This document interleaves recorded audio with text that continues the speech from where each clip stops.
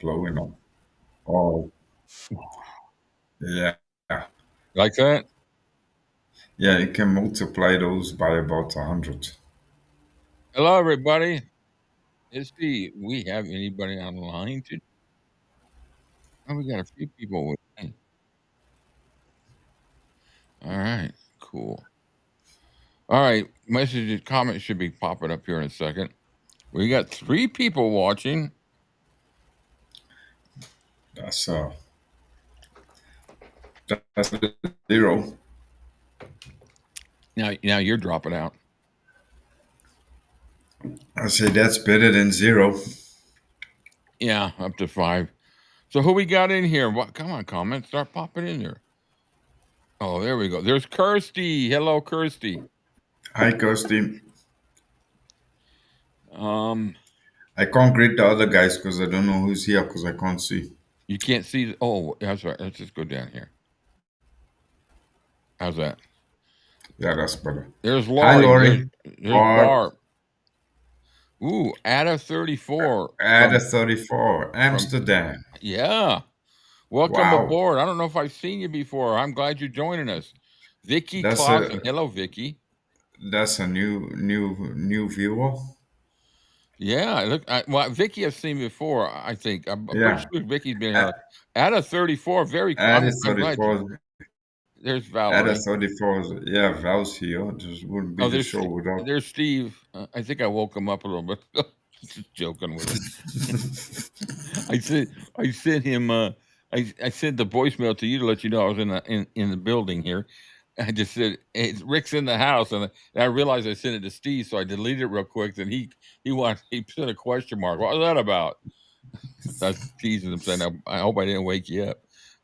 Knowing that it's what is it? There's 5 hours, 6 o'clock there. Yeah. Susan, Teresa, very Hi, cool. Susan, Teresa. Glad to see you all on board. We're Almost gonna have late. fun today. I got some cool stuff to talk about. We got the books. I'm gonna try. We never got to the book yesterday in the book chat, and so I want to touch base on some of that stuff because there was some really good highlights. And Careless Love today, I kind of this period of time in the book because we've really covered some of it in other book, and I don't want to be redundant and covering the same stuff. So I'm jumping ahead to the filming of Follow That Dream, which is, for everybody, that's my favorite movie. But Elvis movie. Hello, everyone. Did I miss anything? Not yet. No, Tracy, you just in time. You're just in time. We've only been on for 4 minutes, so You're we just in time for the long goodbye. for the long goodbye. Yeah. So I'm going to start this off real quick because yesterday was kind of an eventful, and I caused a little bit of a stir just out of nothing was delayed. Obviously, I didn't do anything on purpose, but after we did our inside the studio premiere, I conked out. I just fell asleep in the chair. And be honest with you, I told Cam, I don't remember the last. I hope I didn't type anything stupid in the chat, but I fell asleep. And usually after the inside the studio, I'll take my phone, I'll set the alarm for an hour before we're supposed to start, so I'm prepared, got everything ready to go. Well, of course, I conked out, and then Cam was my phone was getting blown up, and I didn't hear it because the phone had fallen down in between my leg and the cushion. And just for some reason, I heard the rings from Cam, and I think that woke me up. And I opened my eyes and looked at the clock. I said 5:40, almost 5:40, and looked outside. It was light outside, and all of a sudden, it just hit me like a rocket. Oh my God! It's in the evening. I missed the start, and I just got panicked. So I called Cam directly, and I saw how upset he was, and that upset me because it's just we're such a team with this, and he knows my situation. I'm home alone most of the time, and so it was I once again want to apologize for what I caused as far as concerned, and then in turn, it is so freaking heartwarming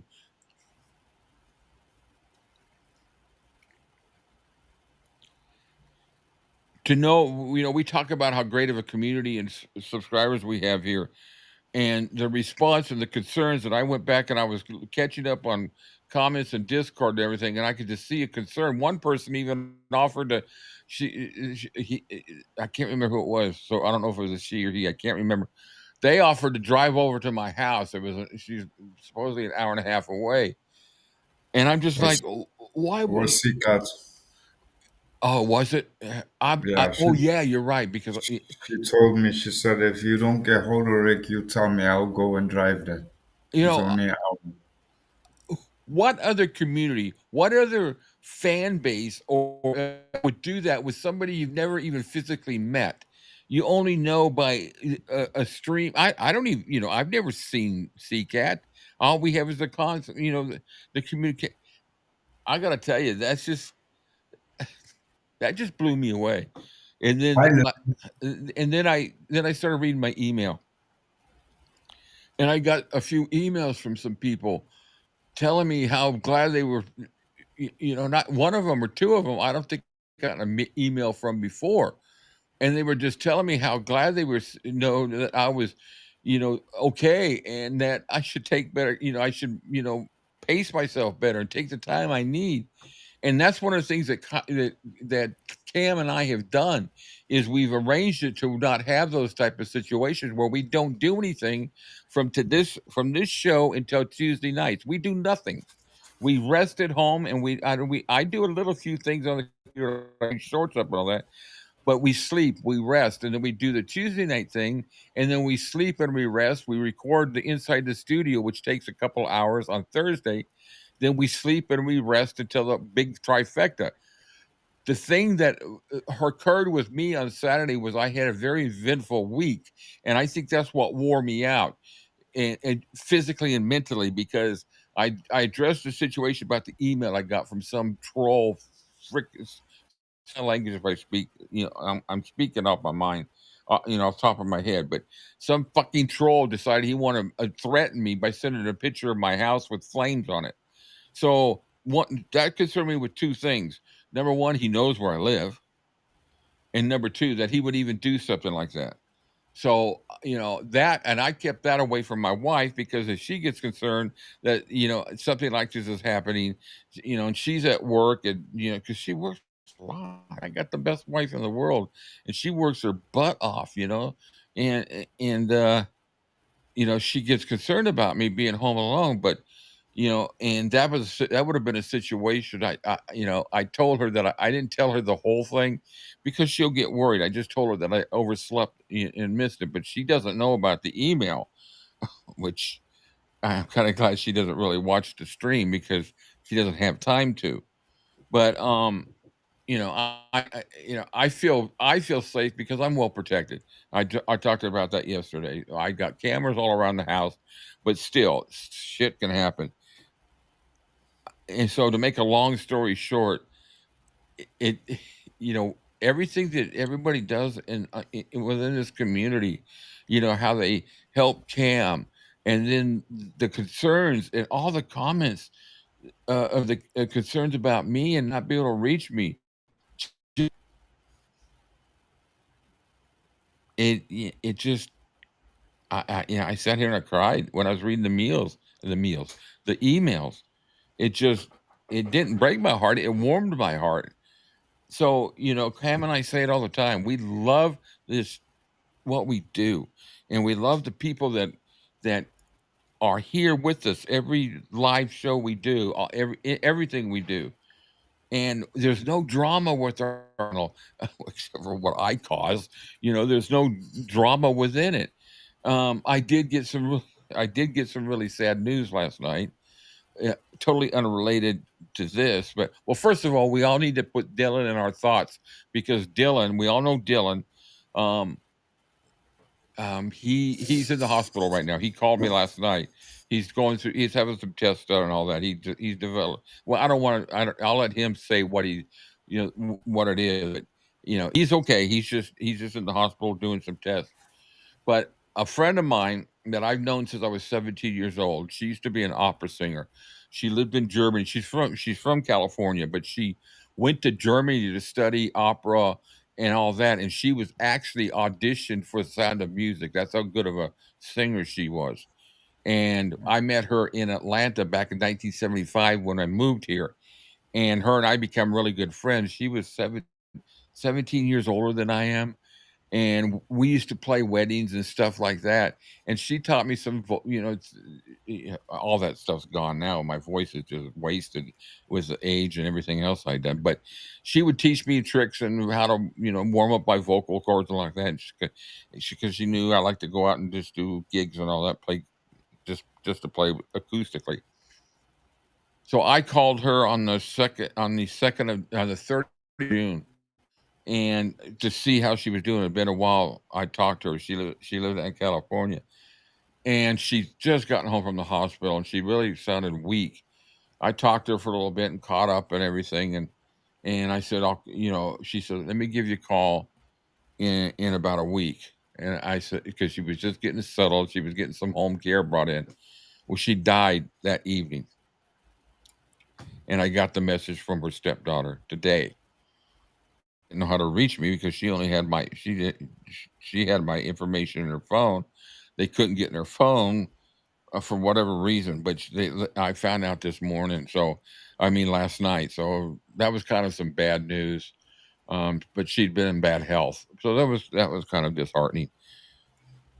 But I'm pumped. I'm ready. I've got a great show. We're going to have fun. We're going to wander off in some discussions today because I've got some interesting things. Kyle has posted a few things that I want to kind of touch. I kind of want to bring up because he got kind of blasted about it from the Priscilla lovers, and he posted a few things that is really interesting. It's regard to the book coming out, which we're going to review. So let me catch up with everybody. Who we got on? Hi, C-Cat. Hi, Catco. All right, we got some bar, man. We got bars. Let me go backwards. Bar Vicky Leeds is about 2 hours away. Leeds. I went to Leeds Castle. Is that where you live? I remember touring Leeds Castle. Beautiful place. I got some great pictures there. I made black and white photos from them. Dylan, if you're watching, yeah, I hope he's watching. He said he might be able to because he's just on the phone. Prayers to you, Dylan. Condolences, Rick. Well, thanks, Susan. Praying the best for Dylan. Always good to see you, Valerie. Yeah. Oh, Valerie's in the house. Christy. Adrian.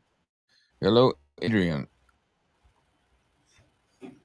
All right. Well, I'm glad. I'm glad to see everybody on board. This is going to be fun. I got a few things to share. I know what it was. It reminded me, Kirsty. In the UK, Rick. Leeds in the UK. Yeah, that's. I went there. I was in Europe for 6 months in 1984 and went to Leeds Castle, and they had these deer out there running around. They were spotted. They were kind of cool. So I got some great pictures of that, and I loved it. Leeds Castle was absolutely beautiful. So I'm thinking that's probably the same place. It's been so long. I can't remember, but I got we went to Ireland, we went to Wales, we went to Germany, we just toured. My buddy and I, we just toured and we're bums. We just found places to, and we did it all on motorcycles. And we got lucky because the weather was fairly good. But when it would rain, we just hole up somewhere. And the people there were so friendly because we didn't go to the main tourist places. The people there were so friendly. They'd come in, we'd go to a pub or and we'd sit there and eat something and have a beer or two, and we'd be chatting with the people, and they knew we were American. I mean, come on, well, we were, we were, we were so obviously American, and they were so friendly. They'd come over and talk to us. What are you doing? You guys are riding motorcycles. What are you doing that for? All kinds of stuff. And they said, "Well, where are you going next?" And we said, "Well, we're going to stay here. Where are you staying?" "Well, we don't know yet." And they go, "Come on over. You can stay with us. You can sleep out." A couple of times we slept out in the barn, and then people had it was cool, so freaking friendly. I wish I could Yeah, go again. yeah, Lori, I'm feeling okay. I felt a bit shitty earlier, but that's just my body processing the emotions of last night. But I feel better now that I'm here. Yeah, But he's gonna. Yeah, truth, he. truth, I felt so truth be bad. told, I felt shitty today. I had a bad day today. It wasn't all that fun. But about an hour before I came online, I put on Elvis and started feeling a little bit better. So I'm feeling I'm not 100% yet, but I will be there before the end of the show. Yeah. You don't think you have a castle? Where did I see that castle at? I think. Oh, laughing out loud. I bet she's probably joking. So, Kirsty, we talked. You made a comment, and I think it was it yesterday. You asked. I had mentioned that I'd seen Elvis, and I have some videotape from the concert that was released on one of those sold out albums. So I'm going to play just a little bit of a clip from it. Of the I went to the last show I got to see. First one I saw was in Vegas in '72, but the last show was really good. So I might play a little bit of the castle. But um, yeah. And as far as what Cam is concerned, I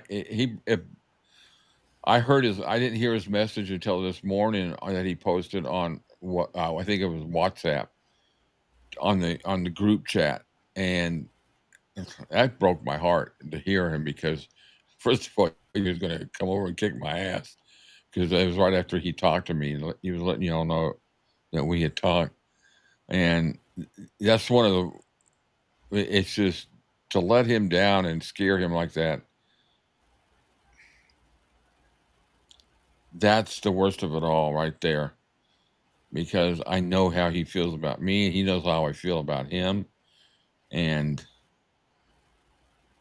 when you feel helpless, that makes it even worse. When you feel like there's nothing, absolutely nothing you can do. And I never thought about the fact of making sure he's got all the information he needs of where I live. Well, he knows where I live because he told me once he'd Googled my house, but who do you contact? Who's the local police? Who can do a welfare check? Who can I think about the whole scenario, and I feel so bad and stupid and everything for causing that.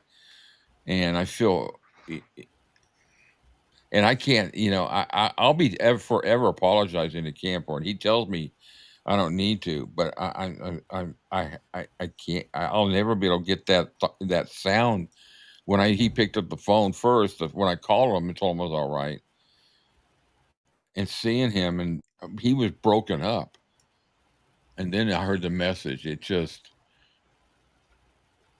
I didn't know what to say, and I know we were starting the show, and it was the whole thing that caught me, and I just felt like I don't know what to say. I was sitting there, what do I say to everybody? Because I just felt so. I don't want to say. I just felt like I let everybody down.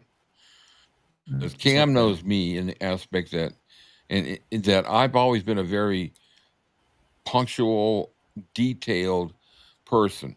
Everything, Cam knows that we'll be sitting here talking, and right in the middle of a conversation, I'll look up and say, "We gotta go in line. It's 1 o'clock. We gotta go." I'm just dead on for that. Always been. So, um, I let everybody down because I know people were waiting, and so all I can say is I say it'll never happen again that I won't doze off, but it won't be because I don't set my alarm because I set my alarms. It's the first thing I did this morning. I went and set all the alarms on my phone for every event for an hour before, and they just repeat all the time. So if Yeah, I don't have an event and that alarm goes off, it's going to wake me up. But you know, yeah, I hear you, Lori, but I'm gonna go out there and I'm gonna say, and and Rick said it's, Rick knows it, and you know it to extent too, because we talk. But for everyone else out there, Rick is not my friend. He's not my brother. He's become like my father,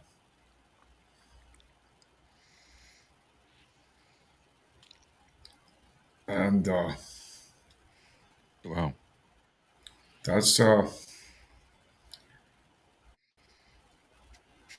and that's by I think everybody here knows, can see the affection and the love we have for each other when we do this show because there's a lot of people. We've been doing this for 9 months now, Cam and I, and I tell you what, I don't think there's a whole lot of people who don't really that only know each other over a wireless internet connection, and that's it. And but we know what we look like, we talk.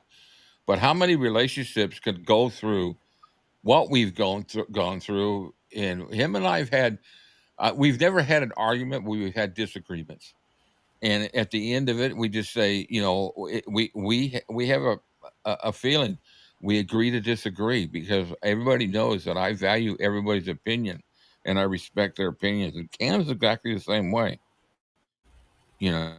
So I call him a brother from a different mother, but I also look at him as son too.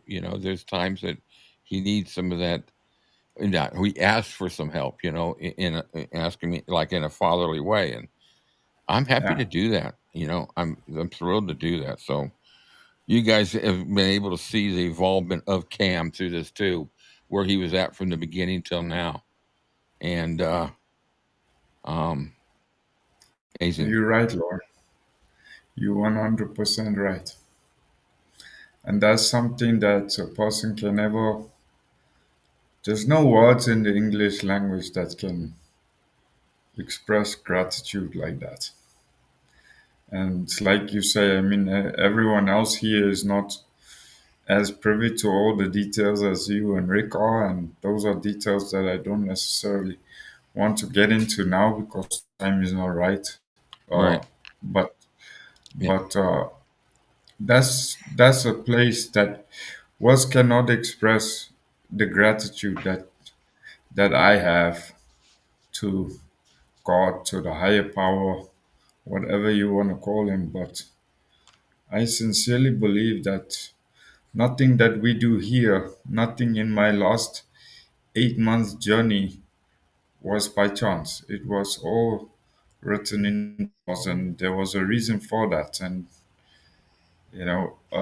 it doesn't mean to say that, the old saying that's become so cliche, but it's proven these days to be sadly a lie. Unfortunately, is blood is thicker than water. You don't need to be blood to be family.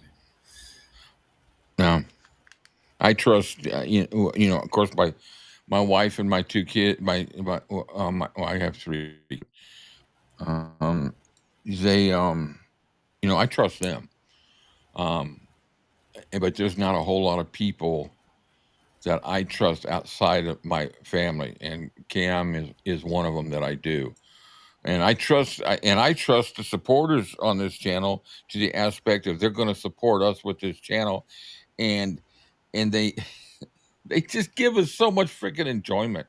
We get so Cam and I are so driven and excited about everything we do with this channel, and that's what connects us better because we're not opposites. Cam and I, we're almost down the line. It's almost he we have the same we say have the same musical type of backgrounds. We have all the same likes. We have the same opinions about a lot of things. Very rarely do we have a different opinion about some things. So, but when either one of us, what I disagree with, accept it. That's the way it just goes. So, Yeah, but also too, real quick, um, I need to make this announcement because I just realized somebody tried to call. oh, I'm having issues with the mixer that we take phone calls through. I meant to say this from the very beginning. But if somebody wants to call me direct to the phone now, I'll put it back s- uh, on, and I could I could put it on speakerphone and everybody will be able to hear it. We're getting. I don't know we've been talking about the static happening now and then, and I've got to find out there's some kind of interference with either my lighting or whatever, and I got to figure that out. It's driving me nuts. And now my voice keeps dropping out every once in a while when it's through the mixer. So instead of being I get irritated because I'm so detailed. It just drives me all. When we play back the video, we really don't hear the static very much. It's not loud, but it drives me and Cam up a wall because it overtakes some of the talk. So phone calls aren't going to go through the system, but I'm next to the microphone, and if somebody wants to make a call, you can call. I'll put it on speakerphone. It'll go right through the microphone to everybody. And the only thing you won't be able to hear is, you won't be able to hear Cam, but you could always I do it. can hear that. Yeah. Yeah, but he'll be able to hear you. So anyway, if you want to make a call, if you want to call back, Lori, or anybody wants to call, just give me a call and I'll put it on. Okay. Hey, Rich. Group Hi, voice. 𝐸𝐶𝐸. I don't know if I greeted originally, but Okay, here we okay. go. Lori's calling. So let me Okay, see. I'm not going to join the call, otherwise I can't hear. Okay, hello. Hi, Lori. Hey, Lori, here, Cam. Yeah, I can hear good. Okay, good. You're coming through. No, I can't. I can't hear Cam. No. No, you won't be able to hear Cam unless he came into as a group. Can you come? Yeah. And since I lost my, I don't have your regular number now. Anyway, I'll get that from you later. Okay. Cam doesn't know I'm calling, but I just wanted to call and let everybody know what a wonderful man Cam is. Yeah. He's very special, and he puts a lot out of his own personality. Yes. For us online. When he's up and he's happy and he's always cheerful and he lifts us all up when he's on the phone. Yeah. But I don't know what other people's living circumstances are like. And I'm in California, so I have everything I need and everything I could ever want. I'm not a wealthy person, but I have access to everything. Cam lives in an area that is very rural. He does not have access to things that he needs. Right. And I just think the group should know, and I would love for us to figure out a way to support him more. His house is not handicapped accessible. Sometimes he's not warm enough. Yeah. Sometimes he doesn't have food. And he's doing all this for us, but he never shares what he's going through. And I just wanted the group to know that he's very special and he's doing a lot for us. And I would love us to figure out a way to help him more. So that's all I wanted to say. Okay. Yeah, we'll talk about. I'll put back up the go. I want when we go back to the other scene, the GoFundMe will be on there, and I want to explain to people too about how that works, because a lot of people think that when you send something to GoFundMe, they have to pay this huge fee, and you don't. You just adjust it and take that off of there, and all you do is pay the normal charge. But yeah, I mean, the only way we can help him is through monetary, because you can't mail anything to him; it doesn't get there. He doesn't receive anything. Yeah, and I know he doesn't necessarily want money, or he doesn't want us to put us out. But I get, if that's the only way we could do it, we've tried. Keep in our minds. Yeah, we've tried the other way to send stuff to him, and it goes into the ether world. There's stuff that was sent 8 months ago. He never got it, and he said he's had stuff sent to him 2 years ago. He never got it. So that's crazy. Yeah. So all right, well, I appreciate the call, Lori. I really do. Yeah, I just wanted to call and give Cam warm thoughts, and you, Rick, warm thoughts too. Yesterday was. I know it was an emotional day, but we're all here with you. Yep, thank you. We're gonna have fun today. Next time something happens to you, now that we have your address, we can always call for a wellness check at the police office. Yeah, they know me, so yeah, they would come. They know how to get in the house, and they know exactly where I'm at in the house. So that's perfect. So we've gotten to know them very well because of my situation. So. Yeah. Okay. Well, you guys take care. I'll let you carry on. All right. Thank you very much. Okay. Bye. Bye. Well, that was Thank you, nice. Lori. I appreciate the kind words. So, I will have the phone systems.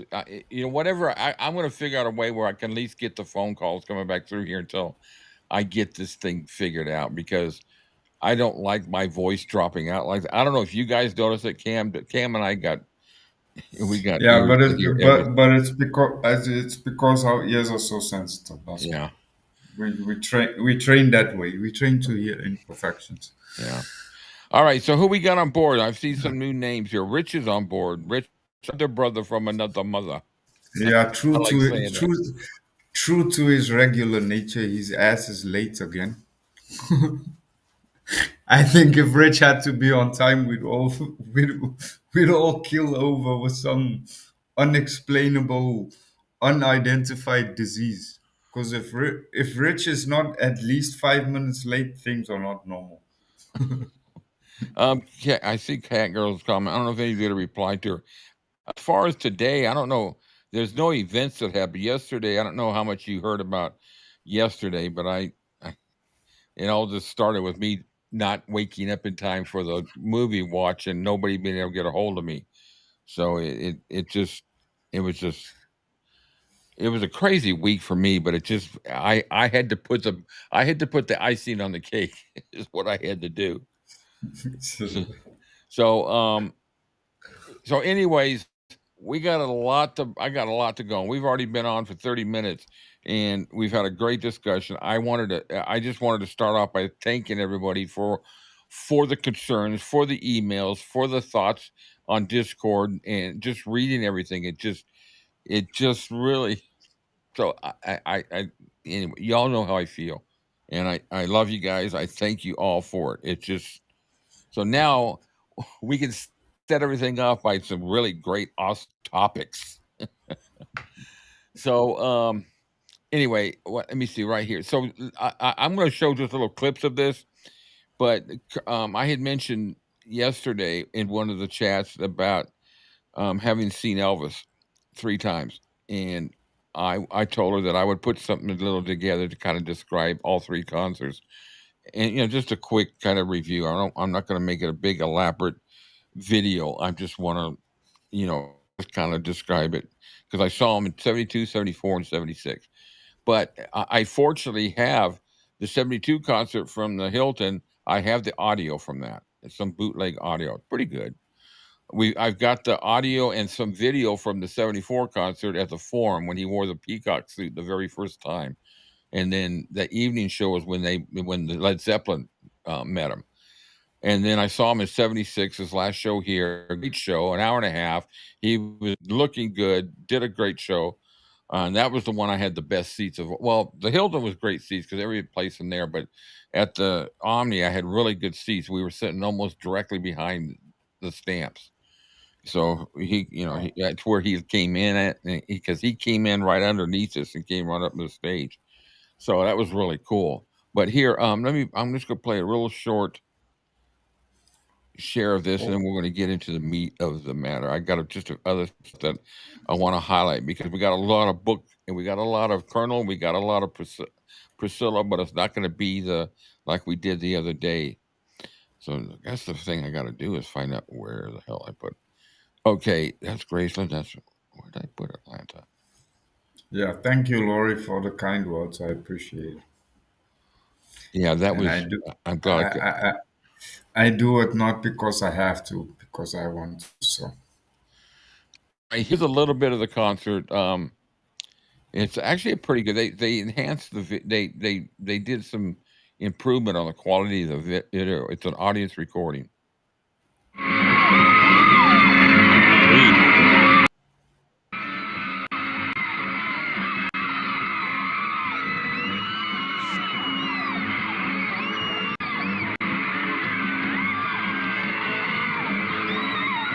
He looks good.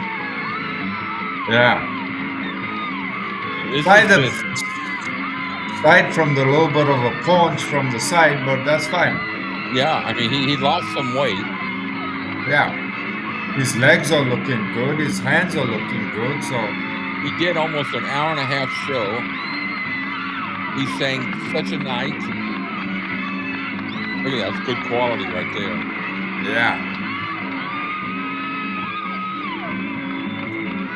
Well, he's definitely wearing underwear. That's it.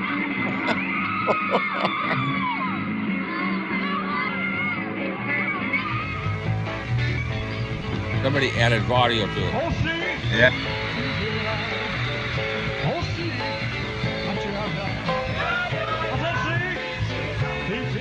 Pretty good sound quality though, considering. Yeah, I think somebody overdubbed it Yeah. from probably another concert or something, but it doesn't matter to me. It's a great video. Yeah, the video is. Actually, they did do a better quality on the audio. Bruce Jackson did it before he died. Oh. See how he's really into it? He's moving around a lot. Yeah. And he looks fresh too. He doesn't look tired. Right. He was in Birmingham the night before. And his voice is strong. And then he did the New Year's Eve show the next night. When he wore the black Beatles. Yeah, no, he's in it, but you can hear the band too.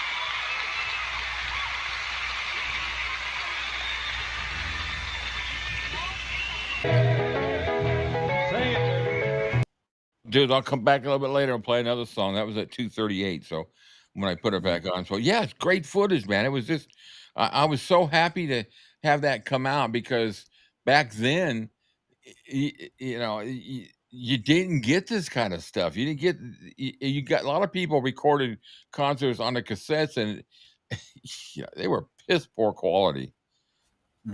That was Laurie. That was in Atlanta, December 30th, 1976. The night before he did that big New Year's Eve party was it Philadelphia, Pittsburgh? Pittsburgh. Yeah, in Pittsburgh. Yeah, that's when he sang. Was it the one and only time he ever sang "Rags to Riches" in concert? I think so. Was that New Year's Eve? But yeah, I thought I'd share that with everybody. Just kind of put a little highlight on it because there's things in your life, and especially if you're an Elvis fan, you all are Elvis fans. You can understand this.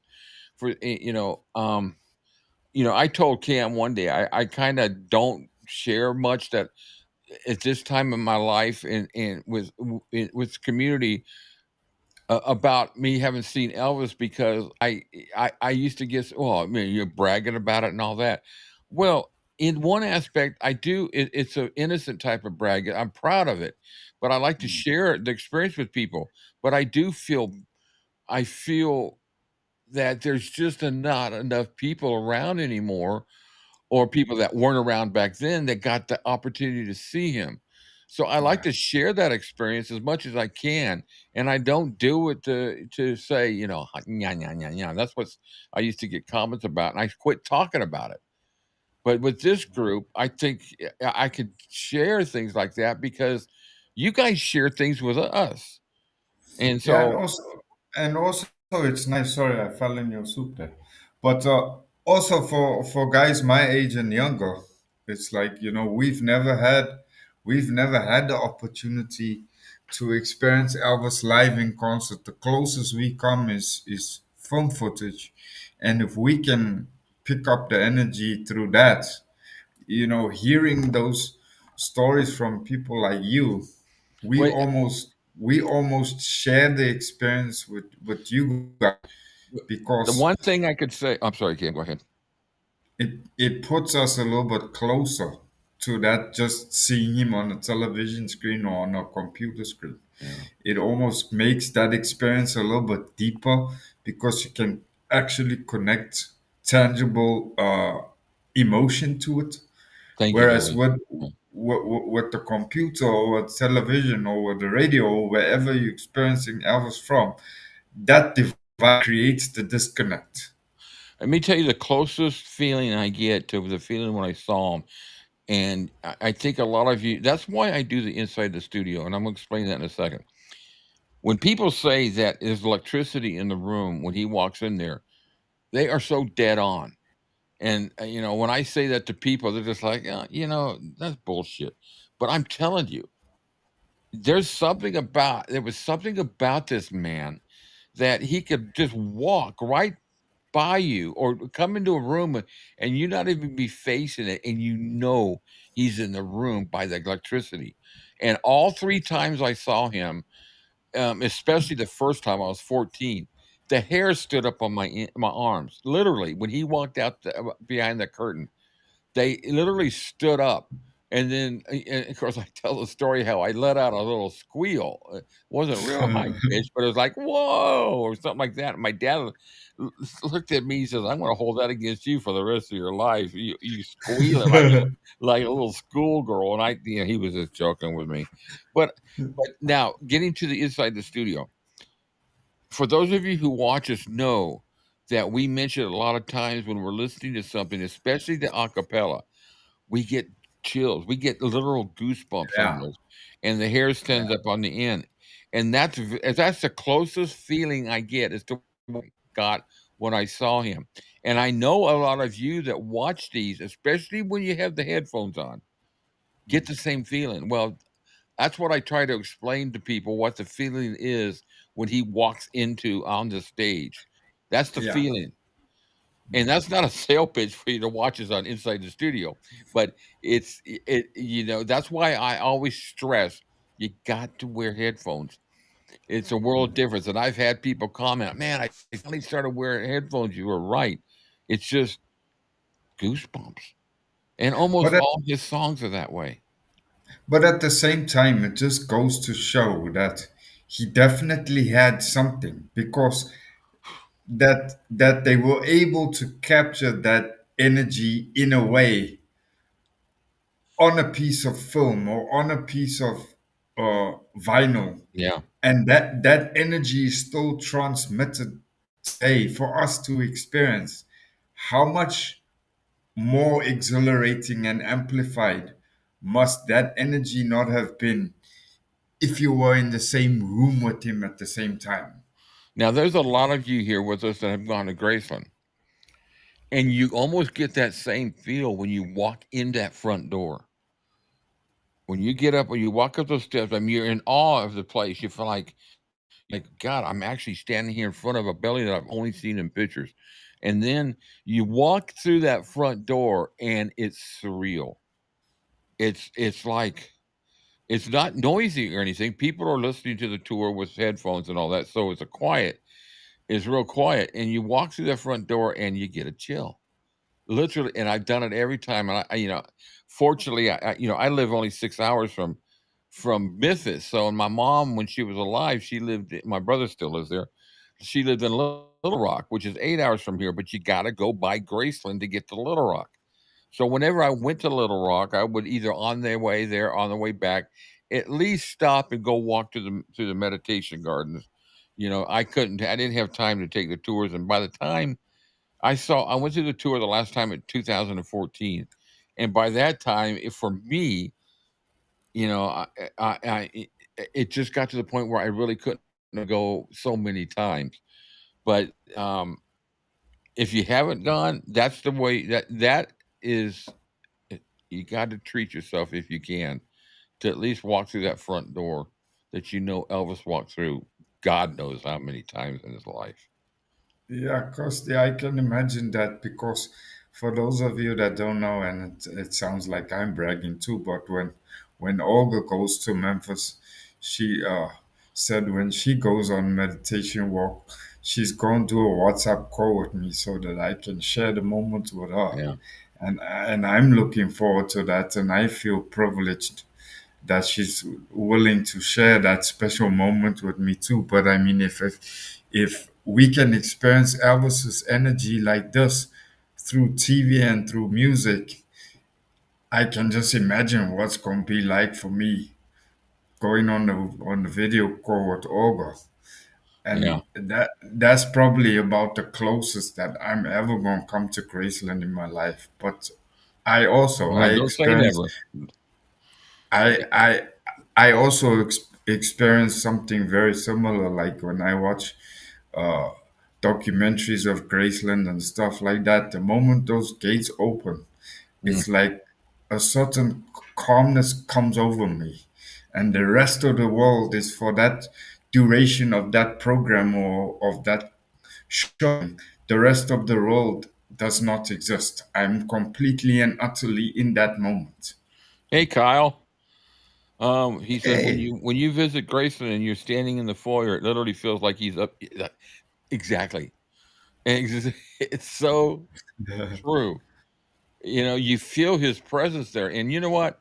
I believe in the spirit world. I believe in it. I think there's a lot of exaggerated bullshit out there, but I believe in it. I've had some minor type of experiences and I also believe you, you know to the to the to the well I believe that you leave something behind.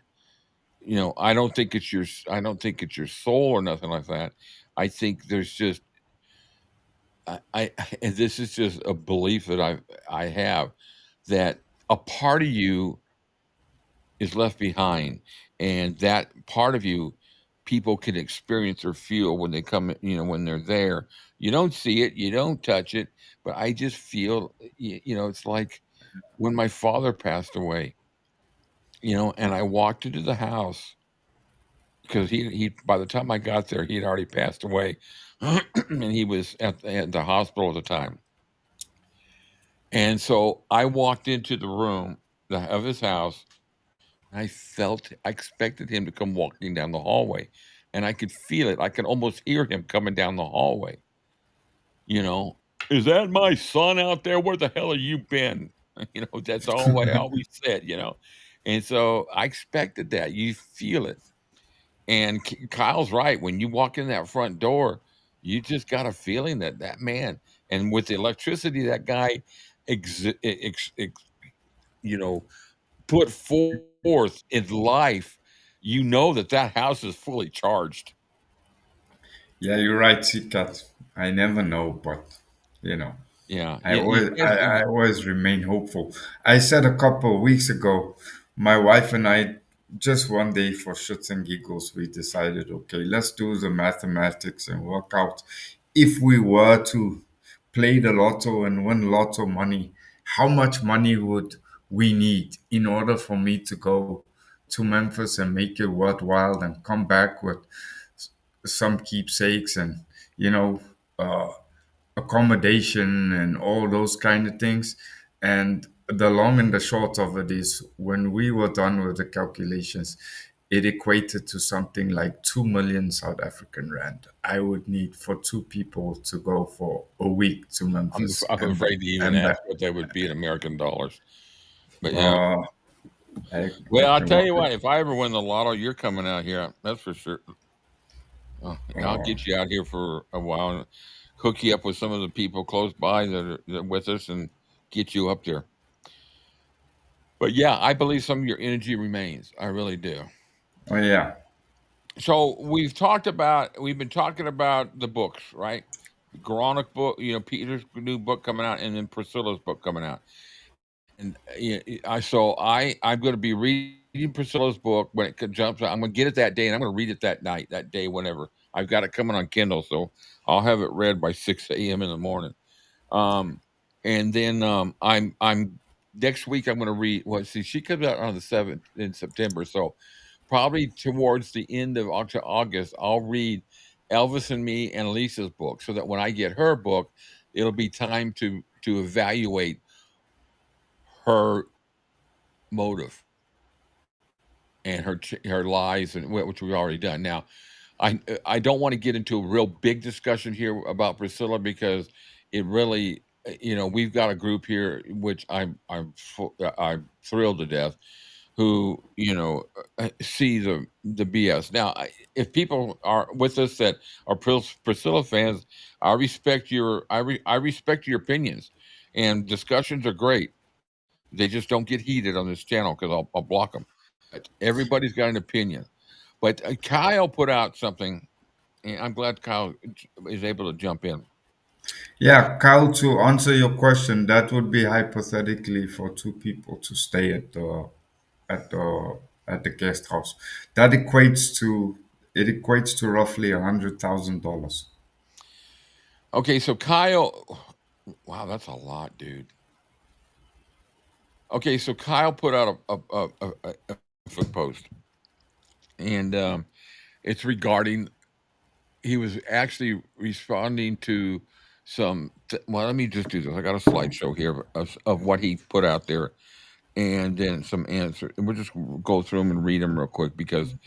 Um, Hey, Kathleen is here. Hello, Kathleen. Good to see you. Okay, so this is the first thing that this is I, what I read from Kyle, and I messaged him earlier today, asked him if, and he's always said I can do it, but I always like to run it by people. He said I could share it on the channel. So Lisa Marie Presley spent the whole life being silenced, controlled, dismissed, and even in death. Priscilla still couldn't let her speak without interference. He's answering some to all the comments about Priscilla versus Lisa. Lisa's memoir is her story, the truth she didn't get to fully tell while alive. And when Riley announced that Lisa's book was coming, what did Priscilla do? And I need to add here. Let me get the comments over here because I want to read as we go. So he got blasted for this post, and it's really discouraging because there's I just we talk about it. I just don't understand the fan base she has, and the bad sad thing about it is a majority of her fan base are vile and vindictive. So she hijacked the moment. She announced her own memoir just days later after her Lisa's book. Then, when Lisa's book finally went on sale, Priscilla lowered the price of her own book strategically to pull attention and money away from Lisa's final words. She was manipulative and calculated, and it's not new. Priscilla's upcoming book, let's be real, it's not for healing, it's a rebuttal. That's what we've all discussed here. A way to defend herself, to rewrite Lisa's truth, to spin her narrative again. Because Priscilla has always made sure the spotlight stays on her, always needed control, even when it meant silencing her own daughter. But this time, we're not letting it happen. Lisa's voice matters. Lisa's story matters. And no amount of damage control will stop the truth from rising. Read her words, read her pain, and still let her be erased. So you get Lisa's book. If you haven't read it, you need to read it. But the fact that this book of Priscilla's was announced shortly after Lisa's book was put out, and just her body language when she appeared at the first interview, that first tour date of Riley's, her body language, and supposedly I'd have to go back. I'd have to go back and listen to it, but she stated she hadn't even read Lisa's book by then. But I don't believe that for a minute. I just watched a video on YouTube of Aunt Margaret. It was in April 2025. She has so much energy and she rides her motorcycle. Life After Elvis. I was curious about reading it. Am I a real fan if I read that? Well, yeah, of course you're a real fan. That just because I read so many things that aren't in that don't favor Elvis and all that, and I address I address it. The next slide here. She wasn't blowing. She wasn't. Oh, and if I got that backwards, Jesus, you tell me I got that. Okay, and I, sorry. I saw somebody ask earlier, how much would FA cost me? The equivalent would be it's 18 rand to the dollar currently. It never drops under 18 rand. So it usually hovers around 18 rand to the dollar, but it equates to $2,500 with BFA alone, mm, which is quite a lot of money. But I need to nip away just for 2 seconds. I just need to check something. I'm hearing strange sounds out here. I just want to see if everything's okay. all right, buddy. We're listening. Oh, Valerie, softly as I cleave you. Okay, Kyle put this out too, and he kind of answers some of the comments about Lisa Marie. So to start, enough is enough. Stop lying about Lisa Marie. I'm done staying quiet while people spread garbage about Lisa Marie. So here come the facts with the receipts. The myth: Lisa sold 85% of the Elvis Presley enterprise to fund a drug habit. Fact, she sold it in 2005 as a business deal, not to buy drugs.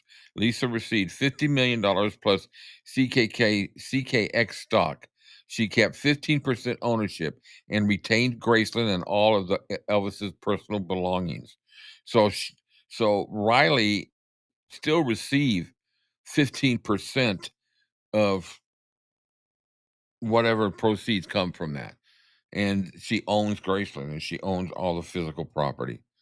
And the receipts here he puts up there. That's the article in the LA Times and CBS News. And I think I probably should find the link to this because those are links to the articles, I believe. Um, you could tell me, Kyle. Yeah, Riley and the twins, correct. Yeah, sorry. I think I said that wrong. Myth: she was off the rails in 2005.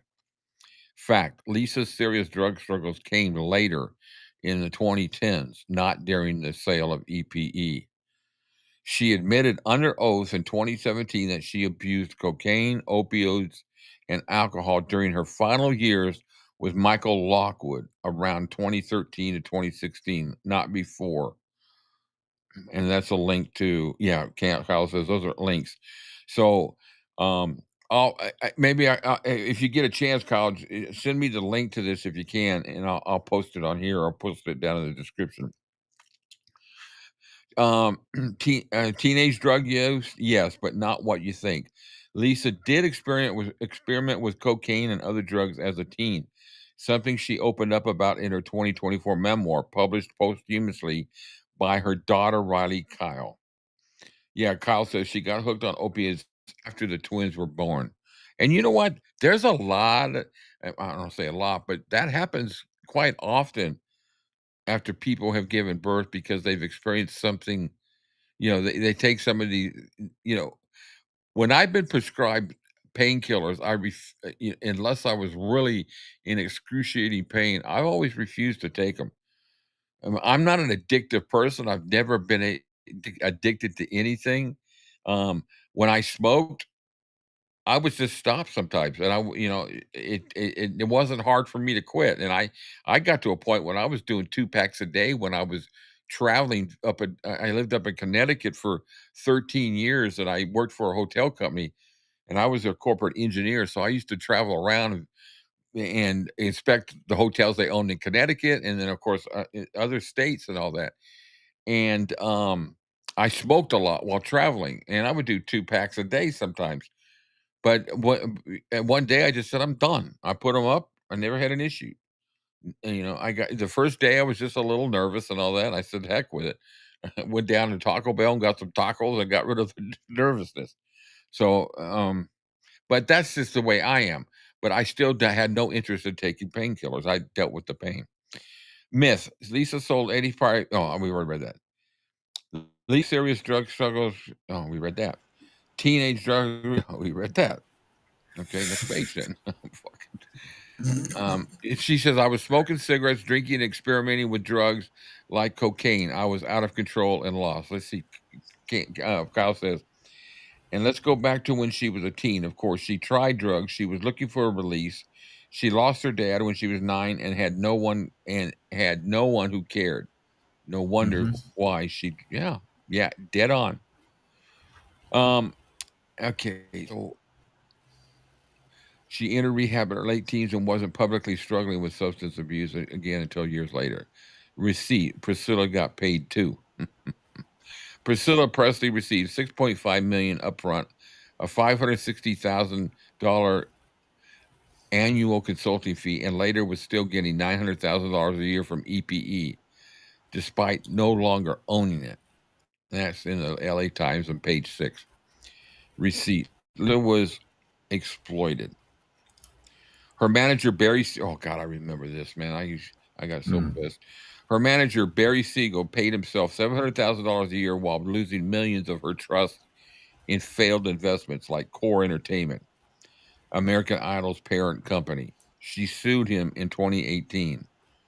And the link to the Guardian. I trusted the wrong people. I kept giving until there was nothing left to give. Such a common occurrence too among young famous people. They trust somebody and they look at her father. Bottom line, Lisa wasn't perfect. She was a survivor. And then the last page, she wasn't blowing millions on coke in 2005. She was signing a business deal while being manipulated by powerful people who kept taking from her, including family. She protected her father's name while others cashed checks. It's time to stop blaming her. It's time to stop mocking addiction. It's time to stop rewriting history. Tell the truth for Lisa. And that's the reason why hold on a second. I got to do something here real quick. I got to adjust. I got to adjust my chair here. Sit up better. Oops, sorry. Sounds like I'm getting beat up here. So anyway, and that's the reason why I want to do this review of the book, because just like Kyle said, I'm 100%. I am 100% convinced myself that this book is only written to rebut what Lisa Marie said in the book. But it pisses me off that she used "softly as I leave you," and I love the comment by, I think it was Val, that "softly as I cleave you." Hilarious. Here's my opinion: she should be buried at Graceland only because Benjamin and Lisa are there. Wow, I, I can't. I respect that. I mean, I just Kathleen, what adjusting ZY. I can always leave, have a good laugh. I don't know. She divorced him. Um, she's. I would love to know who else has their ex-wife buried next to him.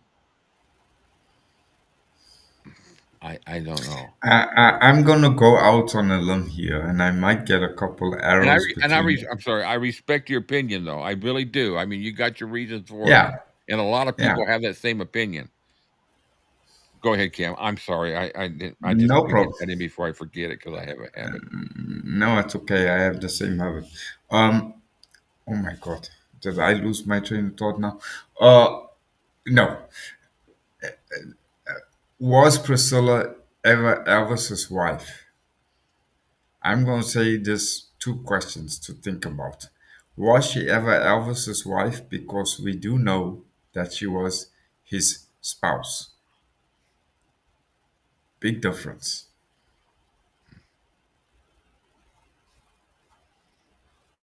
Cat Girl says, "No, that's interesting. Before Lisa died, though, at least a year before, Priscilla announced that she was writing a new book. But did Priscilla know that Lisa was planning on a book? Because she had been putting everything together.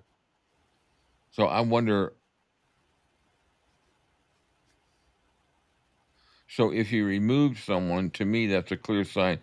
Here's how I answer this question: if Elvis was alive and she passed away, would he want her buried on his property?"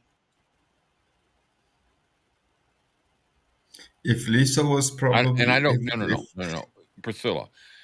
uh, And Lisa's not dead, and Lisa's still here, Lisa's still here. Everybody's still here, but Priscilla passes away. But Elvis has had his mother and his father there at the meditation gardens. Okay, this is just a scenario I'm creating.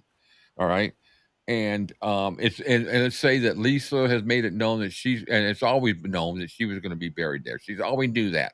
Maybe she even wrote a song about it. And then I would expect that she would expect the decision would be made to bury Benjamin there to be next to his mother. But suppose this creates a scenario that Elvis had them moved over to the property, his parents, and his father's passed away and his mother's passed away. So Priscilla passes away.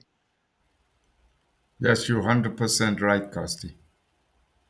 I think Cam means a wife is more devoted, loving term of dead on. I agree. Spouse is a legal term. Wife is somebody who's devoted, who cares about you, who wants the best for you. So Priscilla's buried there. Does she not give a shit that her son won't be buried next to her? Because I can guarantee you, they're not going to allow him to be buried there. So where's Priscilla? It throws in all these questions. The easiest thing to resolve this, is just tell Priscilla no. Period. Yeah. You're not a Presley technically. You divorced. You Haven't know, been for a long time. and that's a wild. Elvis's friend, man. You throw a wild one here. Well, There, left pitch. yeah, true, cat girl. Wife just means legally wed. Not in the context. Not in the context I'm using it.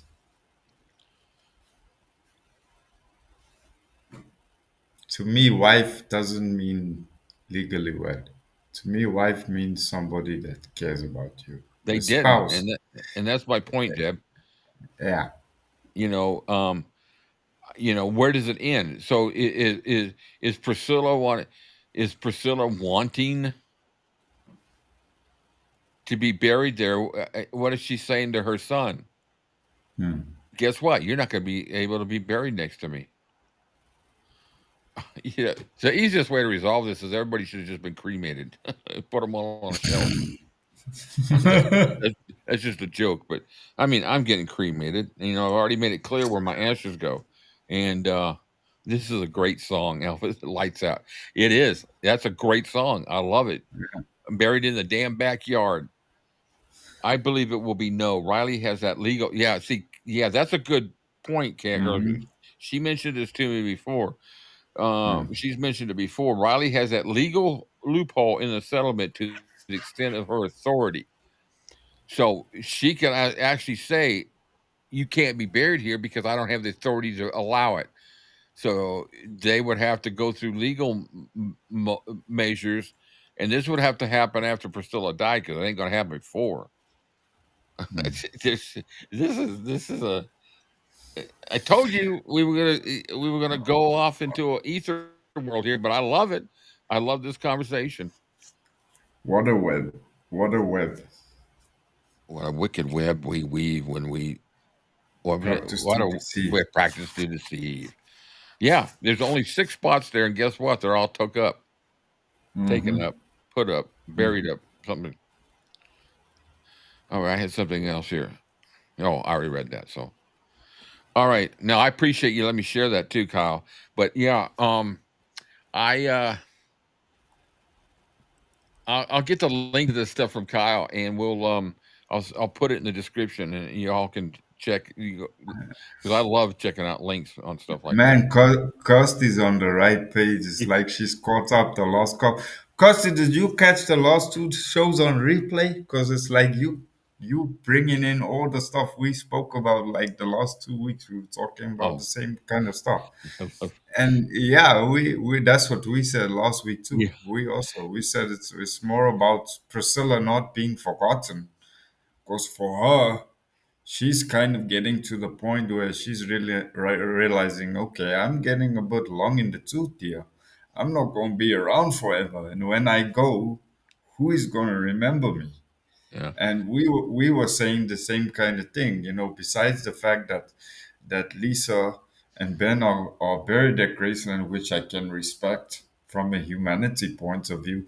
The other point we were saying is that maybe she's using the whole excuse of being buried at Graceland so that somebody at least identifies and remembers her so that she can kind of in some way or another be remembered, even if it only be vaguely through her association and marriage to Elvis, but that she won't be buried in some cemetery out there in 10, 15 years after the fact, nobody will remember who the hell she was. Yeah. Elvis and Friends. If you if you think that is cruel, well, yeah, she's still a human being, but she's dead. She's not a human Right. being anymore, and she's a dead body. And that the comment of being buried out in the barn. I made the same comment back when the lawsuit went through, but I said maybe they had a big next to Rising Sun, and then Lesley made the comment, "Poor Rising Sun," you know. But is it cruel? Well, is it cruel what how she treated Lisa Marie? Was it cruel of a lot of the stuff that she's done? I'm sorry.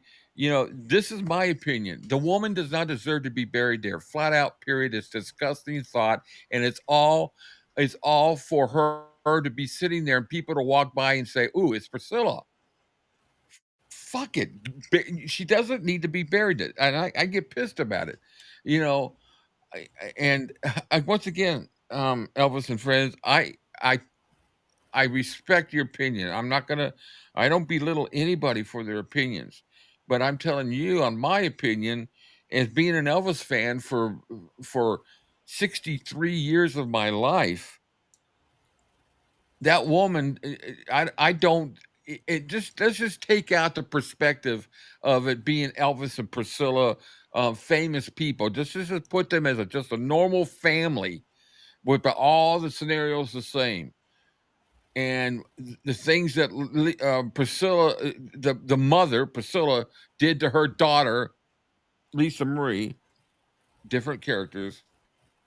They divorce 4 years before the head of the house dies. 50 years later, she wants to be buried on the land that they've zoned for him to bury his family in his family cemetery. She's not freaking family. She's not a Presley family. Just because her daughter she's not. She doesn't have that blood. She's got cold blood. The Presley family has warm blood. That woman has ice for blood, and she does not deserve to be buried there. Flat out, period. My opinion. That's all I'm going to say about that. And I Mm. will live by that till the day I die. But once again, you know,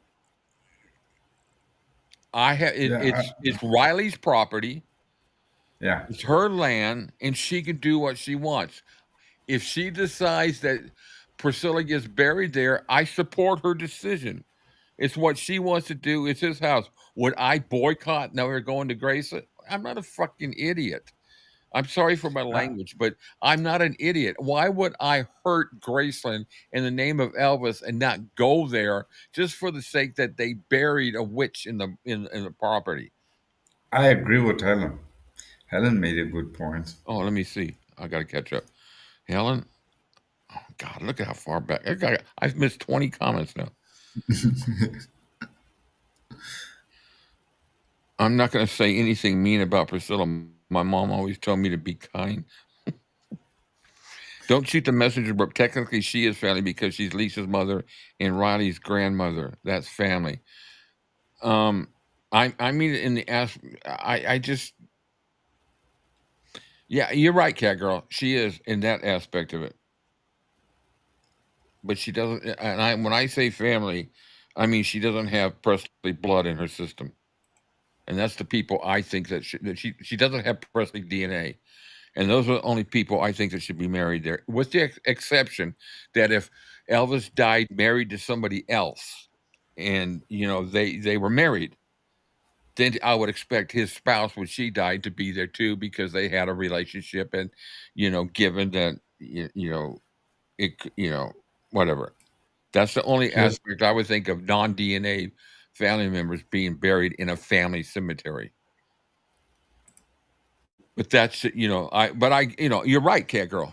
She is family in that aspect.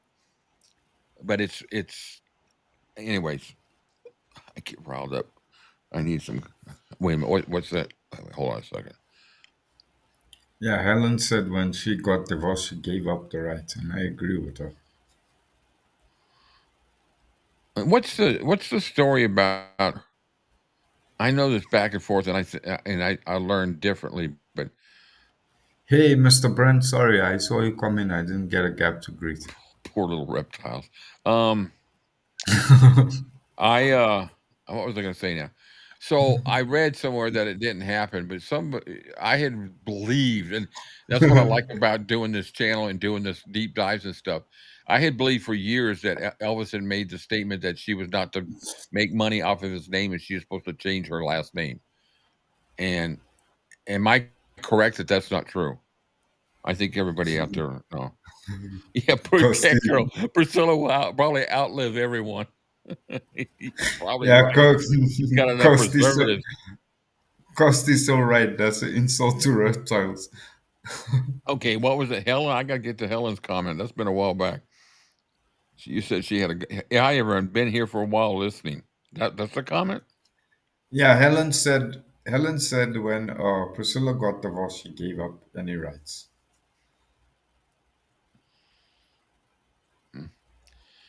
Anyways, that was an interesting discussion. That was a nice 30-minute rendezvous with Priscilla. I got one. We got more. I got more. Do I have more? No. Hey, you know what? Let's cheer it up here for a second. Let's play another song from the concert. Yeah, baby. It's Midnight Madness. Oh, yeah, I'm excited about our radio show coming up. Midnight Madness. Okay, you know what? I gotta really organize this freaking thing better. Yeah, There it is. Okay, real quick, let's do another song.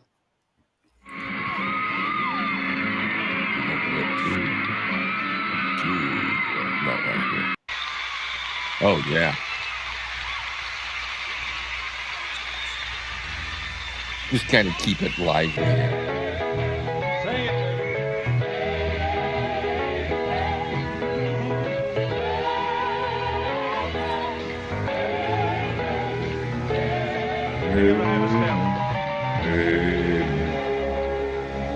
I can't tell the song. Oh yeah.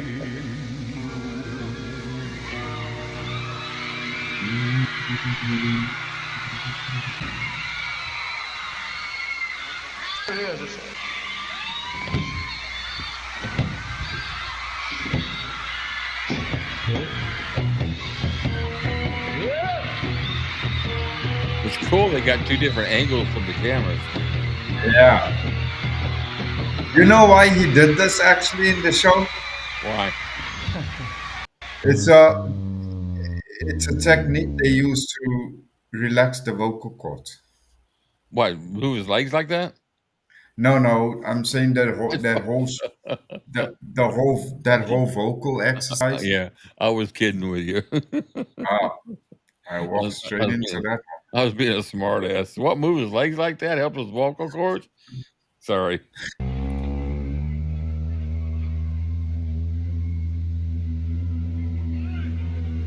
Oh, he could go lower than that. There we go.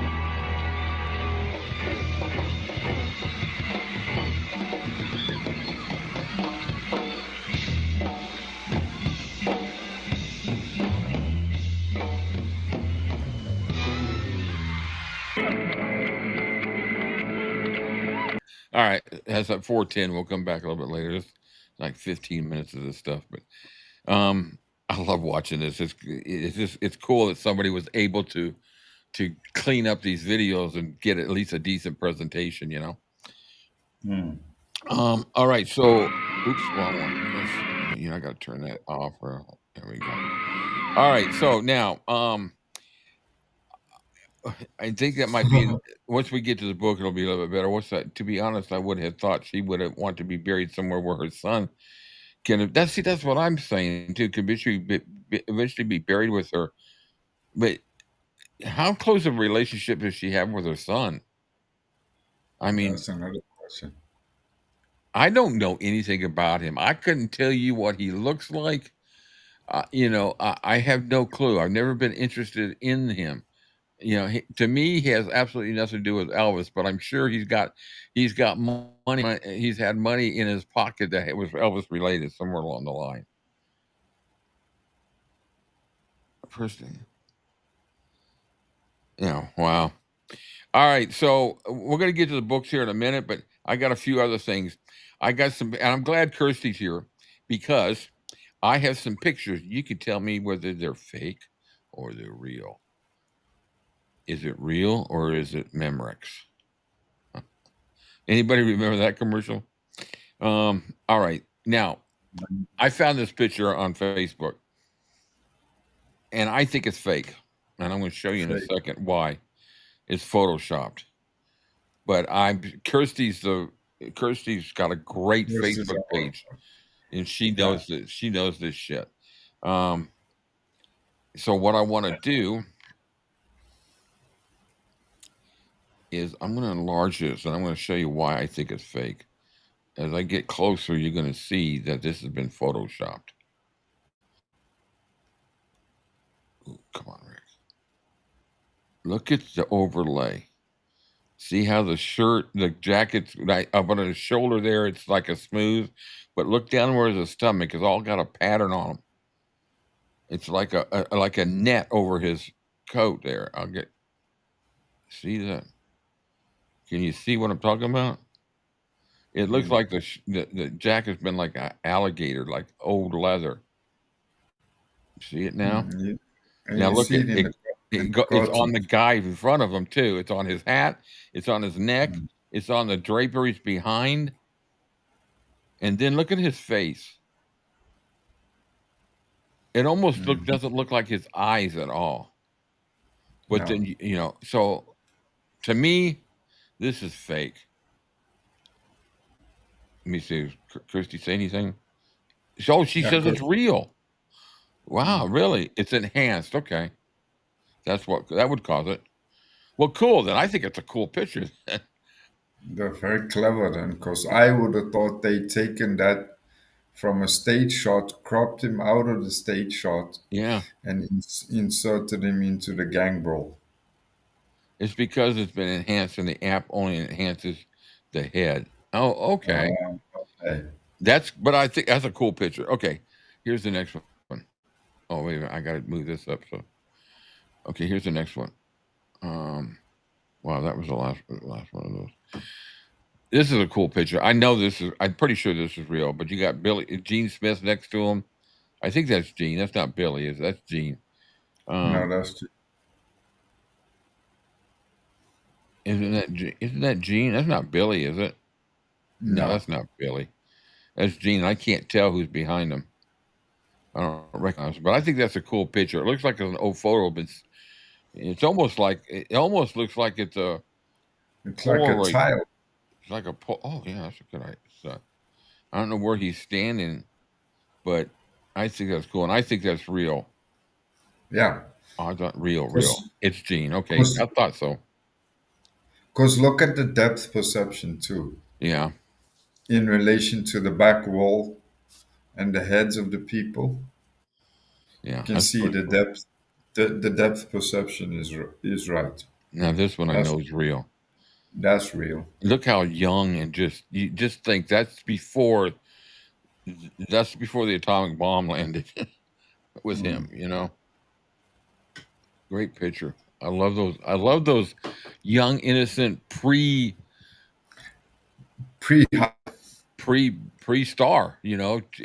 I would say this is before he recorded. I would almost think. But you never know. It might be just as he started. Yeah, this might still be in the days of Crown Electric. Now this picture I don't like, and I'm hoping it's fake because I don't like he wore his shirt. That's not how he wore his shirts open. He wore them open, but not like that. No, and not with that kind of jacket over. But Kirsty's going to tell me it's real. But yeah, I think it's fake. It's real. What? I'm batting 0-0-0.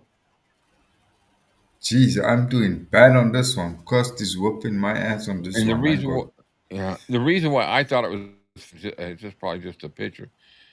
I see if you look to the side. If you're looking at his face, look at the left side. It almost, but that's his hairline, I guess. That's his sideburns. It almost looked like it was photoshopped in there.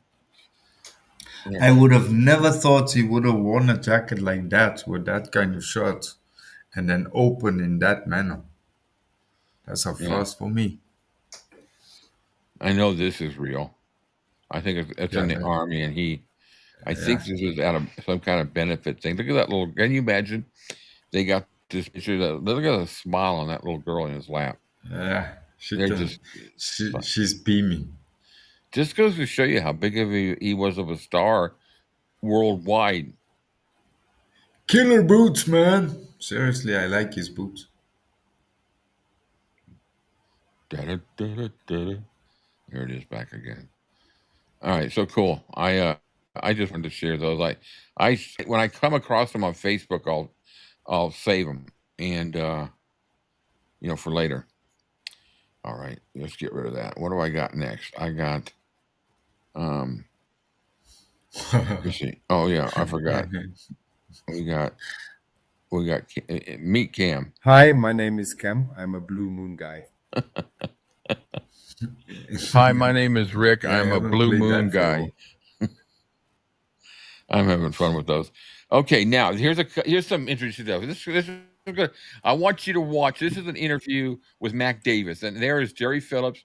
There's I forget who else is on the stage. It's only like a minute and a half cut out of this interview, but of all people, of course, you got Jerry Phillips. You know who else is going to wind up being there, and it's Priscilla. Now, I want you to hear her reaction to Mac Davis's story that he's telling, and it's almost like she's got to be the. Well, you guys watch.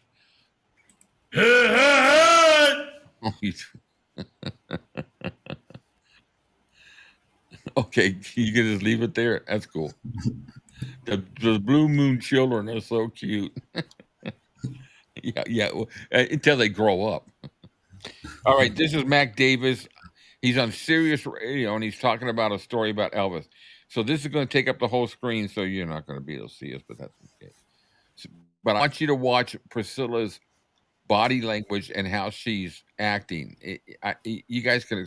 I don't know how to explain it, but That night, we were talking, and he said, "You know what my dream is right now?"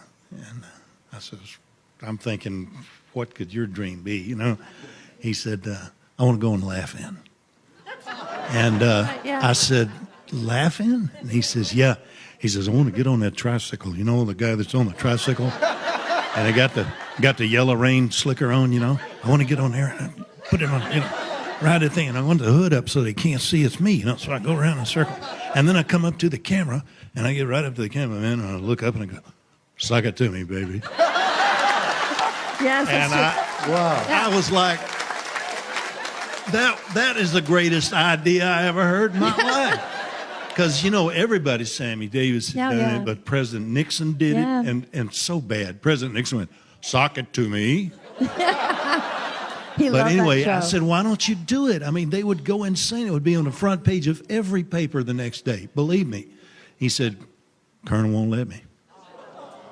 And it was like, He was it was afraid. just it was sad Yeah, to me. he was afraid it would ruin his image. Yeah, Riding that little bike, and it's just. But that's his sense of humor. He was a real quirky in his sense of humor, and Laugh-In had it down, and he watched it every week. He loved it. she had to get her. She tried so hard to interrupt him and put in her 2 cents where it wasn't allowing him to speak. finish what he was saying. No.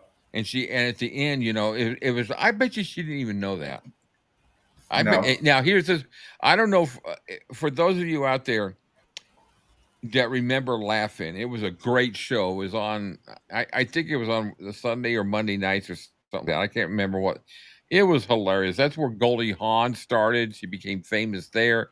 A lot of people became famous there. Lily Tomlin, and they had some great skits. And it was controversial because, they had these sexy scenes and they had these these little parties where they're dancing. They were in bikinis, and it just, so it was at that time. It was just like, ooh, we can't put that on TV. And they had a lot of. I think they wound up getting canceled because they kind of pushed it too far. But they come up with the line "Suck it to me."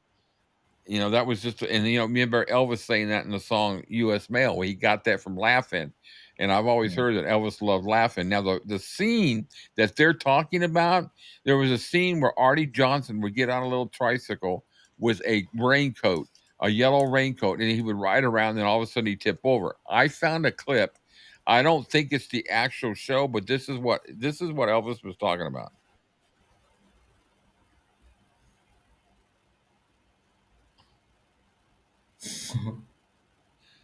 And that's all it was. And Elvis wanted to do that, and then he wanted to look up and say, "Suck it to me." I think it would have been hilarious I to have could, him on the I show. could, I could see him doing that. And you know what would have been cool is nobody know it was him because of the coat and everything. And then all of a sudden Yeah. the camera pans in, and he goes, "Suck it to me, baby." You know? Yeah, I think yeah, you're right, Barb. Priscilla had to get the attention on her. I will not be negative against the snake. Sorry, I meant Priscilla. That's Kathleen. All right, a couple other things, and then we're going to get to the book. Hey. Oh, I got it all covered. Okay, this is a really cool video, and I'm only going to play part of it, but I'm going to create a short with it. It's 3 minutes long, but it's a video somebody took when they were visiting Graceland in 1973 of August of 73. Well, Elvis was in at the hotel performing in Vegas during August. But so when Elvis was not there, Vester would open the gates and let fans wander around the property and go up to the door and take pictures and stuff like that. This is a video somebody took of that happening. It's really cool. It had some really loud, obnoxious music, so it's silent. I took the music out. It was just really obnoxious.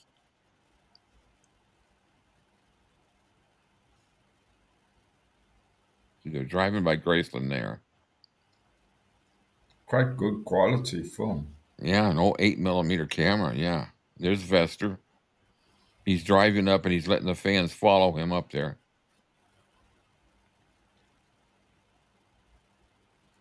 And he's letting them all go up to the house.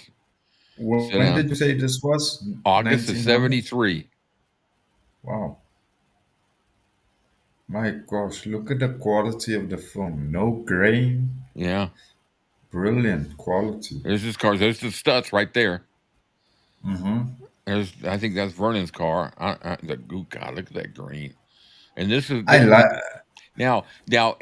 For those of you who never visited Graceland while he was alive, this is what you saw across the street: Elvis Presley Boulevard, gas station. You had a little strip mall. It was all a little cheapo. It was like just a little old, thrift store souvenirs of Elvis. It was just really kind of just a tourist trap for people to come in there, but you could buy bootleg albums and just knock off memorabilia of from Elvis. You could buy shirts and all that. They weren't EPE or they weren't legitimate, but you could buy cheap stuff.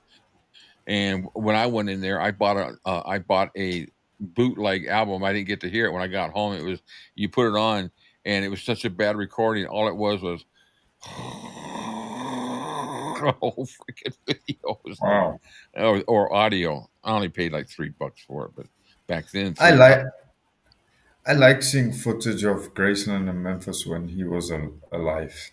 Yeah. See, there's the that's where his mother was buried at the time, Oh, and there's the there were lion. there were way less grave sites at There's Forest. Elvis's room. Yeah, Yeah. my goodness. There's not really. I don't. No, there's not There's a not a lot lot, of. a lot of videos released out there. I'm sure people got some, but they've never released it. This was so cool. If I had, Welcome from yeah, Holland. these are people from Holland, and they put that sign up so they could say we're from Holland and going to see Elvis. Wow. But look at that. Look at the color. I mean, it's just great quality. I wonder if he was home. No, he was in Vegas, August of Was, '73. oh, He was oh yeah. doing his summer engagement. That's the only reason why they could do this, because Elvis always said, Okay. you know, there's the horses, but he always said, you know, he gave permission to let his fans come up and and the security Walk around. investor would monitor it. But what great video! What a Wow. and to think 4 years exactly, almost to the date, he passed away. Look at Wow, pretending to jump in the pool. that's so cool. Can you imagine if she slipped and fell in there? Oh, That's so cool. I swam in the same pool as Elvis. Well, I fell in the same pool that Elvis swam in. It's almost like you can feel his energy is present there. It's That's like that. Yeah, like now it's kind of become too. I don't know. I've never been there. I don't know what guys that have been. Rick, maybe you can tell me. But I think maybe now it's changed because the energy is, even though his essence is still there, the energy is not exactly the same because it's not a home anymore. yeah. It's a it's a place. Let me tell you something. When we moved from Atlanta, I mean from LA to Georgia, 1975, my dad purposely made sure we drove by and stopped in front of Graceland, and I was so freaking psyched. And Elvis was not in town at the time. He was actually going to be playing Atlanta, or he had just played Atlanta 2 nights before, and I didn't know it. And when we got down there, I thought, damn, if we could have just gotten here earlier. But anyway, um, the gates were closed, and So you were never there when he was home? no, I never. This was the only time I ever visited Graceland was in June of '75 when he was alive. I visited Graceland after he died, several times. But Yeah, when he was yeah. alive, the only time I actually went to Graceland was when we were going to Atlanta to move. We were traveling all the way across the country in a station wagon with 4 kids, one dog, and 2 cats in the car. It was a fucking nightmare. Hot, and there was a tornado in Oklahoma.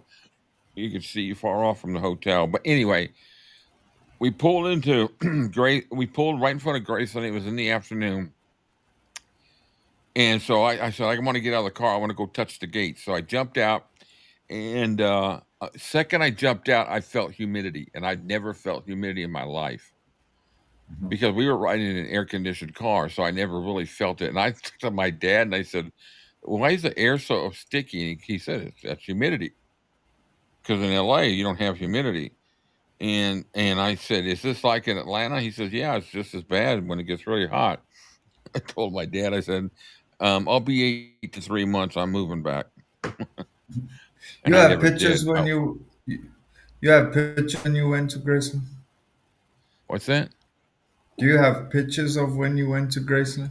Not when he was alive. Not that trip. No, No, I but have. We have any pictures. pictures. We have They wouldn't let you take pictures inside, so I just never took the chance of them taking my camera.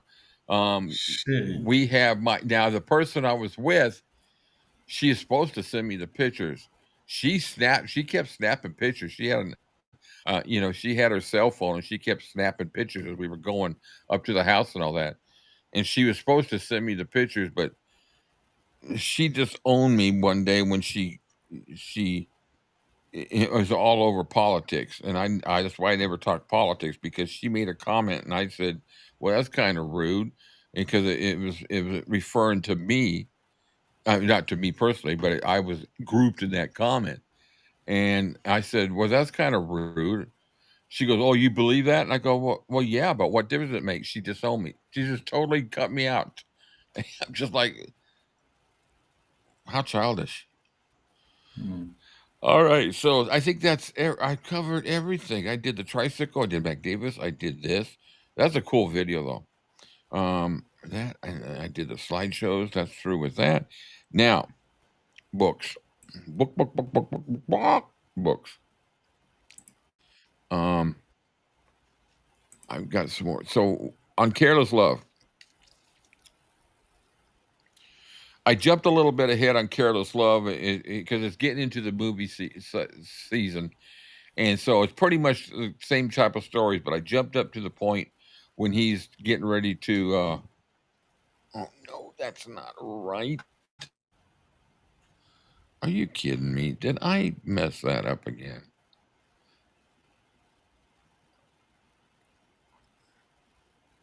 Oh no. Okay, I didn't. All right, so we're at the point where Red's getting married on July 1st. This is Careless Love. And he's married a pretty blonde 19-year-old secretary. Well, surprise, surprise. I heard Pat Boyd. Now I wonder if he was still married to her when he died. I have to look that up. Somebody know if that, let me know. There was a usual informal get together at Graceland the night before. His friends started arriving at 10:30. A number of guests were tossed in the pool, and the party didn't break up until after 4. Elvis and Anita, now he's still, Anita's still in the picture here, were late to the wedding the next day.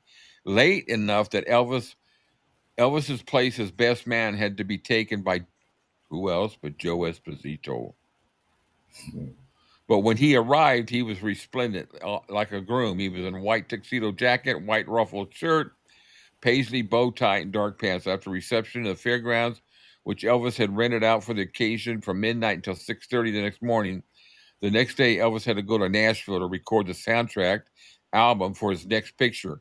And after a big riotous 4th of July fireworks fight, he and the guys all left for Crystal River, Florida, which is where they're going to film Follow That Dream, which everybody knows that's my favorite movie.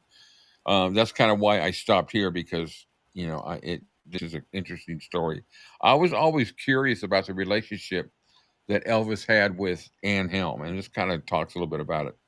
So this is really interesting. Okay, pictures of they're great pictures, Kirsty, of Elvis at Red's wedding.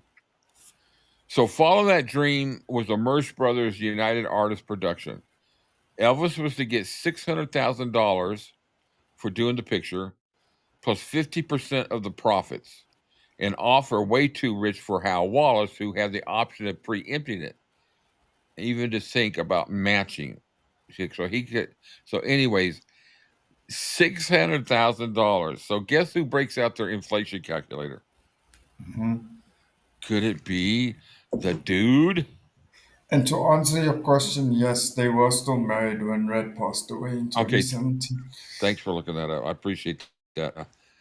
Red was a good actor. I liked his movies he did. He was just a good.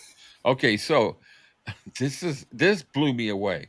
Now keep in mind, this is just a comparison. He didn't get this inflation amount, but the money that he did get paid for this picture would be equal to this amount today. And so here it comes. Oh my soul! Sorry, All right. Deb has 1 terabyte of storage on her phone.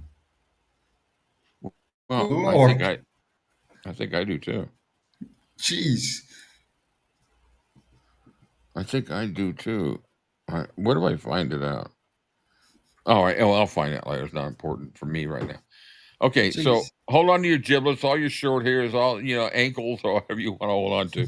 Okay, so $600,000 he got paid for Follow That Dream, which today would be equal to, drum roll, $6,312,000. Good Lord. You see how I did the calculation right? $600,000 in 1962 would be equal to in 2025 to $6,312,000 for one picture. Good Lord. Can you freaking believe that?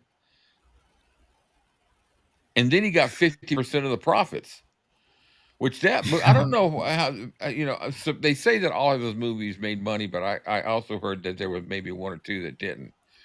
But he, that's what made him the highest paid movie actor for a while, for a period of time. Follow That Dream's a great movie. If you haven't seen it, it's just hilarious. He plays the role so good. There's very few songs in it, and they kind of fit. It's not one of those things where all of a sudden he just breaks into a song and starts singing to a dog in an helicopter. It's that happened. Paradise and Wine style. I bet that must have brought back memories. Oh yeah.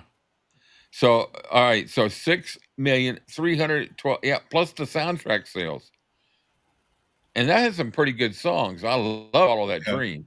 And what was the other one? I'm Not the Marrying Kind. That's a fairly decent song, and The Angel's a great song.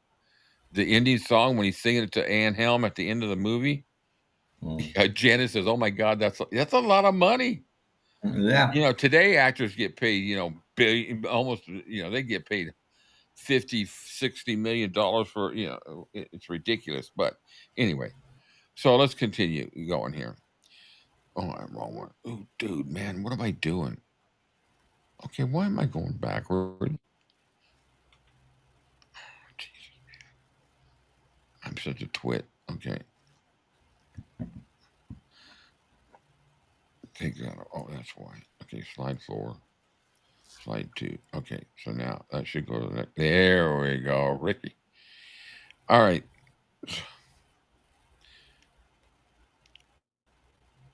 I feel myself aging here. Who said that? Me. Oh, you? Yeah.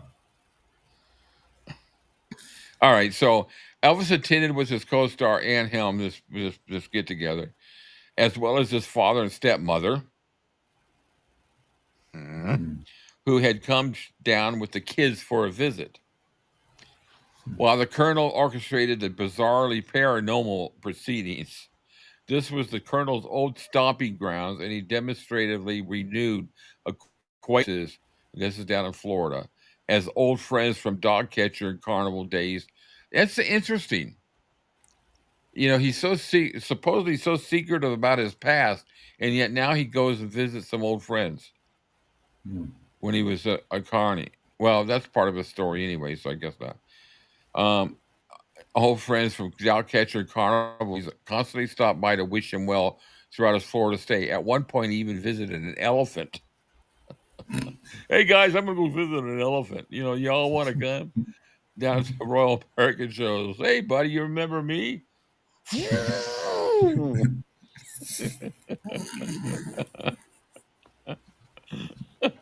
I can't make an elephant sound. Do that again.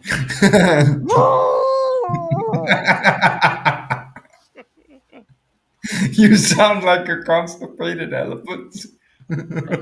That's only coffee. I promise you, there's only coffee. You like my trunk? All right, sorry guys. It's so Elvis. short.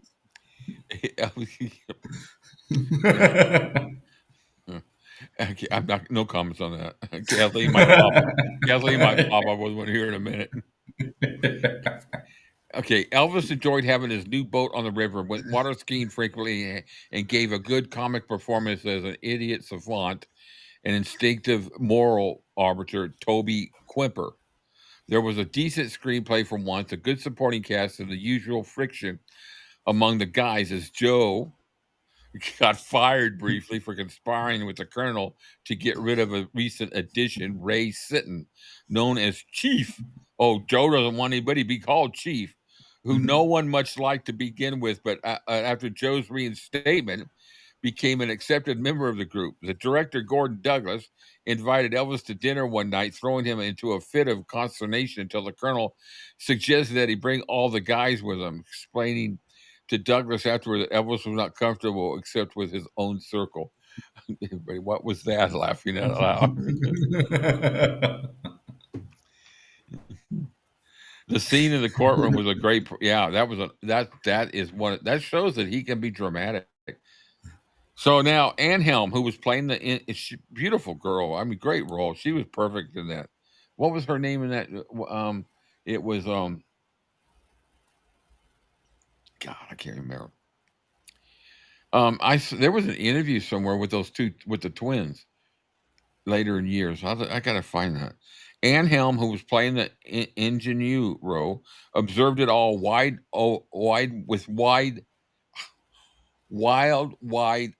wonder. That's a tongue twister, a lip twister with the W's.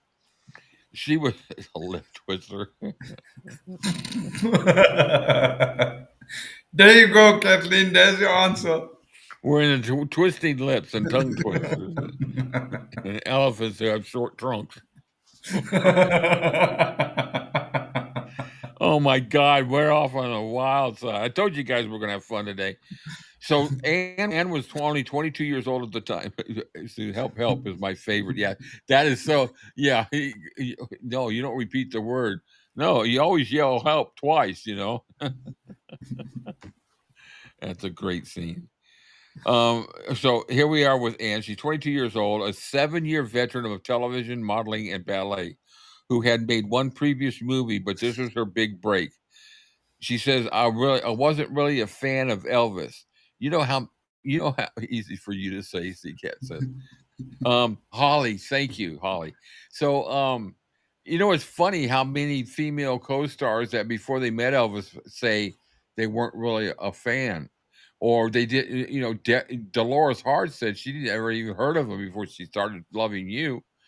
And then you got the one girl that was with him and changed the habit that she wasn't a big fan of his and they all become fans of his. Okay, so I digress. She was caught up in her own career. I was almost like an old lady in my view of him, but I love the part. I met him on the location. He came over to my cabin on the day that I arrived and brought me a flower. And she says he may have just picked the flower on the way over to the cabin, but who knows? She has to throw that in. And so he comes over, he turns the radio on, and guess who's on the radio? It was Elvis. It was a very bizarre date. I guess it turned into a date. I mean, I felt like I was in a small town with a poodle skirt and sneakers, like a little kid going out for a milkshake with my date.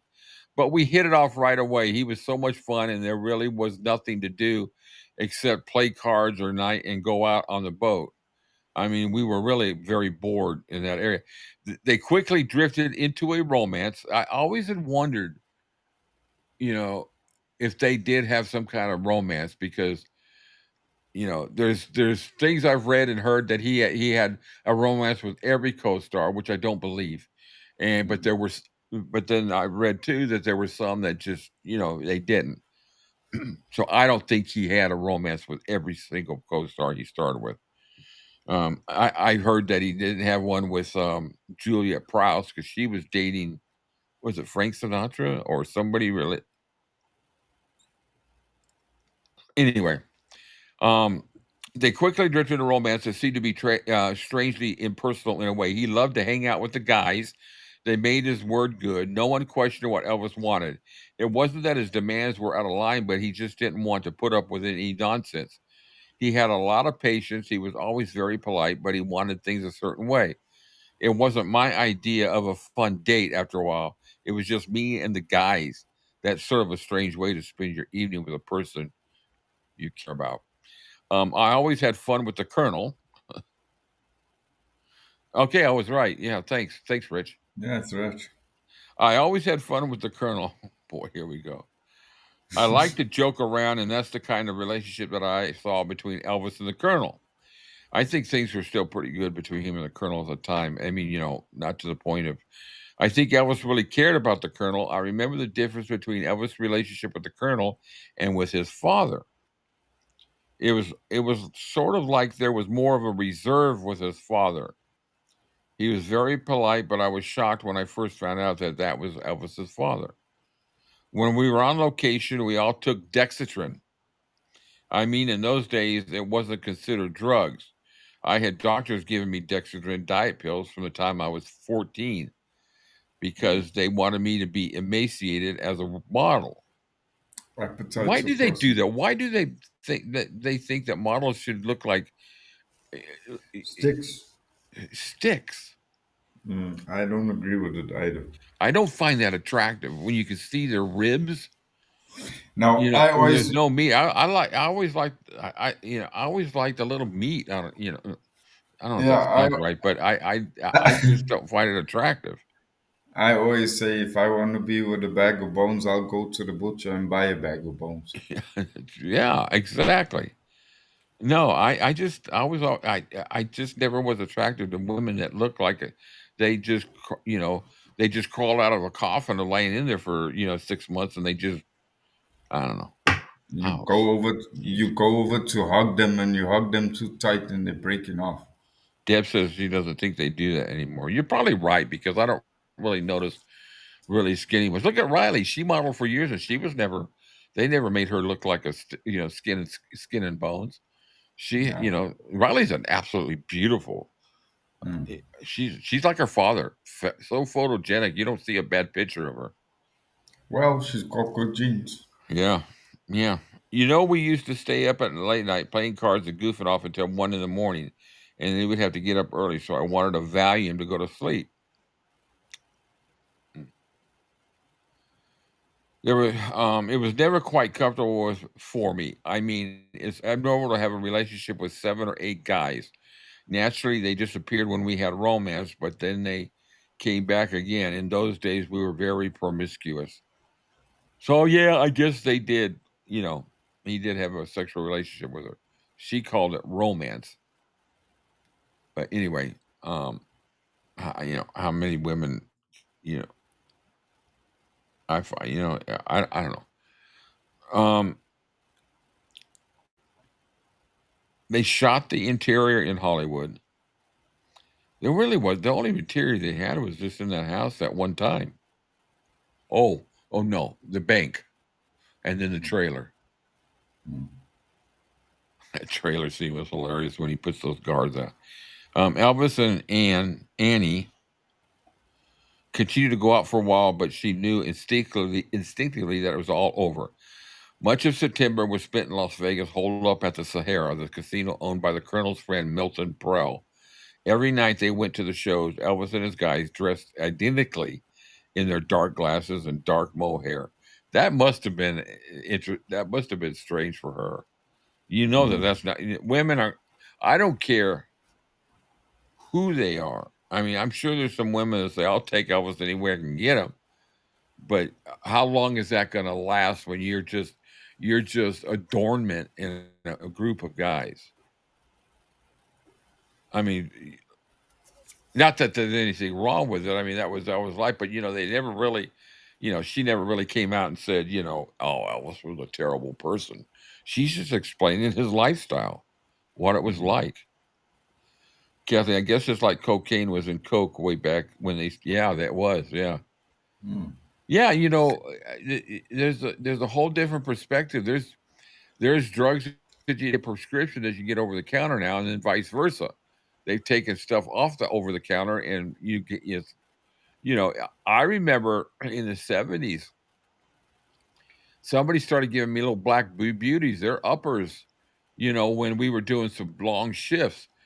And I remember I only did it 3 or 4 times. I didn't like the feeling, but my wife at the time, she couldn't figure out what was going on because I had to pull an overnight shift. I did a day shift and I had to go pull an overnight. And it was a new building they were building. And I went in there to spray the ceiling. And so I sprayed all night long. And then I drove home. I stopped off at Waffle House, got me some breakfast. And then I went home. And then I couldn't sleep. So I cleaned the whole freaking house. My wife woke up. All the laundry was done. The house was spotless. The dishes were. She goes, "What happened?" I said, "I don't know. I just had a little bit of energy." So after that, I never took another one again. So I never did dishes again. No, I'm just kidding.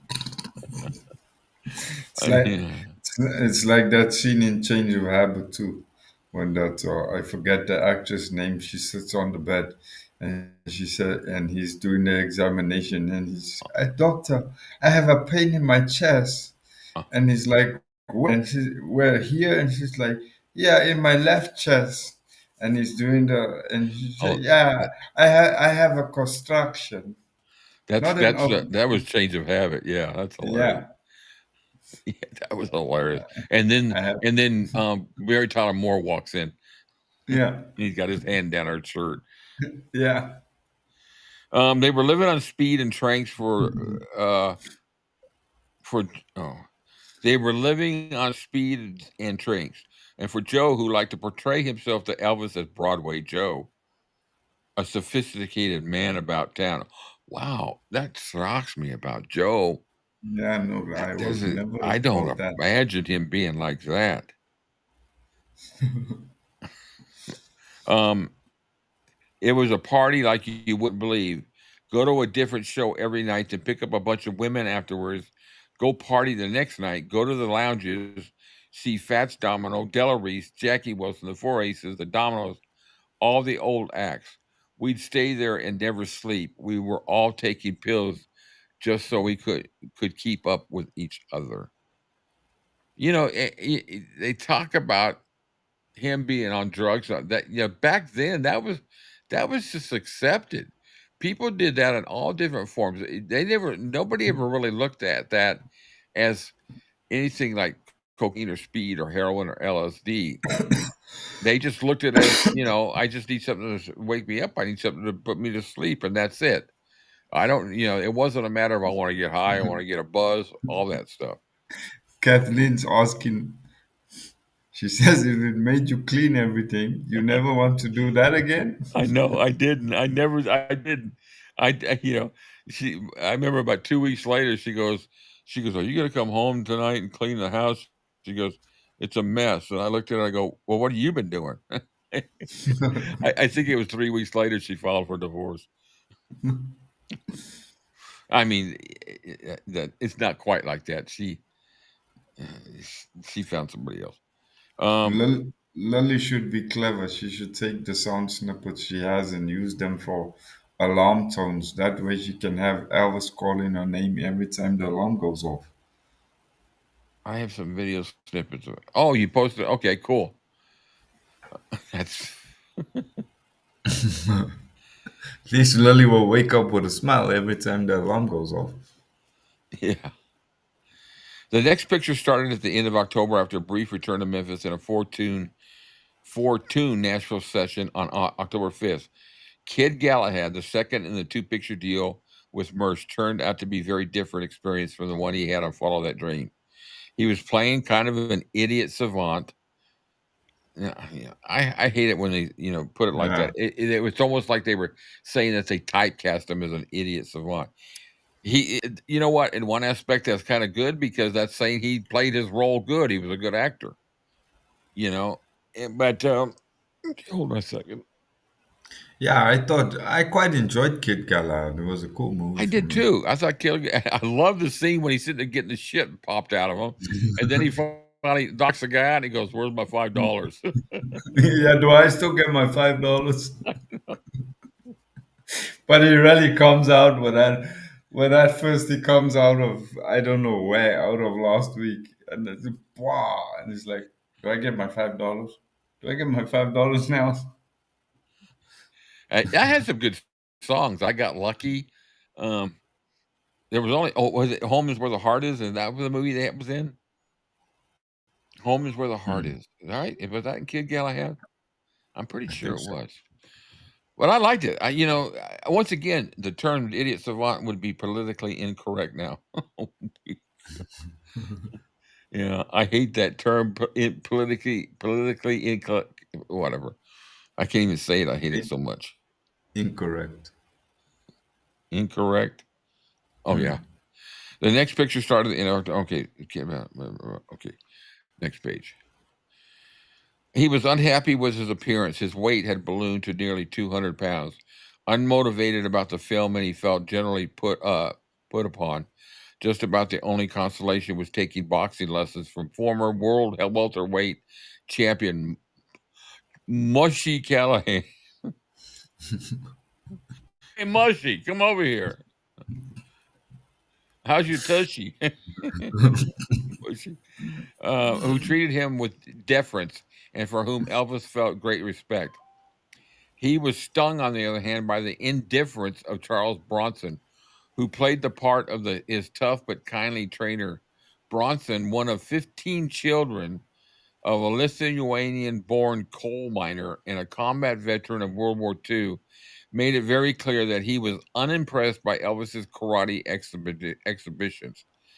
Elvis, for his part, indicated to Red and to Sonny, too, now back from exile, with, with no apparent hard feelings on either side, that he had no use for Bronson, whom he uncharacteristically dismissed as a muscle-bound ape.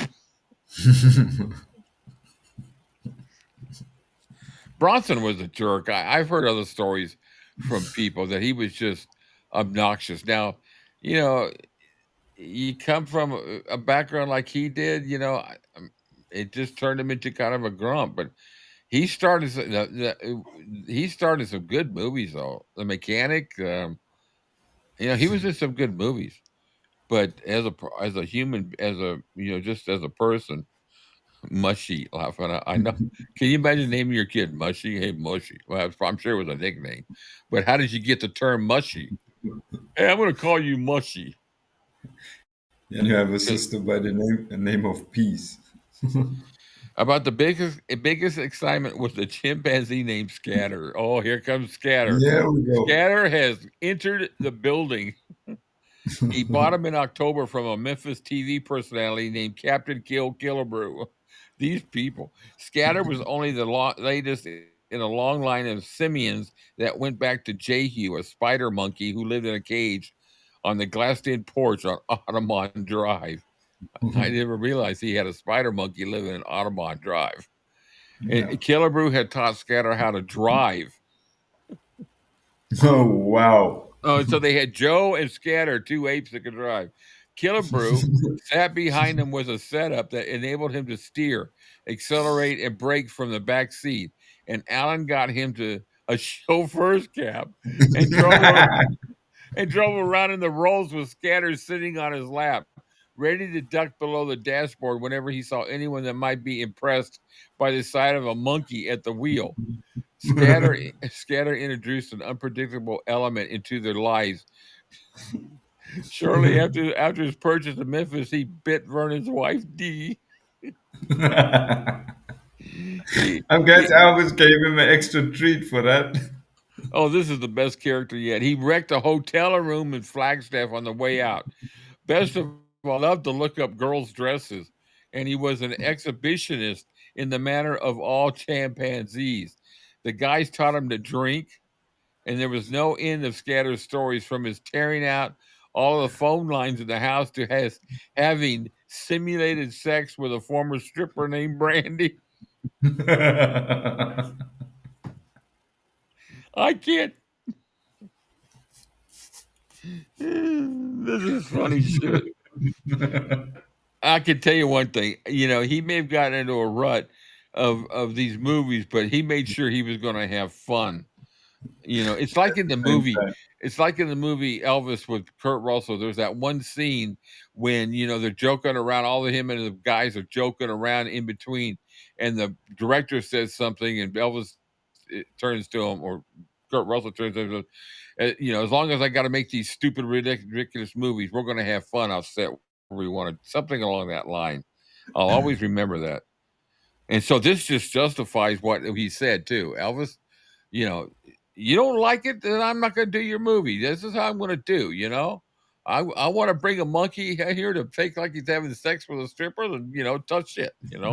Film it, Yeah. put it in the movie. You might get some more viewers. Lily, I love the gondola scene and singing rainbows. Yeah, rainbows. Elvis, Rich. Too much monkey too business. much monkey business. Yeah. Oh, this is freaking hilarious. All this. All right, so let's get to the end of this book. I got a few things in the other book to do. Elvis finished up the movie on September 19th, which would have given them more than enough time to get home for Christmas. But what was the point? Vernon and Dee were still living at the house, though they had just purchased a 3-bedroom split-level ranch. I can imagine not wanting to go home because Dee's in the house.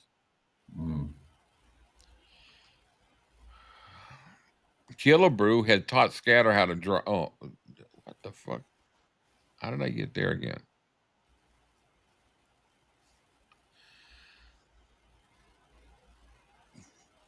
To Joan, who had come out to Vegas after completing her reign as Miss Missouri. How did I get to Joan? How do I get these things out of order? Let me go back to the previous page. Oh, I was on this page. That's what happened. All right, so he met he started dating Joni Roberts, a 20-year-old dancer at the Sands, and soon everyone else seemed to have found more than enough diversions of their own. Elvis flew in Bonnie Bunkley, his other Memphis girlfriend, for a few days, and he and Bonnie and Joe and Joni frequently double dated in the roles. To Joan, who had come out to Vegas after completing her reign as Miss Missouri the previous summer, but was as notable for her perky good humor as for her blonde good looks. Elvis was so wonderful. All the things that these women always say. To Joe, it was not quite so wholesome of vision. Wholesome Joe. His own view of Elvis was an increasingly conflicted one, colored by his view of himself as a person with more street smarts and greater sophistication. That sounds like Joe. Elvis was very insecure. This is coming from Joe. He knew nothing about the street. All he knew about was what he read in books. Are we talking about Elvis here from Joe? And his insecurity. Joe led to weakness, fear of confrontation, an inability to assume responsibility, and a need to surround himself with potential escape. He's talking about Elvis.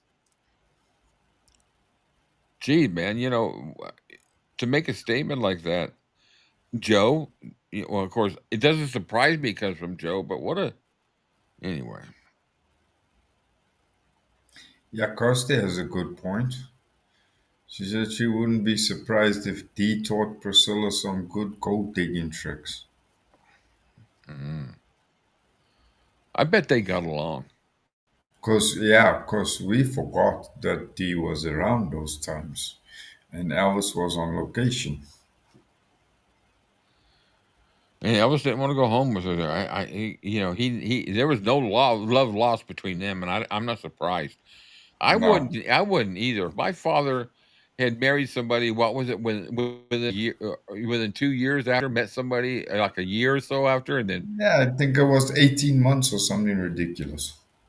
I'm not to say that it doesn't happen. It turns out to be a good relationship, but I don't know. The woman was married at the time, and I'm not stupid enough to say that affairs don't happen. I'll happen all the time. But evidently, Vernon was friendly with her husband all this time, and I guess there was some comment by her husband thinking his wife was cheating on him, and here he is telling it to the guy that she's cheating with. That sounds Jeez. like a skit. That sounds like an episode of Friends or something like that. I never watched Friends, so I guess I'm. Elvis had okay. I don't think Elvis may have been insecure about certain things, but I don't think I don't think he was very insecure, and I don't think he was oblivious to the streets. He didn't grow up on the streets that you would be talking about, like in Memphis, but he knew a lot of people on the streets, and he did go to the streets a lot. So I just think that was not a good comment. On New Year's Day, they ran into the songwriter Don Robertson, great songwriter, in town to get married and also stayed at the Sahara. Elvis had met my wife, Irene, before. She had gone with me up to the house, and he liked her a lot. Anyway, we sat in the coffee shop at the Sahara, Irene and me and Elvis and Joe or Lamar, just the four of us, and we got on the subject of weight. I had always had a struggle with my weight, and Elvis had too. And Lamar was this wide. And Elvis said, "I've got something for you. I've been taking some pills. Now we're getting back into the pill taking again to help lose weight." Days stretched into weeks and weeks into months and more, and people came and people went. Elvis celebrated his birthday on January 8th with a big cake supplied by the Colonel's friend Milton Prell. It seemed sometimes as if there was something almost holding him there. 3 times they set out to leave, and 3 times they were forced to turn back on icy, snow-packed roads. He loved Vegas for one reason above all. Time was meaningless there. There was no clock, no obligations. It was a place where you could lose yourself, a place you could indulge your very fantasy. It was for Elvis momentary respite from all the self doubt, from all the questions lying in wait, lurking in the shadows.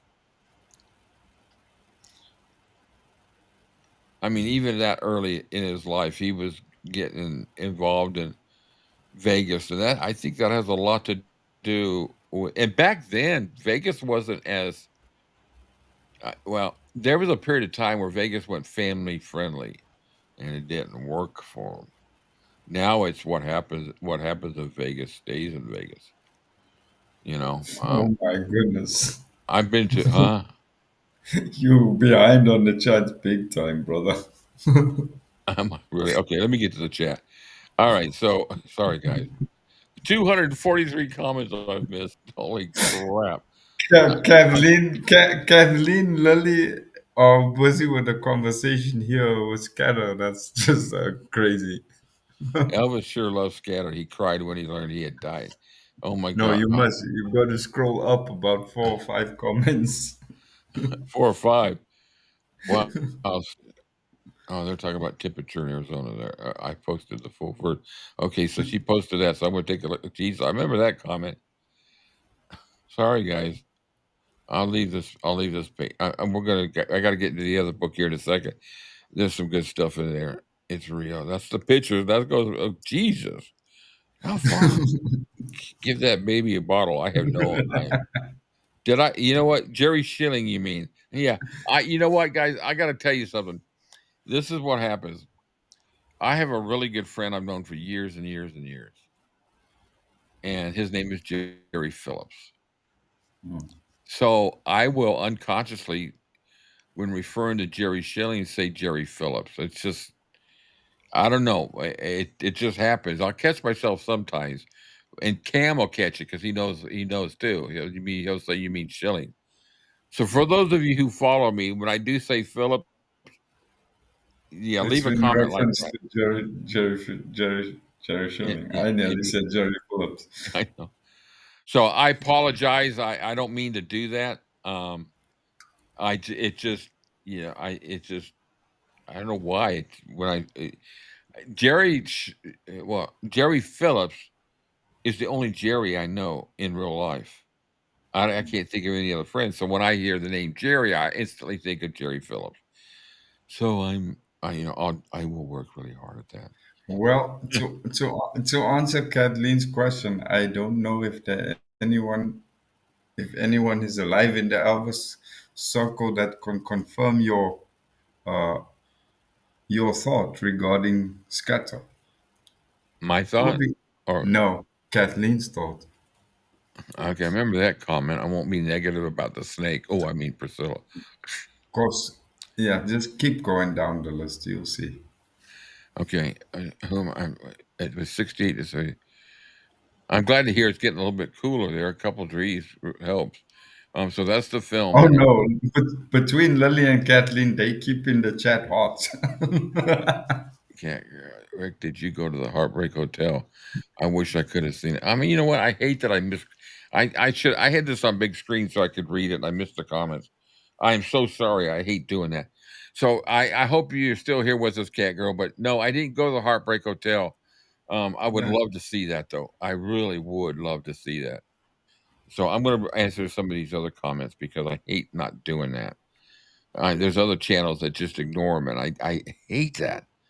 How amazing how accessible he allowed Grace. Yeah. Oh, flight, Deb. That would give me something to look forward to. Wait, that's another conversation. That's Kathleen.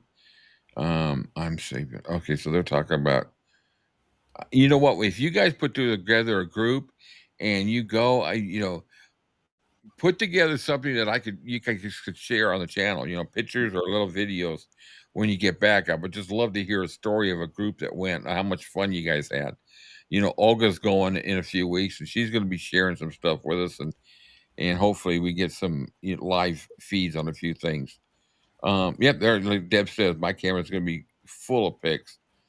I love it. You guys, I say this over and over again, and some of you do it. You share stuff with me when it's like, um, I was sent the pictures, and I'm sorry, I need to start making notes of this, but I got pictures from one person that, and unless you guys tell me it's okay, I don't really bring up names anyways. But the pictures of the book, the poems book that Elvis had when he was in the army, where he wrote his notes on the side, that was fascinating. Send me that stuff because I'll show it on here. It says, um, share everything. I don't care. Valerie says share some really cool stuff. I still fascinated by that album cover she did. I'm getting down. I could rent a Tahoe. They're all talking about their trip. That's great. Put it together. I love FTD. Follow that dream. Yeah, Now I'm. yeah, you're Oh, getting close now. I've got. I've got to follow that dream. What was You're that? getting close now. Okay, that's the elephant scene right there. Yeah, Kathleen, you're right. She's missing out, but I'm watching the chat too. Oh, you're getting close. Keep going. It's going to crack you up. Okay, whose comment? Chilling in Canada. Yes, elephants have remarkable memories and can remember Yeah, individual people even after long periods of time. I've seen some really cool videos when people have been reunited with animals many years later that they helped save or whatever. And it's just like you're seeing a long lost relative. You know, they do. I've seen it with tigers and I've seen it with bears, and it's just awesome. It just goes to prove that the animal world, if you treat the animals, treat it like, with love and care, they will remember that. yeah. I don't know who dropped the first comment, whether it was Kathleen or Lily, but the conversation regarding scatter evolved. Okay, here we go. I'm getting closer, I think. Yeah. Kirsty, do you know many Elvis events at all? They have on set. Rich, yeah, okay, I remember that. God, shit. 28 minutes ago, some of these were. Um, Kirsty, I wonder what Frank thought. Yeah, I remember that one. God, I feel bad. I need it. I'm not going to do that. Next one was over the counter. Yeah, I guess it's like cocaine was in coke. Yeah, I remember that. So we'll get into the conversation about scatter, right? Yeah. Shit, what am I doing? You know what? Let me do this. Let me try something. Nope. Okay, that took me all the way down. I heard scatter lifted girls' dresses. I don't know if it's true. Yeah. Yeah, Yeah. You're getting close. you don't wear a dress around scatter. Lori, I'm sure Billy Smith knew scatter stories. Yeah. Um, you don't wear a dress around here. Would have been great if scatter went after. Yeah. You're I, getting close. I can guarantee you, he didn't. He didn't look up the dress. Jesus, man, come on, go away there. Can't. Oh, at sea. What's she? Oh, both are from Memphis. Um, that was a question that I asked. I think I forgot. Valerie. Yeah, I'm missing out. I need to keep my mouth shut and just keep watching it this way. You have to go into YouTube settings. Okay, that's yeah. I read that. I'll see if I can find it. I wonder why George Klein and Jerry don't have Southern accents. That's a good point. Well, I would imagine the reason for George Klein is because he got into radio, and usually I've seen people in radio will try to get rid of accents like that. So that's just my assumption. Jerry, I think his accent may have, and I'm just guessing. I think when he got involved out of California and started getting involved in the business world, it may have kind of faded a little bit. I don't know, but that's a good point. I don't hear Jerry talks very slow and methodical when he's talking. It's not a monotone, but it's almost close to that. But he's very deliberate in how he talks. But it's like this. The eulogy he gave for Lisa, I thought was very touching. And when he says, and I used to call her Memphis, and she would call me Jerry Schilling, just like that. Instead of just saying Jerry Schilling, she would have that emphasis on it. So that's pretty cool. Gasoline. Okay, something's coming. I feel like Hawaii was the best place for him. Elvis sure loves scatter. He cried when, yeah, gasoline. I didn't say. Oh my God, I didn't say. I must be getting. I wonder if Scatter would kiss. I wonder if he would kiss one under the girls' dresses. Oh my God, he's a wild little monkey. Yes, so. All right, I'm gonna stay on this. Right, Jerry's been living in California for about 20 years. You know, I grew up in Los Angeles. I lived there until I was 18. Then I moved to Atlanta, and so for the rest of my life, outside of moving around, I lived in Connecticut for a while, for 13 years. I lived in Aspen, Colorado, for a year and a half, building a hotel. We were building a hotel. I lived in Missouri, and they've got just a straight. There's no accent in the Midwest almost um, that I could decipher. But most of my life, see, the first time was 75 to 92. So for the first so I lived in Atlanta for 17 years, and then I moved back for a couple of years, and now I've been back in Atlanta since 2013. So that's 12 years. So the better part of my life has been in Atlanta. Now grew up with a Southerner, my father, and then here in Georgia. So I have kind of you can hear a Southern accent in me sometimes, but I can turn that off when I need to, or I can really pour it on. We're gonna, Elvis's accent. Here's cool cat girl. Elvis's accent really faded when he talked to Ty. Oh yeah, you couldn't understand him during that. But now there's another thing that I can do is I can talk like I could talk like a deaf person because my brothers were deaf. So it's just like, um, hey, you want to go? I'll go down to. You want to go watch the Dodgers today? My brothers could speak. They taught them how to speak, so I was able to talk that way.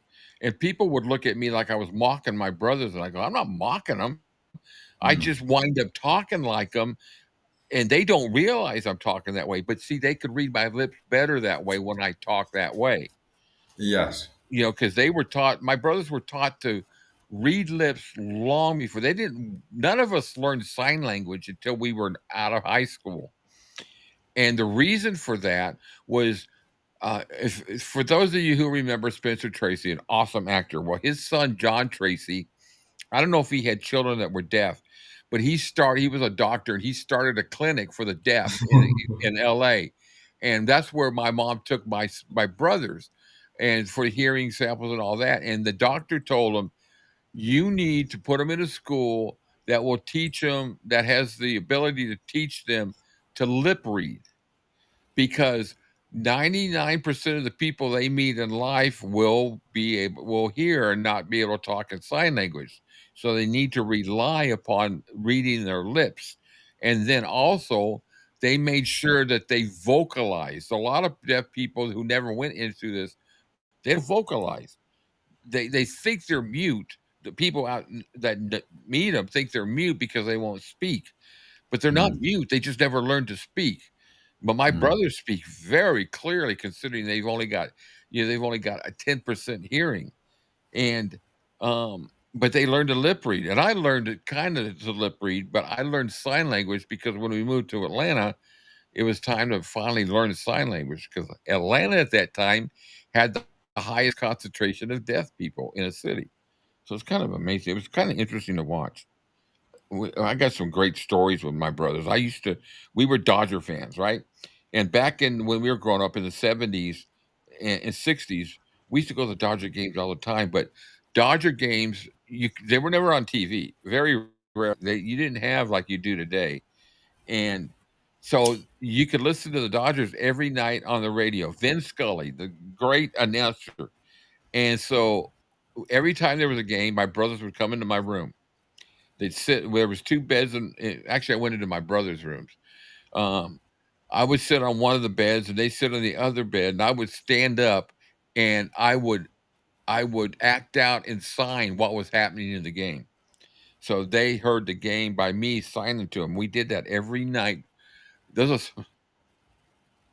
Those are some of my best memories with my brothers, is doing that. And we'd get, and I'd sit there and it was like, okay, he'd swing, strike one, and they know it was a strike. And then we'd hit the ball, and then if it was a double, I'd go two, and they would jump up, and it's just like they were listening to the game. It was so much of a different experience. It was so much fun.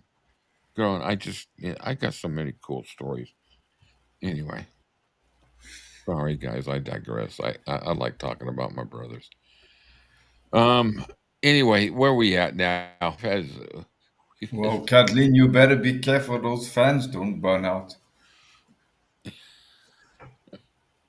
Hey, let's listen to a little bit more of Atlanta real quick, and then I want to highlight just a few things on the Curious book.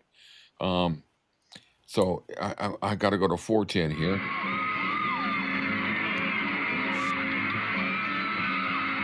See what next time.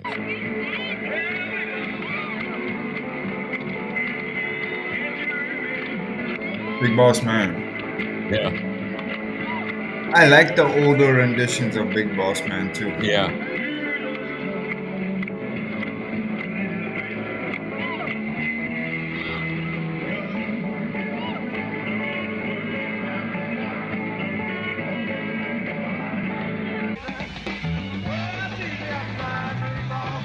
Oh, that's much better.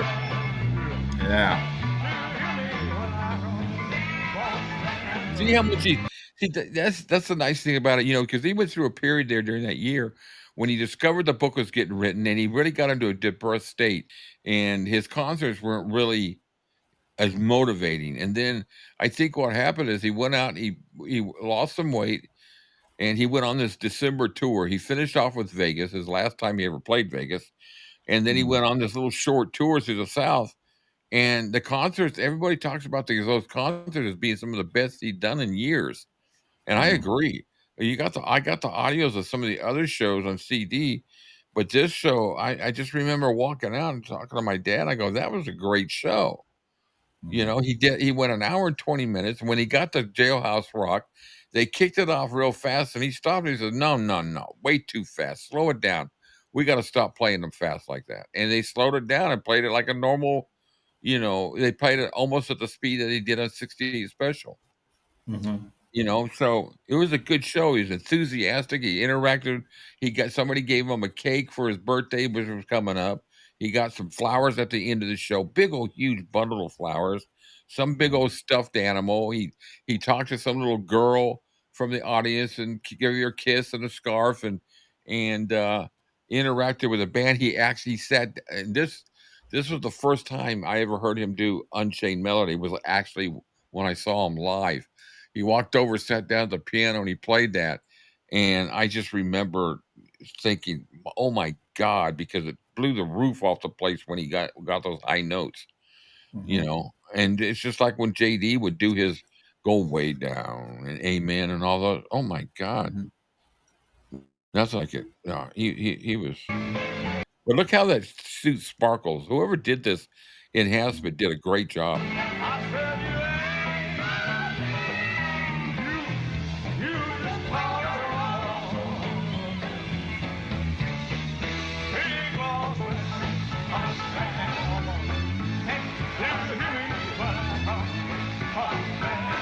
I mean, his leg, he's tapping, he's moving around. Yeah, he's up.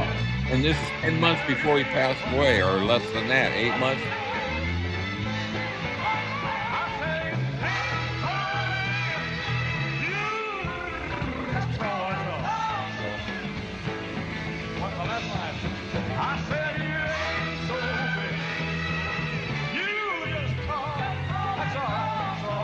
And I like the way he's looking at the camera. It's not like he's objecting or anything.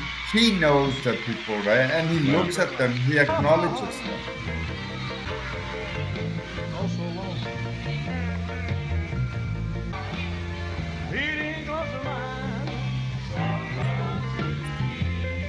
That's cool.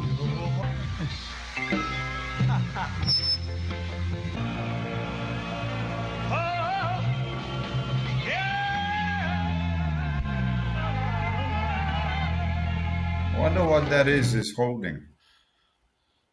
I don't know. People were giving him all. Well, he was coming up on his birthday, and Jimmy Carter's brother was there. Billy, remember Billy Beer? He showed up, and they made a big old ruckus when he was walking in the room just before. And I'm just like, who cares? He's nobody, but he was known for selling beer. He used to get in trouble. Anyway, um, it was a great show, and I'm hoping that they got the Hurt version in here because he does that spin around at the end. Oh, there it is, right there. Oh, it's right there. I think that's it.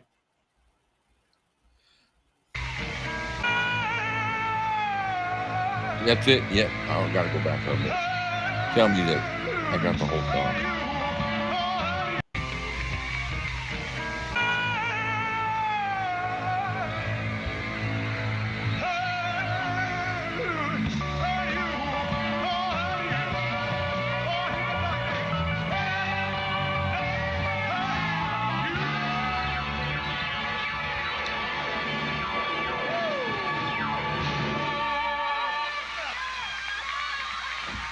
I think he does a reprise. Oh, That little girl. okay. You see how she waited for him? Yeah. Oh. She's beautiful. Yeah, he did.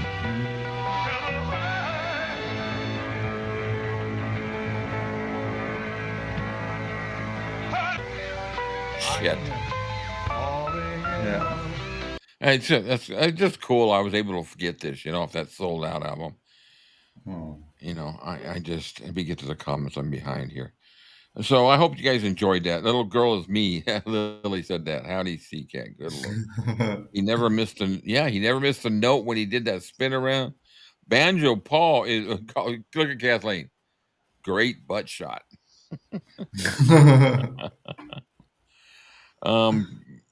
Nice to see you, Banjo. Yeah. So let's see. I got one more thing here, then we'll close it out. Yeah, right. So on the Curious books, we didn't really get much to the Colonel book. I got to keep these comments open so I can see them as they come in because they're delayed. Yeah, I Yeah, agree with see, Lauren. yeah. Priscilla says he didn't like children. Yeah, right. Elvis absolutely loved them. All right, so this is Parker, and the Curious. This is the James Dickerson book we've been going over.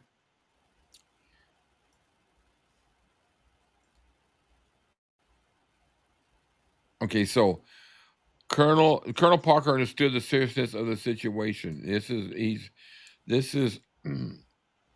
I can't remember exactly what's going on, but this will explain it. To his horror, Tennessee Senator Estes Kefauver, the sworn enemy of his Louisiana friends, had welcomed Elvis home by paying tribute to him in the congressional record. The colonel could not afford mixed up signals going out to the wrong people. Elvis would have to be careful about whom he was seen and photographed with. African Americans were out of the question. How much of that he explained to Elvis may never be known. Though when people look back to when the entertainer first started showing symptoms of the paralyzing fear that would torment him later in life, they usually associate it with his return from the army. Yeah, happy birthday, Banjo Paul. Thanks Yeah. for joining us. Happy birthday to you. What are you, 25 now? So no sooner did Elvis finish GI Blues than he jumped right back into another movie, Flaming Star. Now, see, okay, I remember this right here. There was a discussion and all that about Elvis not showing any kind of favoritism or anything race related. This is 1961, 62 when Flaming Star. GI Blues was what, in the 60s? Was it GI Yeah. Blues the first song he did movie when he got back? Then he went to Flaming Star, which would be 60, 61, probably 61. Now, this is when controversy came up about this movie.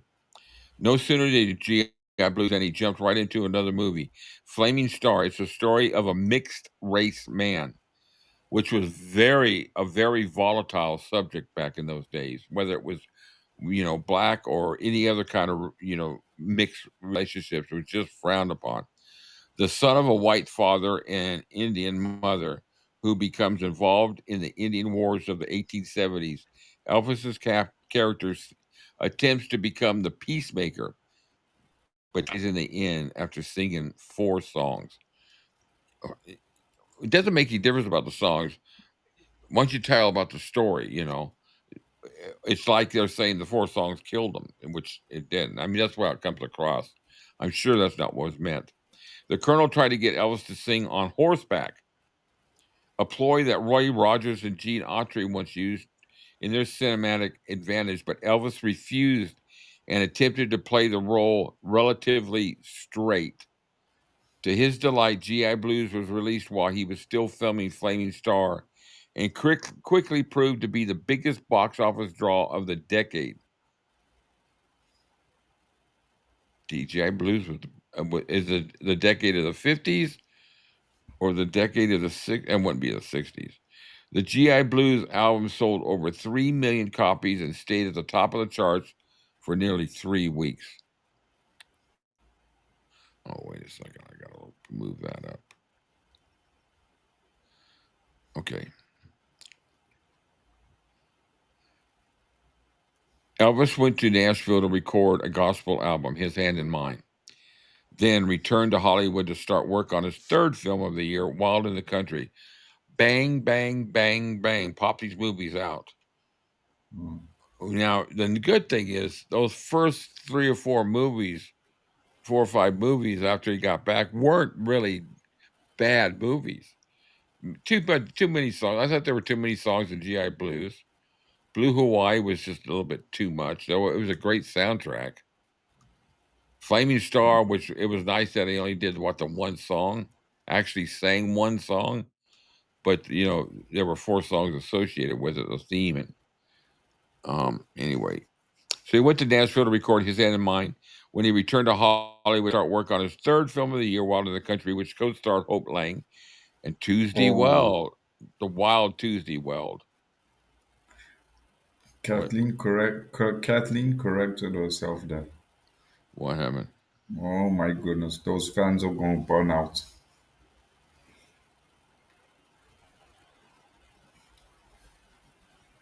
I missed it then. Should I just leave it alone? Yeah, you can just leave it alone. Okay. Women were a constant source of comfort, however temporary, and he slept with as many wannabes, actresses, and wardrobe assistants as he possibly could, sharing the spillover with the staff. That's kind of a degrading way to put it. Who already had put out word that the best way to get to Elvis was through their bedrooms.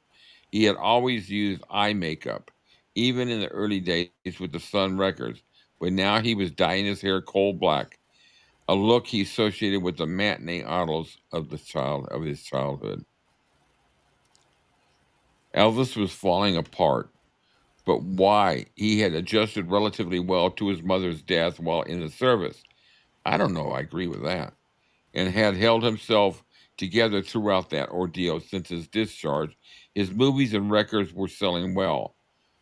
Where was the pressure coming from? Circumstantially, the only thing that makes sense is that upon his return to the States, Colonel Parker shared his secrets with him.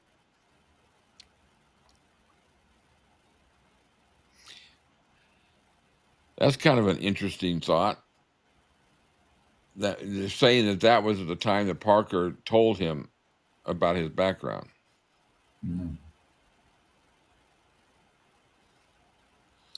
But I wonder why so specifically then.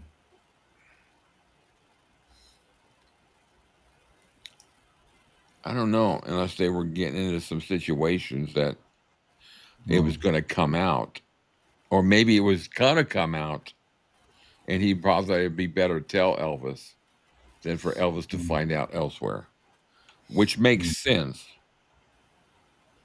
Mm.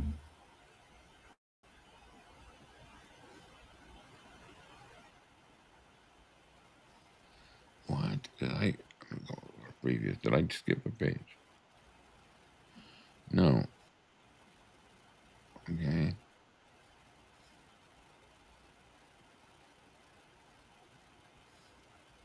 All summer and into the fall, he experienced manic depressive episodes during which he was abusive toward his staff and himself. He gorged on food, especially the junk variety, and went for days at a time without bathing. I missed that line, that's why. Wow. By Christmas, Elvis was in the desperate need of someone to trust. Someone from, here comes the Priscilla to enter the picture. Someone from whom he could receive unquestioning approval. The one person he felt could get that from was a young girl he had met in Germany, Priscilla Beaulieu. He persuaded her parents to allow her to fly to Los Angeles to visit him while he worked on Wild in the Country. Now, so this is what, Wild in the Country is what, 60, 62? 62. Okay, 62. So she's 16, right? Elvis is Mm. almost 30. What is he, 28? 27? Mm. 27 going 28. And you're going to allow your 16-year-old daughter to fly. Okay, 61. Sorry. Thank you, Costi. Okay, good. He's going to allow your 16-year-old daughter to fly and hang out and enjoy her time with a major movie star, rock star, who has all kinds of tabloid magazines and paper articles about the women he's going through. Mm. Because they were all over over grocery stores when you walk through, and those tabloid nasty, those tell-all bullshit stories. The junk books. I'm going to send my 16-year-old daughter to go hang with this guy. Maybe she can set him straight. No, there were dollar signs in their eyes. I'm telling you Oh, right yeah, of now. course. Of course. Oh my God, what are they? Susan. I love the boil on his butt story. Um, What story is that, Susan? You have to tell us. Do you know about it? hey, Manja Paul, hey, that'd be great, Lily. I'm waiting. CCAT, record it on your phone, and I'll send it to Rick. Laughing out loud. Oh, so you negotiated a recording contract with Paul. Yeah. That's cool. Told you to send some more in. You good? Okay, when Elvis returned to Los Angeles to resume work on the movie, he had words with the Colonel. First over Priscilla, who literally frightened him to death because of her tender age. Then over what he would sing in the movies. Elvis had been told he would not sing, and then when songs were added, he refused to sing them.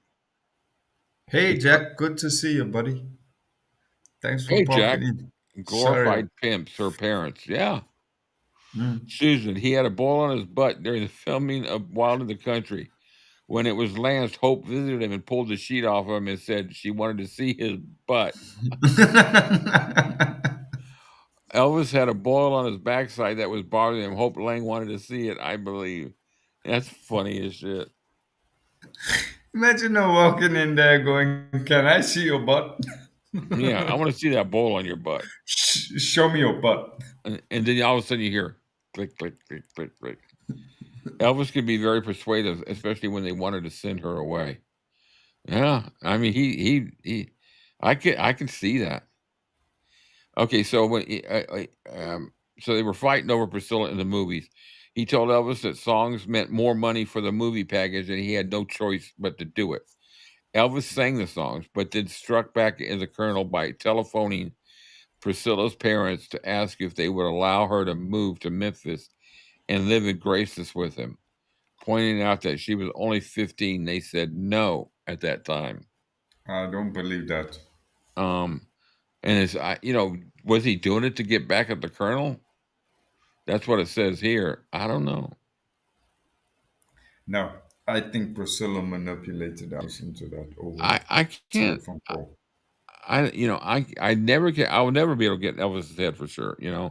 Though I tried many times to try to figure out what he may have been thinking, and 90% of the time, I'm sure I'm wrong. Because Elvis was a different. It's like Kat says, he's a very persuasive person. Elvis just had that magnetism, and it's just like the stars that said when they, before they met him and starred with him, they didn't really like him or were fans of him. When they were through, they were big fans of his, and they were friends, and oh, jeez. Elvis returned to Memphis a few weeks of relaxation. He had been out of the army for over a year, and during that time, he had not played a single concert. His only public performance in 3 years had been the taping of the Sinatra television special. So he called the colonel and told him he needed to get out before a live audience again.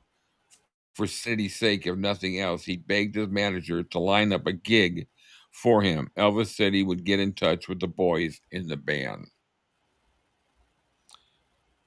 80s guys. The boy was more langed than lanced.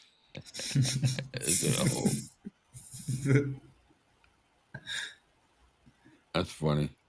All right, so what do we got next? I'm going to open this up for a second so I can read this. The colonel really did not want Elvis to perform live again, but since he could not prohibit him from doing it, he made the most of what he saw as a bad situation. If there's any comments, Cam, you can send it out for me to see. Mm-hmm. I've got a large screen, so I can't see the current chat. All I see is what comes up a little bit. But you know that if you hover over it, you can hit show. Yeah. Okay. He arranged for Elvis to play 2 concerts and made appearance at a $100 a plate luncheon, with all the proceeds going to an assortment of charities, including a milk fund for needy children and a day nursery. Elvis paid the overhead for the concerts out of his own pocket. He's gonna go. You're gonna let him go out and sing, but you got to pay for it. Jesus, are you kidding me? He had an ulterior motive, the colonel did, for setting up the concert the way he did. The message was clear. Elvis could perform live anytime he wanted to fit. That was what he just had to do, but he would not be allowed. She glanced at his lance. If that was what he just had to do, but he would not be allowed to make money from the performances. On the contrary, he would have to pay money out of his own pocket for the pleasure of performing. That is such freaking bullshit that he would have to pay to play. So he's setting up in situations that are charity.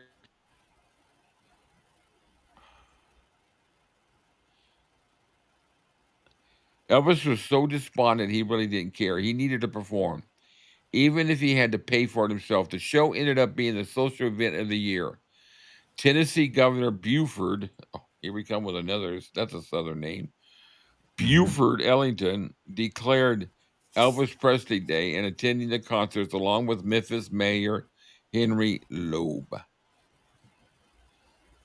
His recent lack of musical performances pointed out that the movie making was taking up all his time. I have not been on stage in 3 years, he said. I've almost forgotten the words to one of my songs. Asked if he was nervous about performing again, Elvis he was, but with that, it didn't compare to his recent performance with Frank Sinatra. I wasn't just nervous, I was petrified. The reporters were asking a bunch of questions, and then they talked about his sideburns. He says, oh, they were okay for a while, but you outgrow them. But they always seem to return to his lack of live performances. When asked if he would be doing any more barnstorming like he did in the old days, Elvis' response revealed just how far apart the two had grown on his long-term career goals. Elvis said, Colonel Parker could answer that better. Eventually, I'll have to do a European tour. See, he was talking about world tours all the way back to then. Already. He always wanted to do it. Colonel knew he always wanted to do it. Yeah, Jack, they were charity shows.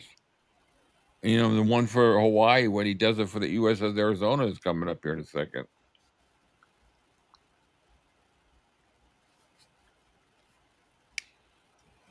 Scotty recalls the performance that day as being vintage Elvis.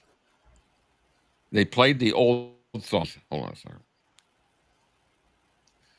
The ones that had put Memphis on the map, and they did so with old energy. That knack they had of communicating without words, even when engulfed in the midst of a veritable hurricane of musical sounds. At times, Elvis seemed unsure of himself, approaching Scotty between songs to consult about the next number, but clearly he was totally energized to be on stage. The final song, I think this is on. There's videos of this concert. On the final song, they did "Hound Dog," their favorite closer, and Elvis drops to one knee and gave them everything he had. Scotty said the audience went to pieces. Agreeing with Scotty was press scimitar reporter Bill Burke, who wrote the next day that when the King closed with "Hound Dog," as hot a number as he has ever seen, they went wild. They must And have, because he hadn't been alive for years. if I was him standing on that stage, and as much as he wanted, the biggest thing to him in his life was performing. I don't know. It's the question that comes out, and we know the answer of why. There's his loyalty and all that, but there would have been some people that would have, put in that situation and being told that, basically saying, "I really don't want you out doing concert. We got to do the movies. You make whatever he said." After that performance and getting the response he did, I would have Yeah. walked off the stage, walked over to Parker and said, "You book me more concerts or I find a new manager, period. I don't care what it costs me. I'll make the money on the tour." It even comes back to the thought of touring overseas. You know, and I apologize if we spoke about this before, but I can't really remember if we reached a consensus with regard to it. But Parker didn't have to go overseas with him. He could have sent Tom No. Diskin. Yeah. Yeah. We've talked about this before. I made that comment before too. You didn't, of course, they didn't have fax machines and all that, but it would have been very easy for a power of attorney for Tom Diskin or as a representative of the company to be authorized to set up contracts, to set up all the works, everything. Tom Diskin did that in the States. All he had to do was just get on a freaking plane with the paperwork, go out there and book it. Get it all set. Make sure the arena's good. Make sure everything's set. Security wise, as in the movie they talk about it with security. I don't know if that subject ever came up, but what was the difference in security in the States as opposed to outside the country? Yeah. It wasn't like we were at war at the time. It wasn't like we were, that we were reading reports of, fans going ballistic at the Beatles concerts and, or whoever was like in the 70s. You had all these bands and touring and going to Japan. There were some great live albums recorded out of Japan. Cheap Trick recorded a great live album out of Japan, and Deep there was Purple. that was a great album. But Yeah. and that's what Elvis wanted to do. And I'm telling you, Elvis would have ruled. Nobody would have ever touched him in sales or attendance ever. No. Ever. Brent and Jack have a good point. Yeah, I agree with you, Jack. That's unfortunate. He didn't like confrontation. But I Yeah, think you're right. that would have been the one instance, if ever he needed to be confrontational with the colonel, it would have been then. And then, Elvis, yeah, Elvis, Brent comes from the other side saying Parker was such a control freak, he didn't like to delegate. So yeah, the chances of Parker saying to Diskin, "Okay, you go," no. the difference was, you know what? That's an interesting comment. That's an interesting point, Kat. That's another thing. We haven't thought about that. He would Wow, have been that's a good comment, Kat. I've never yeah, had that. And you know what? At that time period, anybody caught with something contraband, it because was Johnny Cash got into shit for it. well. So did Paul McCartney when he went into Yeah. Japan and had just a little bag of pot, and it was quite obvious it was personal. But back then, man, you had a flake of anything. You were going to, especially in countries like Japan, and you know, I mean, can you imagine what Billy Joel and Paul McCartney went through to go perform in Russia? Because they both, they did some great. Paul McCartney did the back in Russia concert, and that was good. And Billy Joel's concert, Billy Joel was incredible in concert. Just depending on what I've heard on the albums, I never got a chance to see him, and I wish I had. I had tickets to go see him and Elton John when they did that tour, and I bought the tickets from somebody that they said that they weren't going to be able to go because their job was sending them off. And it was a friend of a friend. And guess what? When I got there, they handed them the tickets. They were fake tickets. Yeah, that's another. I Oh, was so furious. But anyway, yeah, that really gives me some that thought there. that's another point too, Kirsty, and the guns. Yeah, true. And if Parker didn't go, what he wouldn't have been able to make the crooked deals.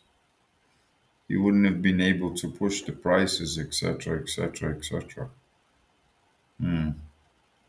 So you got Very you got interesting. some of Elvis there to blame. Now, yeah, you're putting a little bit of, and I agree. You're putting a little blame on Elvis too, because if Elvis really wanted to tour like that, which I know he did, Ooh, he would have there's had. a yeah, there's another one, Jack. You're right. And Parker would have wanted to make sure nobody could get to him and give him business or career advice. Oh, I've always thought that. Yeah.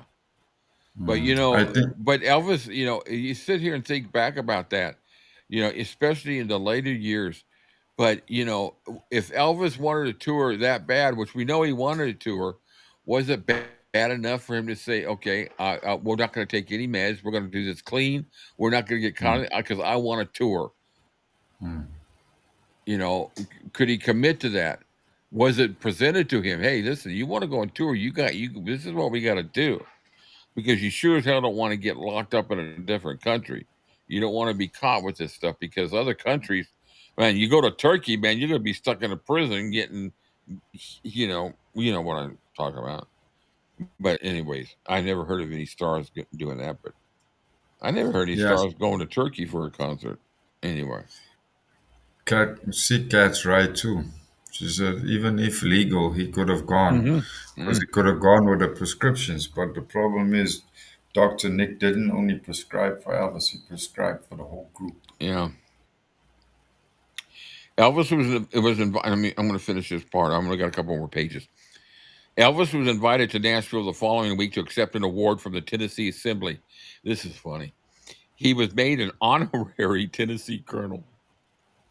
I've read this before. Wearing a black suit and looking slightly incredulous, he stood at the speaker's platform. Well, no shit, he looked incredulous. He always did. Um, he was at the House of Representatives and accepted the award with his customary humility.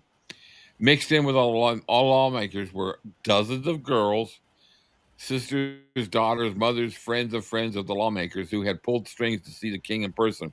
And when he left the room, there was sheer bedlam as a screaming mob of young women pursued him out of the chamber and out into the hallway, alone with their thoughts in the sobering stillness of the august chamber.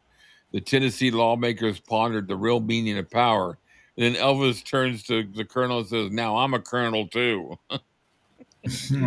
Jabbing him in the quick. That's funny. In the gut, yeah. Um, the Colonel's plan called for Elvis to do 3 films a year. That provided Parker with a guaranteed income of $750,000 a year from the movies alone. When you added the income from record royalties and publishing, that amount was doubled, even tripled. If Elvis did what he wanted to do and went on tour, Parker's income would have been significantly reduced. There's another caveat that comes into the picture. It's Mm, all money. Elvis goes on tour and he doesn't make the money from his fortune from the movies. mm, We're starting to get into a little different scenario here mm, that I've never really thought of. mhm. That's wow. Yeah, I watched that whole video after you suggested it, And Conan did a great job with that interview. And Peter, if you guys haven't seen it, you can Google it, or I'll find it and see if I can put the link on Discord. Um, that's where Gronick mentions about how long it took him to research the book. The Colonel learned a lesson from the Memphis concert. Charity events were worth millions in free publicity and goodwill, and they were convenient and legal tax shelter. The Colonel decided to put together another charitable concert with the proceeds going to the proposed memorial for the USS Arizona.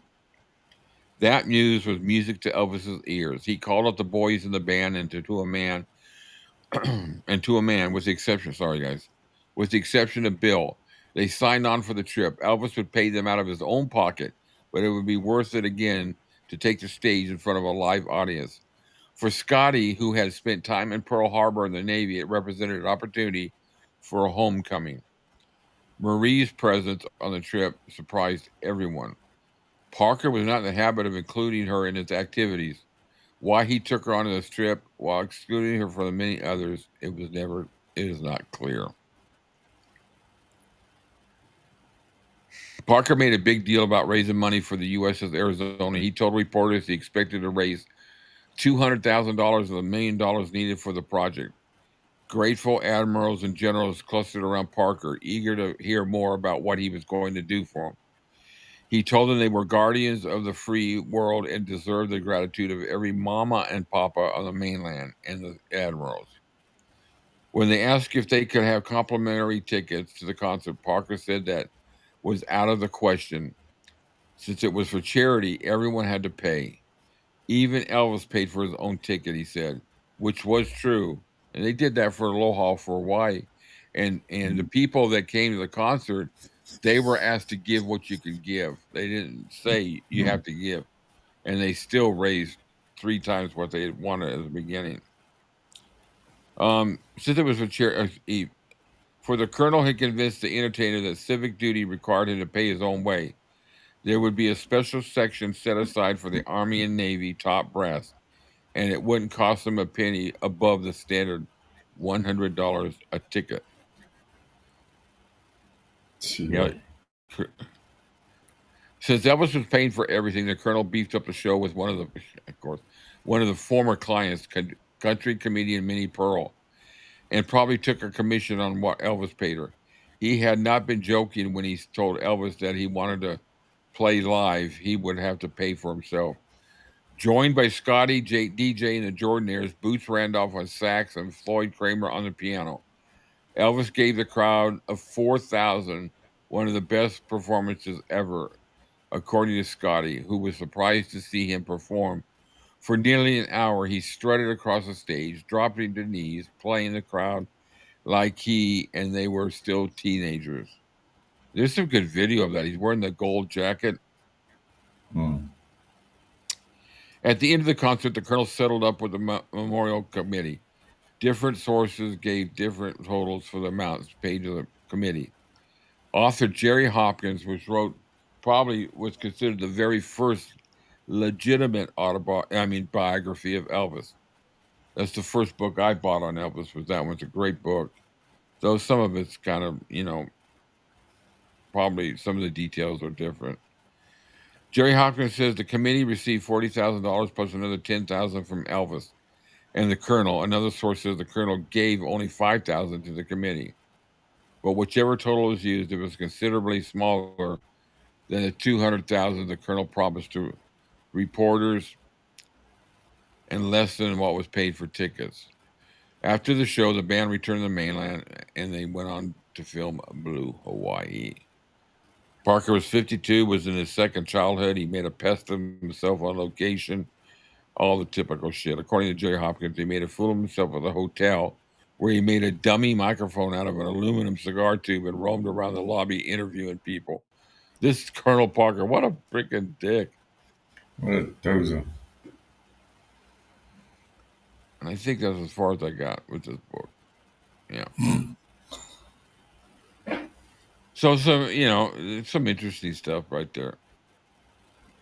Let me get this down here, and we'll be Getting along. Goodbye.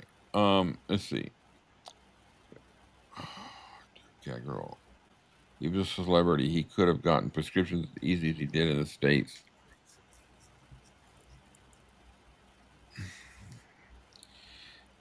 I'm sure he could have, but I think Elvis probably had a different frame of mind that he wasn't. I don't know. I think he was smart enough to know he wouldn't. That ice machine made it sound like your giblets just dropped. My giblets just dropped. I got to wipe out. Bailey's in the room, man. She's looking for something to eat. My giblets are laying on the floor.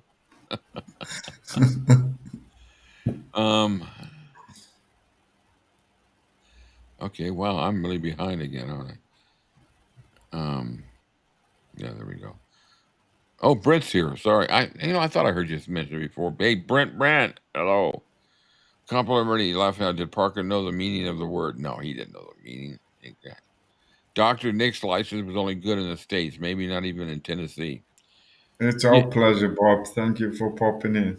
Oh, thanks, Barb. Good to see you. Always. Thanks for the kind words you sent me too. I really appreciate it. And to everybody, I said it earlier. From yesterday. I appreciate everybody's concern. I don't know, Kathleen. You gotta remind me. I lost the train of thought. I don't know where my mind was. I don't know where. I know where it is now. I don't know where it was. You'll What's have to that? refresh my memory. No, Kathleen asked me where's my mind at. Oh yeah. I said no, I can't remember now. She's gonna have to refresh my memory. Well, we've had an interesting conversation. We've been 3 hours and 10 minutes, and we've covered Priscilla. Some of the shit you know what? The more I talk about Priscilla, the more I get into this and find out things that you guys teach me on. More I get excited about in her book and reading those 3 books and drinking. Well, no, I'm just kidding. Um, Reading those books because I really want to be able to call her out on some stuff through the books. And I'm sure I'm not the only person out there that's going to do that. So what I'm going to do still is the same thing I'm going to do with 𝐸𝐞𝐥𝐸𝐻's book. Now, when his book come out, I can't read the book just out. I'm not going to do that. I could do what I'm doing where I'm allowed to do this that we do where I highlight certain sections and we discuss the book. That's permitted. I don't get copyright claims for that. When I do get copyright claims is if I was to sit here and say, okay, I'm going to read the book to you. And I just start reading the book, which is kind of stupid because I have a hard enough time speaking, much less read a book. But anyway, so when 𝐸𝐸𝐥𝐸𝐻's book comes out and I have homework to do. I need to find out exactly when that book's released. When they say the book is released at midnight on the 6th, or is it the 5th? It's released on the 5th. So that means I'll get it at midnight on the 5th. So that's not on a Tuesday either then. What day is it? Come on, pull it up. There we go. Where's the calendar? So August 5th is. Oh, it is a Sorry, Tuesday. Never mind. It is a Tuesday. But Kirsty wants to. it's not Tuesday night, Wednesday morning. It's Monday night, Tuesday morning when it's released. What Kirsty wants to know what? She asked, "What dates did you see Elvis again?" Okay, the first time I saw him, which has got a cool story behind. I could tell real quick if you guys want to hear. August 24th, 1972, the dinner show. That was at the Hilton. All right. And he wore the blue swirl lucky suit, I think they call it. And then the second time I saw him was May 11th, 1974, the matinee show where he wore the peacock suit for the very first time. And he also sang in that concert. The only time he ever sang the song was You Can Have Her, a Roy Hamilton song. And he blew the roof off with it. There's a recording out there. It's really good. I'll bring it one day and we'll play it here. What it does when he does a song, he just threw it to the band. He just threw it out, so let's do it. And he took it up and he kept taking it up another half step in the key. and then it just is. It was just. I'll take a clip of it. I won't be able to find it right here because it's within a video. So I'll take a clip of it and play it. You guys will get a kick out of it. Okay, so May 11th, 1974 was the second show I saw. Then the third show was December 30th, 1976 in Atlanta. So those were the three shows. And he wore what you saw. He wore the Arabian in that one. How were my seats? Okay, at the Hilton, there's no such thing as a bad seat. So our seats at the Hilton were in the bottom, in the front. The room is sloped. Okay, except when you get down a little bit, down towards close to the stage, that's a flatter floor, and those are tables where it sits people, and that's right in front of the stage. And then back behind that are booths as it goes back. And I think there's like maybe 5 rows of booths that I remember. So if you start at the closest to the stage booth, we were the third ones back, just right of center. And my estimate, my dad's estimate at the time, I was 14 then, was that we were approximately 40 feet away from him, which is not that far, maybe 50 feet. And in a room like that, the acoustics are spectacular. And when he walks out and the light comes on, so that's how close we were there.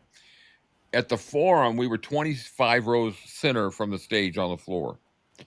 And I will never, from that point forward, I never bought floor seats unless I was within 10 rows. And the reason why is when people stand up and you're not as tall as some people, or some idiots decide they want to stand on their chairs, you don't get to see anything. And so, and everybody's the same level all the way through, even though the stage is raised. When you get further back, that raising of the stage doesn't really amount to anything. But the acoustics in the room really weren't too bad, because most of the acoustics in an arena like that are bad up high. But when you're down on the floor and the speakers are coming straight at you, it's different. You get more of a good sound. But when you sit up high, you get bounce, echo, all that. It's horrible.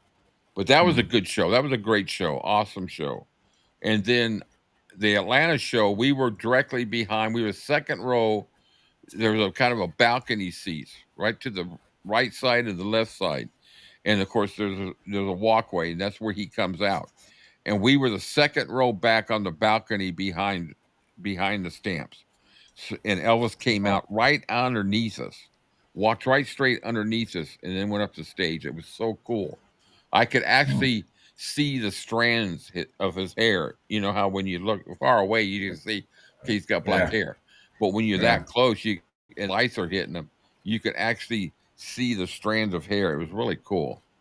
So those were the seats I had. Brent wants to know, did your dad go with you? My dad went with me to all 3 shows. Yeah.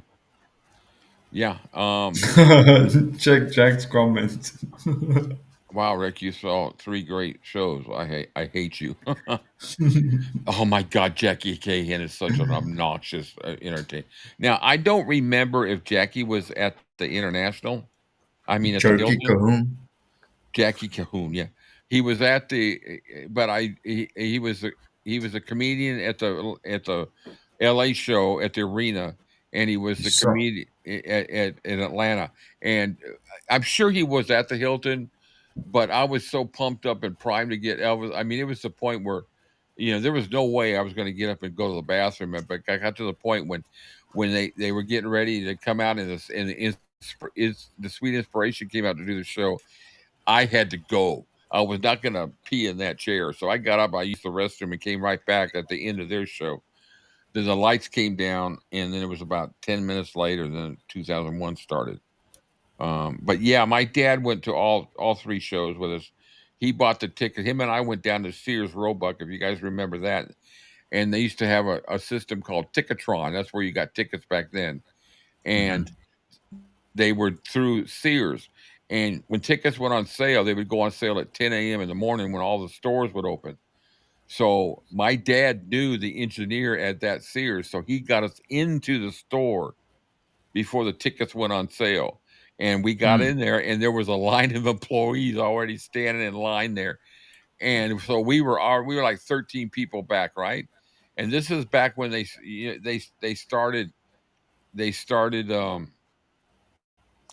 centralizing. Back earlier, you had to go to the place they were selling, where the show was, to buy the tickets. So by the time it got to us, the tickets were already for us 24 or 27 rows back. And we were only like the sixth or seventh person in line.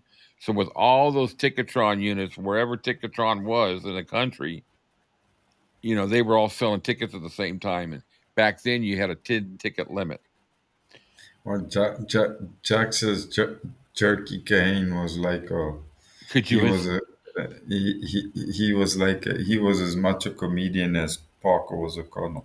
Yeah. That guy was a Lily says you could have inserted a catheter. So Jackie Cahan was not funny at all. He was obnoxious. Now, the one thing he did say in Atlanta when he came out, he says about Elvis, he said, wait till you guys see Elvis, man. He's lost some weight. He's feeling good, and it's going to be a great show. And he was right. Elvis looked good, man. I mean, he'd lost some weight. You could tell he lost some weight, and was so. You saw some of the video. He was energetic. But yeah, I was lucky enough to go to those shows actually with both my mom and dad.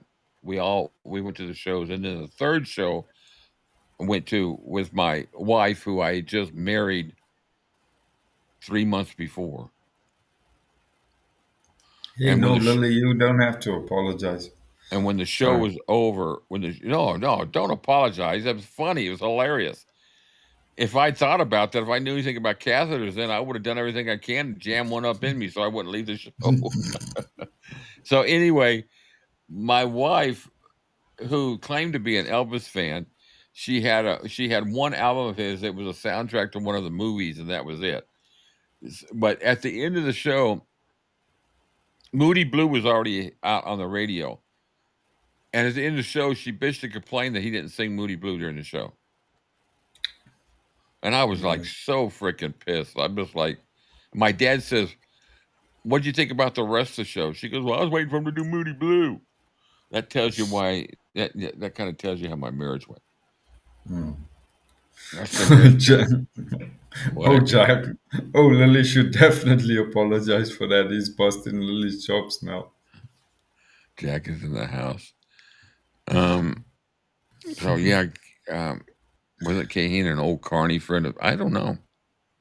I don't know if they were friends or not. I think Rick's hooked up right now. Brent, you're right. Grounds for divorce. Kathleen thinks I'm hooked up to a catheter right now. Wouldn't do me no good. Bailey would chew it right through it. That's funny, you guys. I'm not going to tell stories like that anymore. So, real quick, here's the story about the first time I saw Elvis at the Hilton. Some of you have heard it, so you can put mute or on or whatever, but I'll tell really quick. So, my mom and dad went to go see Elvis in February, the winter show at the Hilton. And they went to go see it. They wanted to also they didn't take us because they wanted to make sure the show was going to be appropriate for 14, 13, and 12-year-old. My brothers were going too.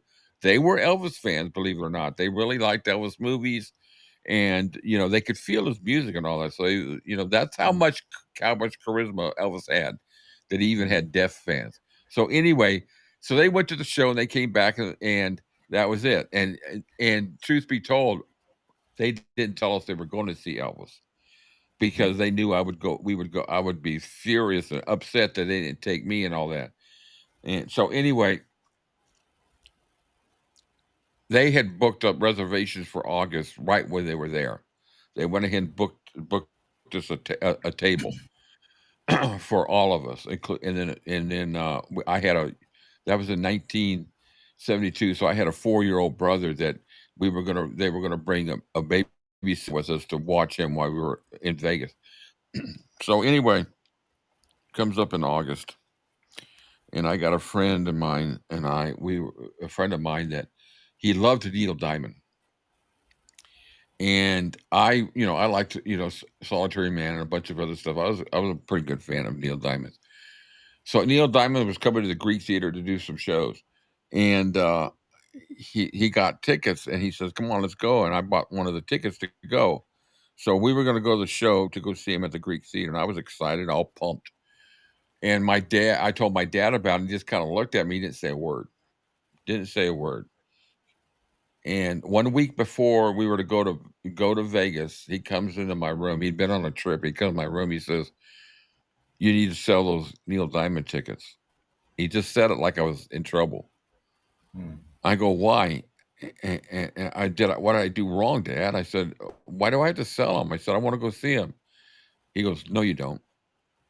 And I just kind of looked at him, and he goes, "I'll give you a choice.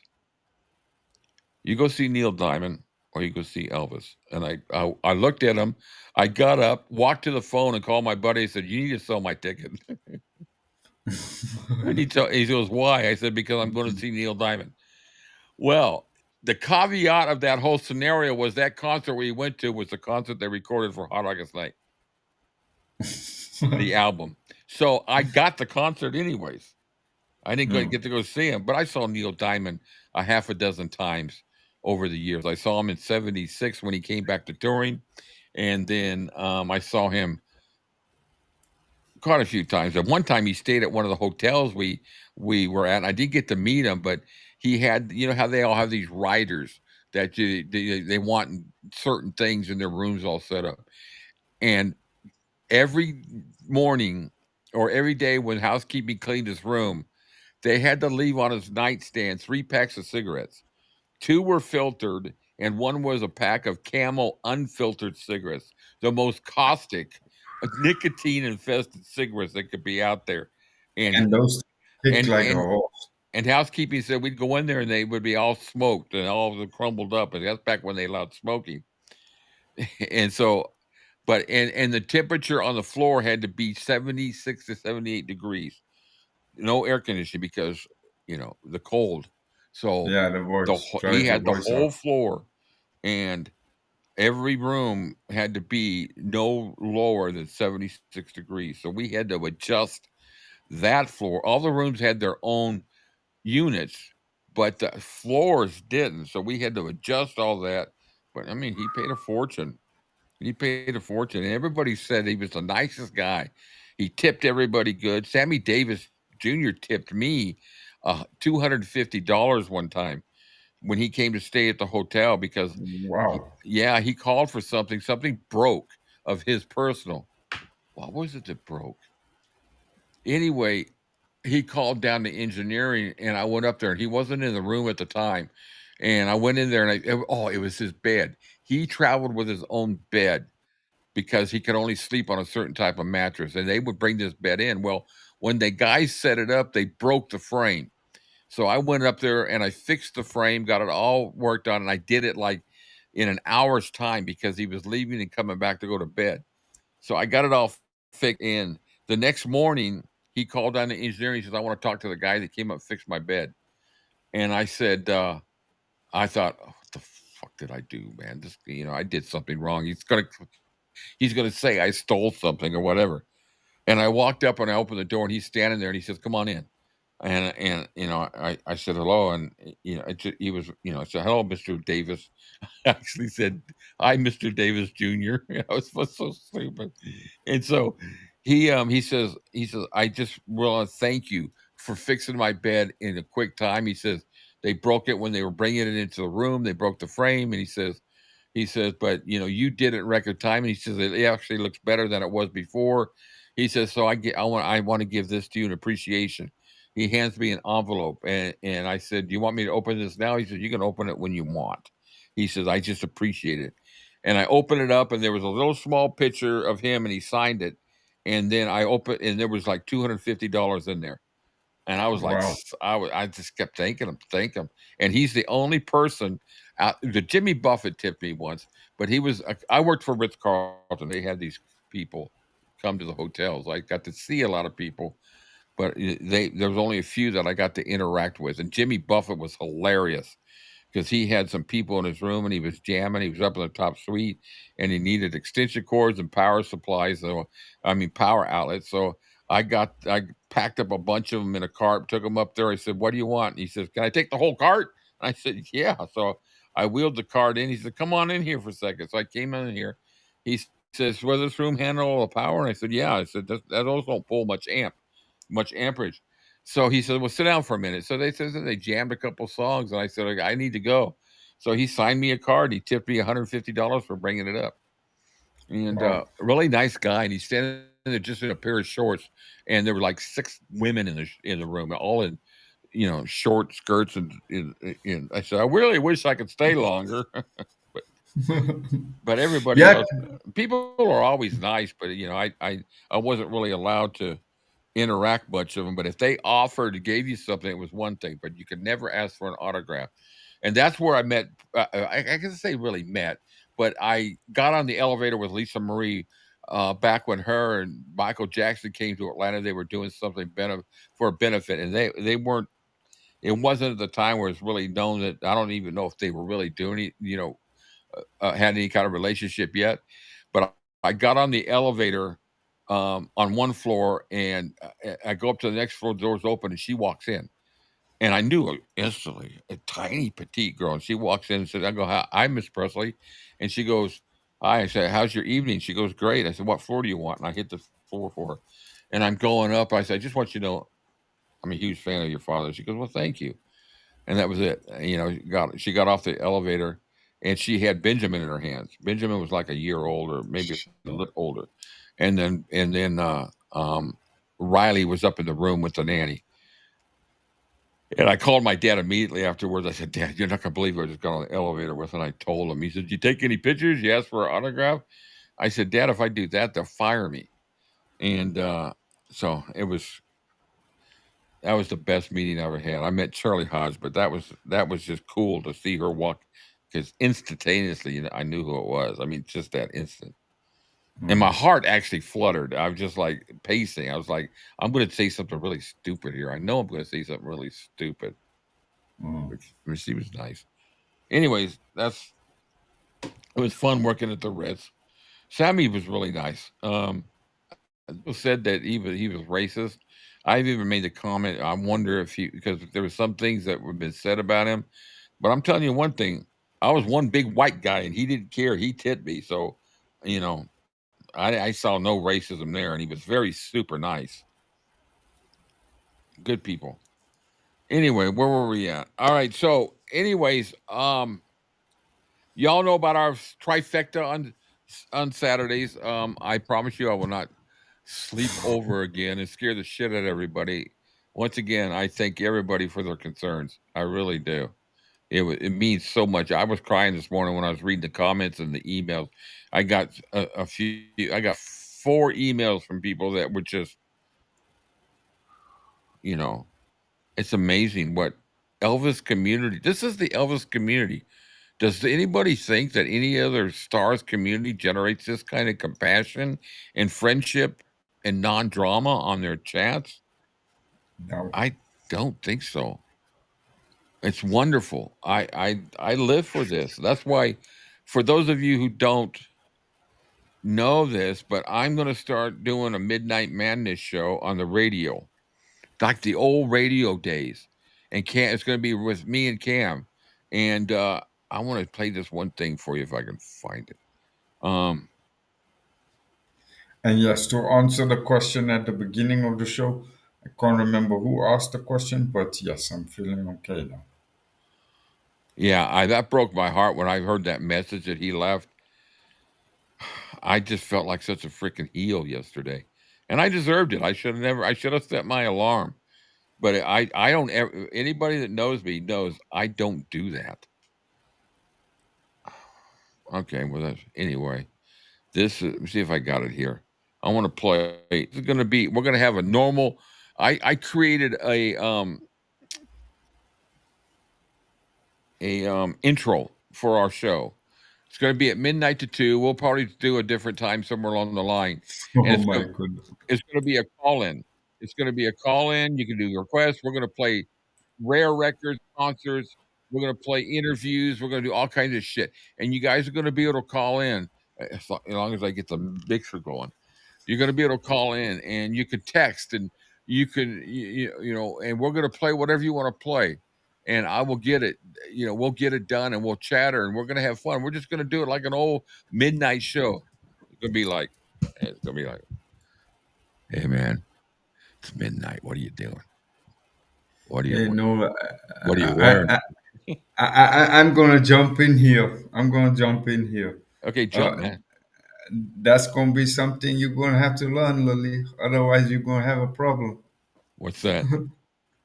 You didn't see the comment. No. What'd she say?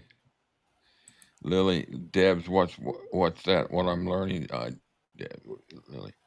It's a tough job staying on top, Lily girl. What'd she say now? I'm so far. You know what, Lily? I am okay. You know, those of you that weren't there yesterday, I had to deal with a troll out there who sent me an email that he was trying to scare me and threaten me. And it upset me because I think I'm family. What people like that would put a position, because the guy knows where I live. It was obvious because he sent me a picture of my house that he got off of Google, so he knows my address, and he put flames on it. No, sorry, Lily. Deb said it's a tough job staying at the top. So I told you, I said, no, you're gonna have to learn, otherwise you're gonna have trouble. Now Val wants to know if you're going to use the Barry White voice Oh on the yeah, radio. oh yeah. Sometimes we're gonna go. Oh yeah, we're gonna bring back those old. It's a midnight show. It can be. We're gonna do, instead of Dear Abby, we're gonna do Dear Rick and Cam. Oh, we got a letter here from Lily. Lily wants to know if I want to do Barry White. Oh, Lily, oh yeah. How y'all feeling? This is a come as you are. And how are you? There's not gonna be any holes barred, man. You guys know me. I'll say whatever I want to say, and it's gonna come to my mind. And with Cam and I, you guys aren't gonna ever leave. You guys will never sleep again. Yeah, well, Oh, Kathleen said when they start calling in, the show gonna run for 24 hours. yeah. Hey, you know what? It would be kind of easy to do that, because we're gonna say, okay, we're gonna put on a concert here for y'all to listen to. We'll let it play, and we'll Yeah. just take a quick cat nap, and then we'll wake back up. Hey, we're back and we're energized. Check Lily's comment. Do it, Rick. Do it. Do it. Oh, look who just showed up. Oh, Bunny's in the room. Oh, Bunny. Hey, Bunny. Ooh, Bunny, you came as you are, didn't you?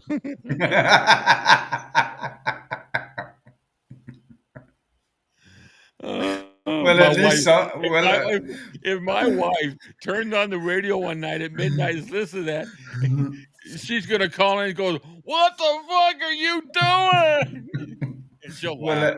She'll just laugh. She loves it. She loves us doing this this show. She sees my excitement and how much I get into. I gotta find this thing. Keep talking to him, Cam. I gotta find this thing because I want you all to. Oh, you know what? There it is. Never mind. at least the bunny came. All right, here we go, guys. This is the intro that we're gonna be using. You guys are gonna love this. Here it goes. From Elvis-A to Z, it's Midnight Madness on Blue Moon Radio. Come as you are.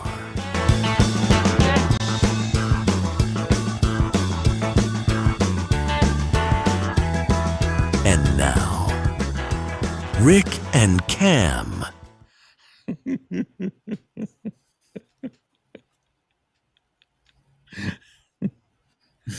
Rick, is it all? No, you guys can make requests. Oh yeah. Hey, listen, if you want to do some songs by Elvis fans, we'll do. It's going to be primarily Elvis, but you could throw out a song and say, man, it would have been great to hear Elvis do this song.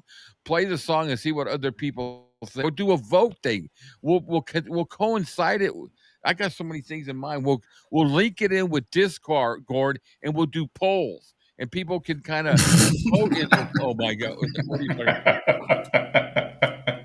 Oh my God, have we digressed into debauchery? What? Yeah, What? your comment just fits in so nicely with Kathleen's question. Oh, what? It's like at the moment I put up that comment you hit with, and we'll do polls. Oh yeah. With clothes on, come as you are, at Elvis-A-Z. Oh, I can't tell you what to wear.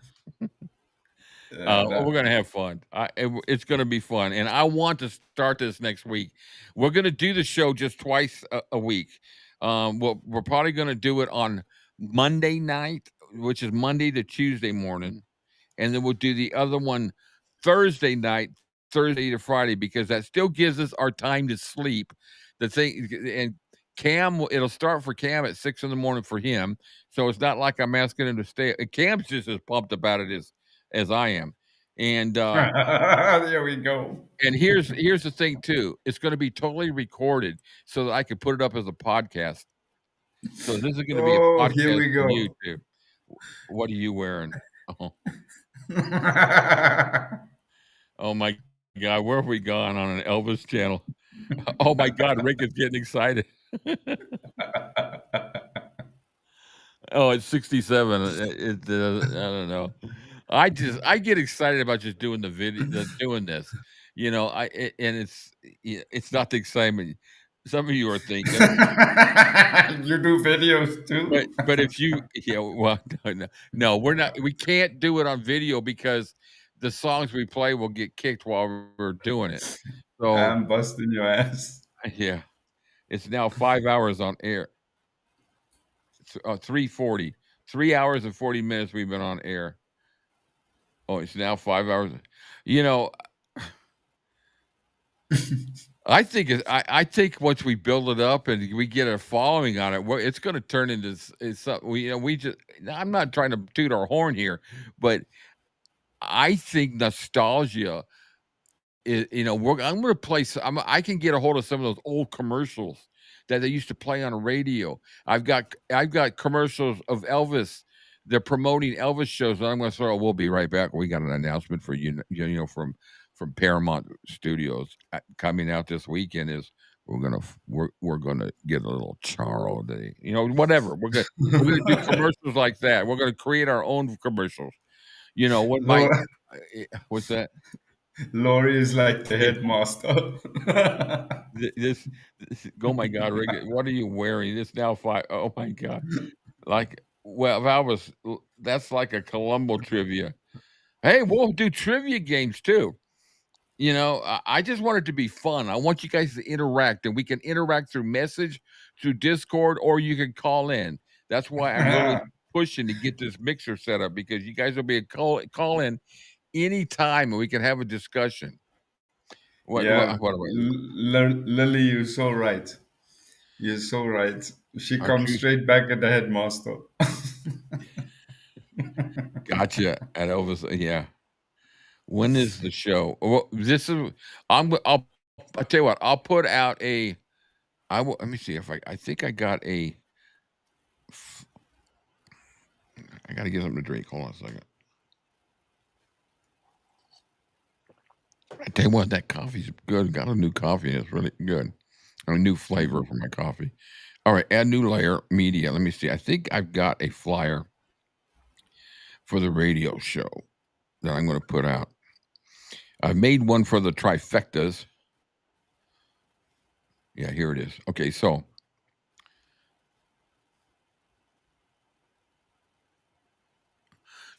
Blue Moon Radio, live from the Live 365 network, 24/7, all free, all the time. No ads. Join the live broadcast. That's going to be Monday night. Well, actually, Tuesday morning, midnight, and Thursday morning, midnight. Or Friday morning. I got to change those days. There's going to be 2 nights a week at midnight. Live with Elvis-A-Z. Requests, charity, rarities, and favors, and much, much more. So I'll have the final details out. What's today? Sunday. I'll try to get everything out by tomorrow night to everybody. I'm going to put it on Discord. So if you're not on Discord, join us. and then we're gonna still get to the movies, and the series stuff on Discord as a watch party that we can't do on YouTube. We've got that sorted out. So before I forget how to do it, we need to start doing that. I'll probably do that once a week with different stuff. So that's going to fill our weeks with stuff, and we're just going to have fun. But that's that one right there. And I really love our intro. I think it's a great intro. Susan, come as you are, dangerous. Yeah, it is. Well, at least the thing is you come in as you are in your own privacy. So it's a matter of just don't send pictures. What if you sleep in the nude? Oh my God. The conversation has just increased my viewership by 3. It's Welcome to the dangers. That's cool. Yeah. It's all in the name of fun, Susan. Whatever floats your boat. Yeah. This is It's gonna be on. I do draw a line. There's not going to be any inappropriate talk, but it's we're all adults, and there'll be I won't allow anything where there's actually banter between people that starts getting a little nasty. This is perfect. I think this is fine. But we're going to also keep this channel Elvis related. So we'll be doing music. We'll be doing interviews. I'm going to play some clips from different things that are Elvis, and I think it'll be fun. We could do a whole show. We could do instead of Dear Abby, we could spend like 15 minutes. All right, this is a Dear Rick and Ham time, or Dear Blue Moon Boys. I have a problem with my husband, or whatever. What should I do? Go find another man. So, guys, too much information, Lori says. Anyways, we're gonna keep. We're having fun here like that. But we obviously it's going to be Elvis related. But there's no harm in having fun with it all and just entertaining ourselves. But like I said, it will be moderated to the point where it's not going to be offensive. If what we do is offensive, the show might not be right for you. But I don't really want to say that, but once again, I think there might be one or two things that we said that I won't put on the show, but I'm enjoying the whole conversation we're having here. So there's nothing wrong with it all. But also too, I want people to come in and say, "Oh, this is kind of fun" and all that. But I don't want people to leave say, "Oh, that's disgusting." I'm not going to sit there and listen to this crap. But there'll be people out there anyways. When you just make some kind of offhanded little remark, then they get really defensive. But that's them. No kiss cam in the oh my dear Rick Lowe show title. Oh dear dear Dr. Rick. Oh that wow. That's pretty good, huh? And then we could do a feature with Cam, dear Dr. Cam. And what would he say? One of us could do. You could be the doctor, I'll be the counselor. Oh boy, we could really go off the rails. Huh? Whoa. Next day, man, that show was a banger. I'm going to put it on podcast. Confessions with Cam. There you go. Got caught. Oh, that guy resigned today. He resigned from his position. Did you hear about that, Cam? No. There's a CEO. There's some company called Astronomy, and the CEO. I'm getting text messages. I'm afraid to read.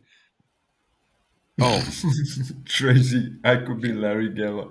Hell no. Oh, I wouldn't. Yeah, you wouldn't be able to see his hands like that.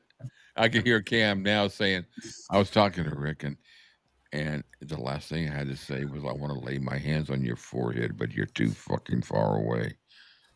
Just stuff like that. Anyway, yeah. So this guy, he's the CEO of a company called Astronomy, and there was a Coldplay concert, and they have this kiss cam where they go videos and focus on people in the audience, and they try to get them to kiss. Well, he was in a booth, obviously, had great seats, and the camera zoomed on him, and he's standing there, and he's got his arms around his human resources director. They're both married to somebody else, and when they saw him on camera, they both ducked and hid, and it was like all over social media and everything, and people were making all these memes and these videos. Some of them are pretty freaking hilarious. What a bozo. When he's sitting there, knows that they're doing a kiss cam, you would think, ooh, they might come on me. I'm not going to, But anyways, it got so bad. The company said they were going to do an investigation to their CEO having a relationship with their HR director. And so he resigned today from the position. Wow. Yeah, Lily's got a good idea. What's that? Lily Midnight Mental Madness. That's good. Yeah, we could definitely go. Wow, what a way to get caught. We will chat on Discord.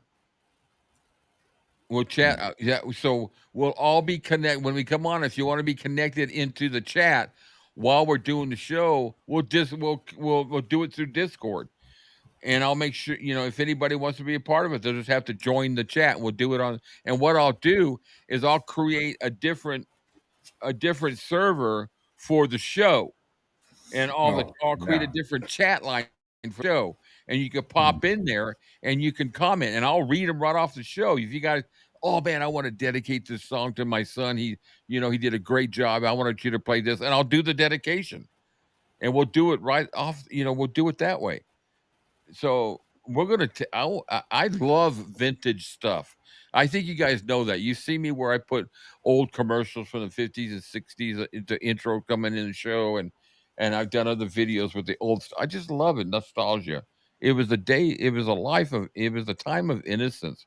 Those times weren't innocent, but it just seemed to be a little bit more innocent in the public eye on TV. And that's what I want to do. You mean that we've surpassed Steve's show in timing? Yeah, I think, yeah, Steve's show started an hour and a half ago. It was his own stupidity. Dead right, man. That, what an idiot. You're at a concert, and that there's a kiss cam because they looked at it. They kind of laughed at first, I think, if I remember correctly. My opinion is just they idiots anyway to begin with, but then to do it in public like that is just a slap in their partner's face.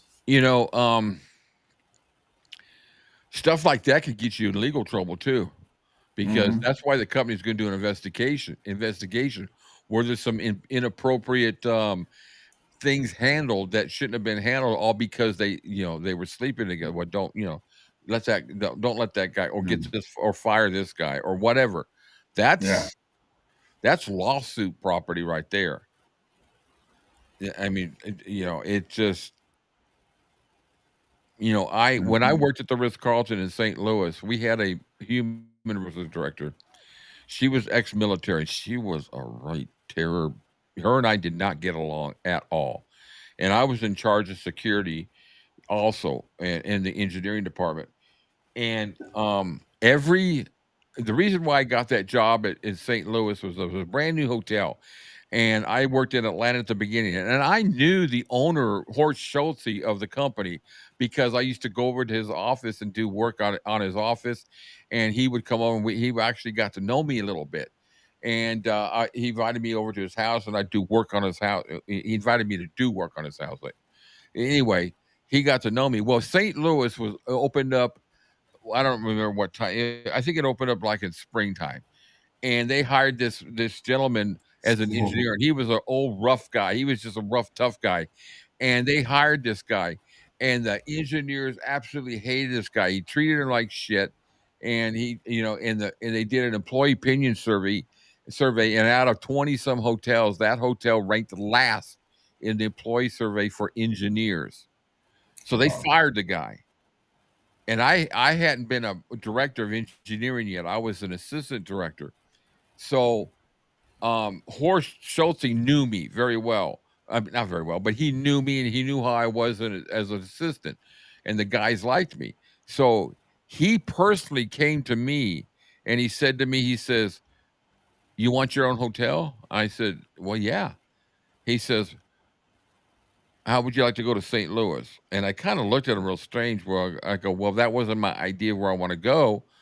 He goes, "Well, where do you want to go?" And I said, "I want to go to the Aspen property. I want the everybody wants the Aspen property. I want it. It was under construction." So he says, I said, "I'll tell you what."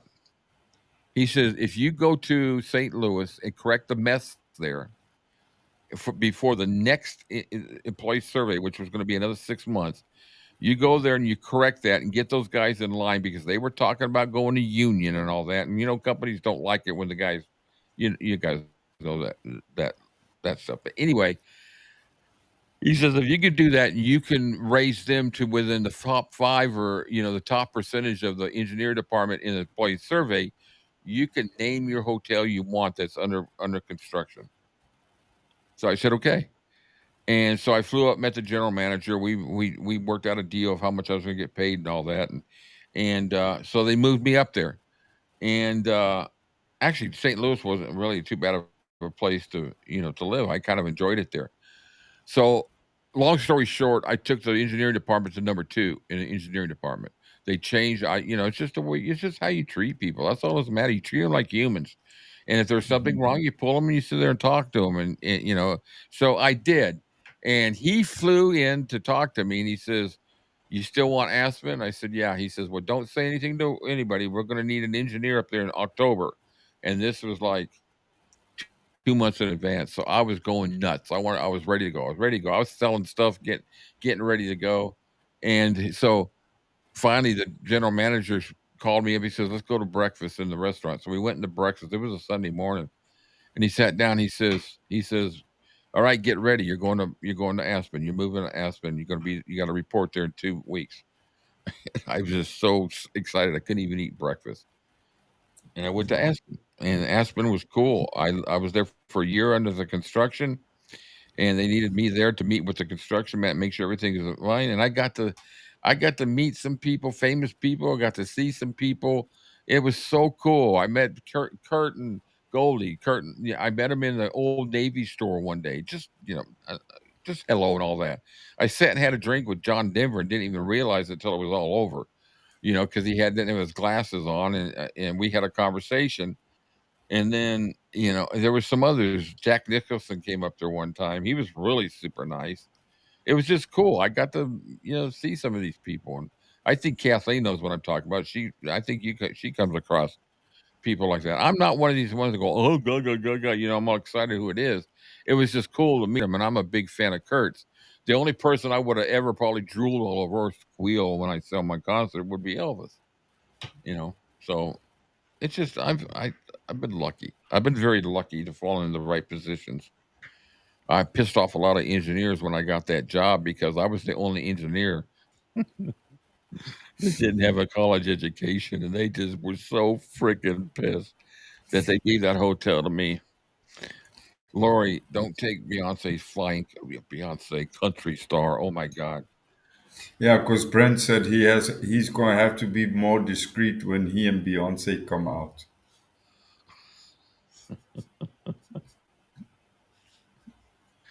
Yeah, you guys. I always thought you guys would be make a good pair. If you get matching clothes. Some of the shit she wears. I've never known her music. Kathleen, yes, they're regular. They are. When you approach them in their Yeah. in their home environment, not in the movie world, but it's like they were there, and there was Kate Hudson. She was just a little kid then. This was '92, so she must have been maybe 10 or 11, and then her brother. He's a good actor. He was in Nashville. He was on that show. There was a really good show he was on. It was pretty about 3 different couples. It was really good. And then, but I didn't know them as who they were. I just knew they were their kids, and they were just real nice. I didn't have conversations with them. I walked up to Kurt and I said, Mr. Russell, I'm a huge fan of yours. I loved you in whatever movie, The Thing. I think I said I loved you in The Thing because Tombstone hadn't come out yet. And I said you did an awesome job playing Elvis because I'm a huge fan. He goes, "Oh yeah, you're a fan of Elvis?" I go, "Yeah." And that was it. That was all the conversation. And I said hello to, I said, Miss Hahn, loved you and laughing every show. And she let out that little giggle laugh she always did. Thank you. And that was it. That's all I ever said to any of them. I'm a fan. I'll leave you alone. I never wanted to bother them because a lot of people just want to go free. Jack Nicholson was in a bar it was a restaurant bar and he was sitting at a table and I was sitting at the table actually on the behind him. And so we were back to back, and I didn't know it was him. And when I stood up and put the chair back, I accidentally hit his chair, and he kind of turned around. And I looked at him. Oh, I'm so sorry. I said, "You're Jack Nicholson. I loved you in The Shining," and that's all I said. Thank you for visiting Aspen. He goes, "I don't visit. I actually got a house here." It's fun. But I love telling those. I love telling those stories. I don't do it to brag. I just do it because I've been very lucky to have a very eclectic life with the different jobs I've done, and different experiences, and I've gotten to travel in one aspect the world for free. Though I didn't go to a whole lot of places. I went to Australia when they were looking for where to build a hotel. I went to Kapalua, Hawaii, where is Kapalua that they built a hotel there. Cool hotel. Everything was underground for the back of the house. It was really cool. And then I went to Spain when they had Barcelona when they built the Ritz there, and the Olympics were going on. Um, and that's all the outside of the country. Everything else is just here in the States. So I'm lucky. I just fall in the. I seem to always be in the right place at the right time. You know, except for when I fall asleep. Well, I never been to Spain, Really? but I kind of like the music. Yeah. The thing about it is when I went to these places, I never really I really didn't get to see the places because it was Because work. you literally in there, you do the job, you out, you on Yeah. to the next one. The only Yeah. place we got, and we weren't going to leave the hotel in Barcelona because security was so freaking tight. But when I went to Australia, they gave us 3 days off to go do what you want, and we just went around, drove around, and checked things out. And I was just tired. I wanted to go to the hotel and sleep. I thought, well, I'll come back down here one day, and I got to thinking that flight was so long and freaking tiring. I don't want to ever fly that far again. But I tell you what, when we flew in, it was daylight and it was starting to get dark, and the lighting, it was just the most incredible sight I ever saw. It was just absolutely beautiful. It was Sydney is where we flew into. Unbelievable. Yeah, I better watch out. Lily's watching. Lily's listening to me with a hawk's ear. She caught on to my pun there at the beginning of your sentence. She said, yeah, she heard me. And now Val's coming. Yeah, this Val's coming adding on to it now. Yeah, Kathleen, I grew up in Los Angeles, and I was just used to seeing people now and then. Mark Harmon lived 3 blocks, maybe 5 blocks from us. Not very. I could walk to his house, but he was a quarterback at UCLA at the time, and his dad was a coach, and we just knew him as a football player at the time. So and we used to see my dad and I would try to drive by Elvis's house wherever it was at the time in Hollywood. We always wanted when we knew he was in town filming, he would always say, "Let's go down and see if we can catch Elvis." And we drive by and we stand outside the gates and nothing happened. Nothing happened. And one day the gates opened up and a car pulled out and it was nobody that we could even recognize that pulled out. And then so, we just never of all the people, but when we would go down there and be driving around and we'd be down in an area, maybe I can't even think of some of the areas down Beverly Hills or whatever. There was 2 or 3 times we saw Elizabeth Montgomery pull out in a convertible, who I thought was gorgeous. Elizabeth Montgomery's Bewitched. And then we saw Dennis Wilson one time. I saw Dennis Wilson down at the beach one time. He was surfing, but it was just you get used to it. It just I was never one of those Gaga type of guys, except for Elvis. He's a different plateau. He's just a different level than even the biggest name stars. John Wayne, I got to see quite a few times because he had a theater down at Knott's Berry Farm opened up, and they used to do free concerts. You buy a ticket to go to the park, and you got to see the concerts for free. And he would come down there sometimes to promote it and do an ad. And I was always going to these concerts. I saw Ricky Nelson. I saw we were there. You look it up. Google the Everly Brothers breakup. They broke up at the Knott's Berry Farm John Wayne Theater, and we were 3 rows from the stage when when one of them slammed the guitar down and said it's over, and they broke up for years. So we saw him. Saw Johnny Rivers there. And had this water curtain. It was really cool. I loved concerts. I loved going to concerts. I tried so hard to get to the Monkees concert, could never get tickets. The good old days, fun. So we've gotten off the topic of Elvis. So I think I've enjoyed this, and I thank you again. I thank everybody for your support and understanding about yesterday. It was I was so disappointed with myself from falling asleep. To me, it was a failure for me to fall asleep when I got something to do. It's just that's me. And I appreciate the comments and saying don't worry about that. You guys have given me that, and it's great support. But internally, it's just I don't like it when I do stuff like that because I feel like I've let people down, and I've hurt people. And once again, I will never. I've apologized. I will apologize to the day I die for that. It breaks my heart, but I love this. I love Cam. I love you guys. It just makes my day to sit here and talk for 4 hours about Elvis, about radio, about anything. This is what we do it for. Cam and I talk about it all the time. I definitely feel better now. Now I'm sitting with the opposite problem. Now I'm psyched. Now I've got so much energy to go. I'm gonna have to start dialing down the energy in a couple of hours, and I don't know how I'm gonna do that. I don't know. What time is it? 5? It's 5 for me, so that makes it 11 for you. Hmm. Yeah, I don't know. I don't know what to tell you how to dial it down. I'm gonna fix me some dinner here in a minute, and then I'm gonna start working on the plans for the radio show, and I'm gonna put something out. Oh, Kyle said he sent the links for the. If anybody's interested, I'll put the links for all that. I'll put them on Discord, and I'll put them on the description below in this. So if anybody's interested in the links to that post that he put about Lisa Marie, I'm gonna check all the links out because it really interests me. It might expand our conversation later when we get to the point of comparing the books. Kyle puts out some great stuff. If most of you probably know Kyle. He's got an awesome channel, and he puts out some really deep dives on stuff, and he gets flack. Sorry, I just spit all over my microphone. Jesus.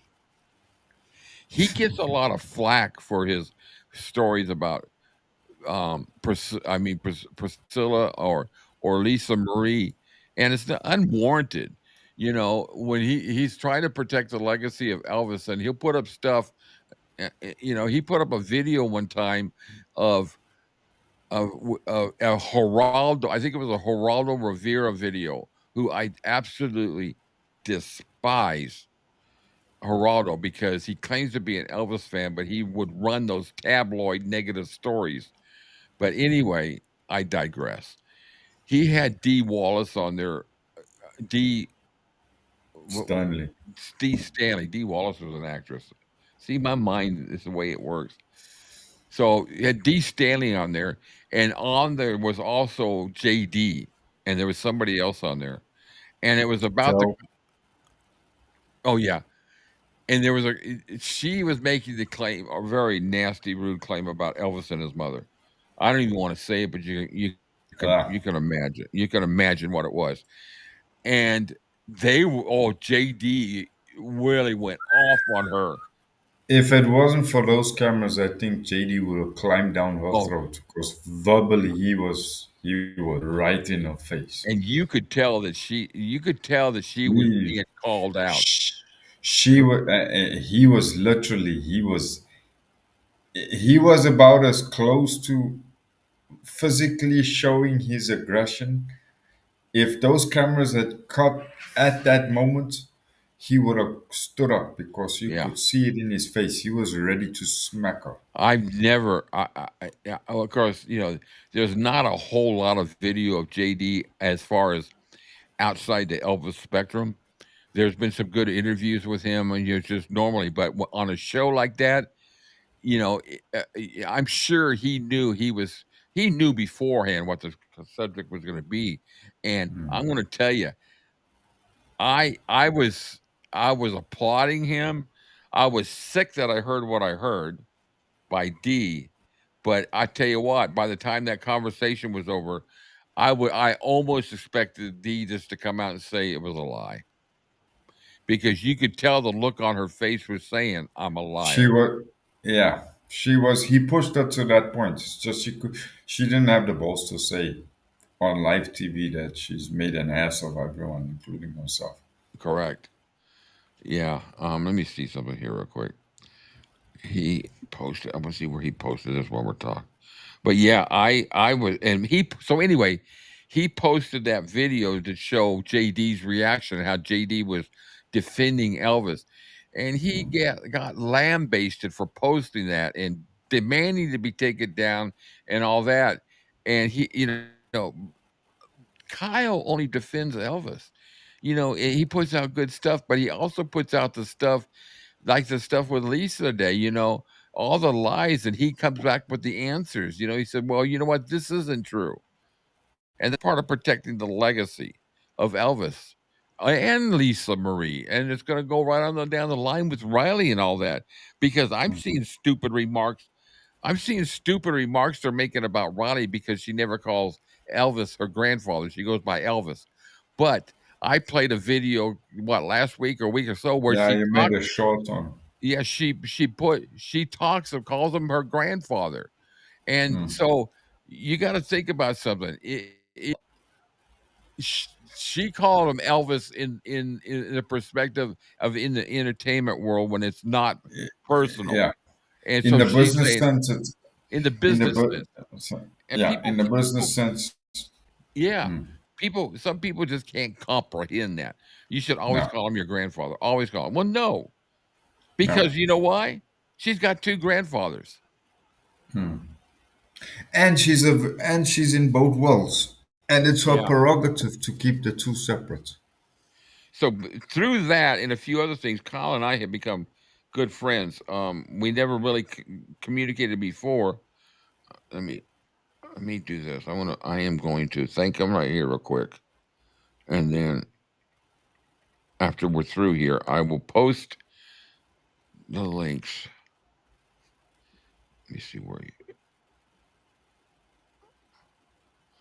Geez, I love iPhone, but sometimes. All right. Anyways, I'll get it posted somewhere through Discord.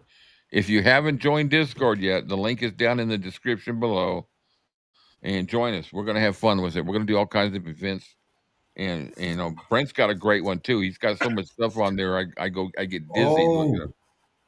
Oh, oh yeah, I forgot about that. Rich moved the show to tonight. That's a good yeah, thing. yeah. He's got one in an hour and 45 minutes. Yeah, what time is it? It's 5:15 right now for us. Jesus, man, we've been on here for 4 hours, Yeah, we hit the marathon episode for coffee date. and I was just joking. Last night said we're gonna go 5 hours, didn't I? We hit marathon episode for coffee date. And we never stopped talking. And we still got 18 people with us. Oh my God! And I've missed 115 comments. Yeah, thanks for the reminder, Susan. I forgot about that. Well, I guess what I'm going to do to get rid of my excess Oh yeah, energy. you're gonna watch Rich, so it'll put you to sleep. That's what you're saying. I busted you on that one. You got Yeah, me. you got me good on that I one. got you that. Susan saw that, Rick. Love JD on that. Yeah. Deb goes 4 hours and 15 minutes. And a lot of you been with us from the we love you guys, man. Thank you, Seriously. guys. We absolutely love you Well, you guys. guys are the greatest. We couldn't ask for better. You make you make This my is a highlight week. of the week, really. This show really is the highlight of, a person looks back and, well, I do every Sunday when we're done. I look back Yeah. and I go, if the shows end like this every week, the effort we put in this week is well spent. I have a therapist. Actually, I have a nurse that comes in. They come to my house, and I have Kathleen says, Kathleen says, and I'm still here and you must all my comments. Oh, trust me, I print every chat out and I reread them. I apologize. I really, what I need to do is and it's my fault, is get Cam in the habit of having it pop across the screen and I'll read it because I'm always looking at the I screen part. So I do, but for yeah, but for s- but for some reason they don't stay up anymore. no, They I'll set the timing. I'll set the timing on uh, it. I put the oh. timing on there before because some of them I forget to take off and they're blocking the ones on the screen. So Hmm, I'll reset the timing to go maybe 20, 30 seconds or something like that, or hmm. just leave them permanent until you take them off hide. Hey, But what yeah, time? What time is Rich's show? at 7 our time, so that's So 6. That's 1 o'clock for you. okay, that's okay. That's a couple of hours. I'm gonna be wired by that time anyway, so Yeah, she had no leg to I'm not. stand on because yeah, you're right. I'm still here and you missed all our God. I was like, I feel bad about that now. I really try to catch on, but you guys get into some conversations, and it's just like I feel like I'm sitting there going all the way through. What do you call a guy with no femur? I don't know what. Tony. Oh my God. Oh my God, can't well Rick catch on to the earlier. Oh, I'll catch on. Oh yeah, he'll catch on when he reads back the chats in I have a order. He'll catch I on. have a folder that I automatic I don't I the only videos see these are all saved on a server for this company I go through. These are all recorded and I don't download them because I've already got them up on the internet in YouTube. So if I ever need them, I just pull them off of there because these are such large files that it takes up space on my computer. So I just delete the actual videos. The only ones I don't delete is when we record ones that aren't broadcast live, like inside the studio, because I pull it out and I edit them, get them all ready. So, but there's a setting I set for all my lives where it does two things. It's really cool. This company I use. I don't know if it does it in other places, but I check a box and it'll record all the chats, so I can print up a sheet of all the chats. It tells me the minute, the second it happened, who it was, all the way down, and then I'm able to print up a transcription of the whole show.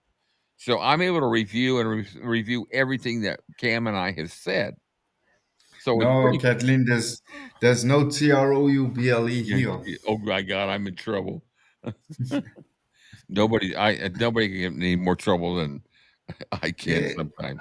My I- I'm language getting my language I'm goes get just off sometimes. I'm getting worried now. Lily's been cheating on Elvis with Robert Plant.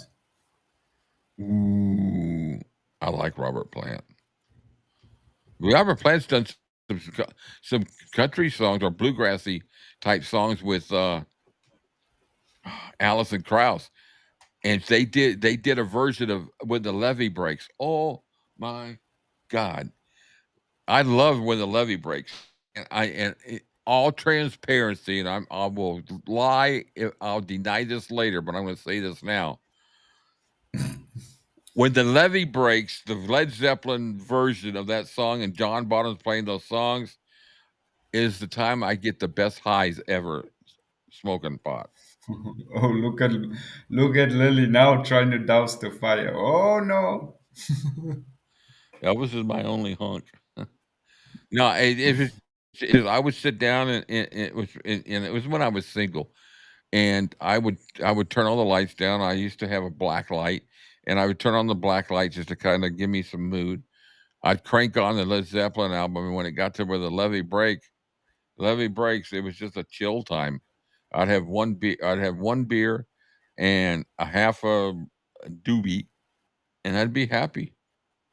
I'd be happy. He's he's still going, right? Ooh, Robert Plant. oh yeah, Yeah. yeah. He's still around. And He does stuff with what's the other guy's name that used to play bass for him? John Paul Jones. Yeah, he. I think as far as I know, it's only them two that are still around. Yeah, John Paul Jones only does productions now, produces. No, Jimmy Ah. Page does stuff too. Oh, yeah. I'm thinking Jimmy Page. Yeah, Yeah, Jimmy Jimmy Page. Page does stuff. He does producing, and I think he plays on some collaborations. Of course, Bonham's gone, but his Yeah, son Jason is an incredible drummer, yeah. and he's Did you filled in a see? few times Did you see him accompany Hart at the at the awards. Oh at yeah, the? Yeah. Plant was tearing Eh, up. I closed my eyes and you could have sworn it was Bonham playing. Everybody that did a tribute song during that thing did a great job. Kid Rock nailed um, the one song he did. I can't remember what it was now. It's one of my favorite songs of Zeppelin. Maybe somebody out there knows. Ramble On.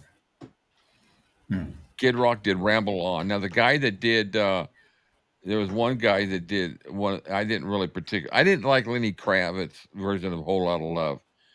He took it, made it too Lenny Kravitz. But Kid Rock, I love watching him. He just rocks.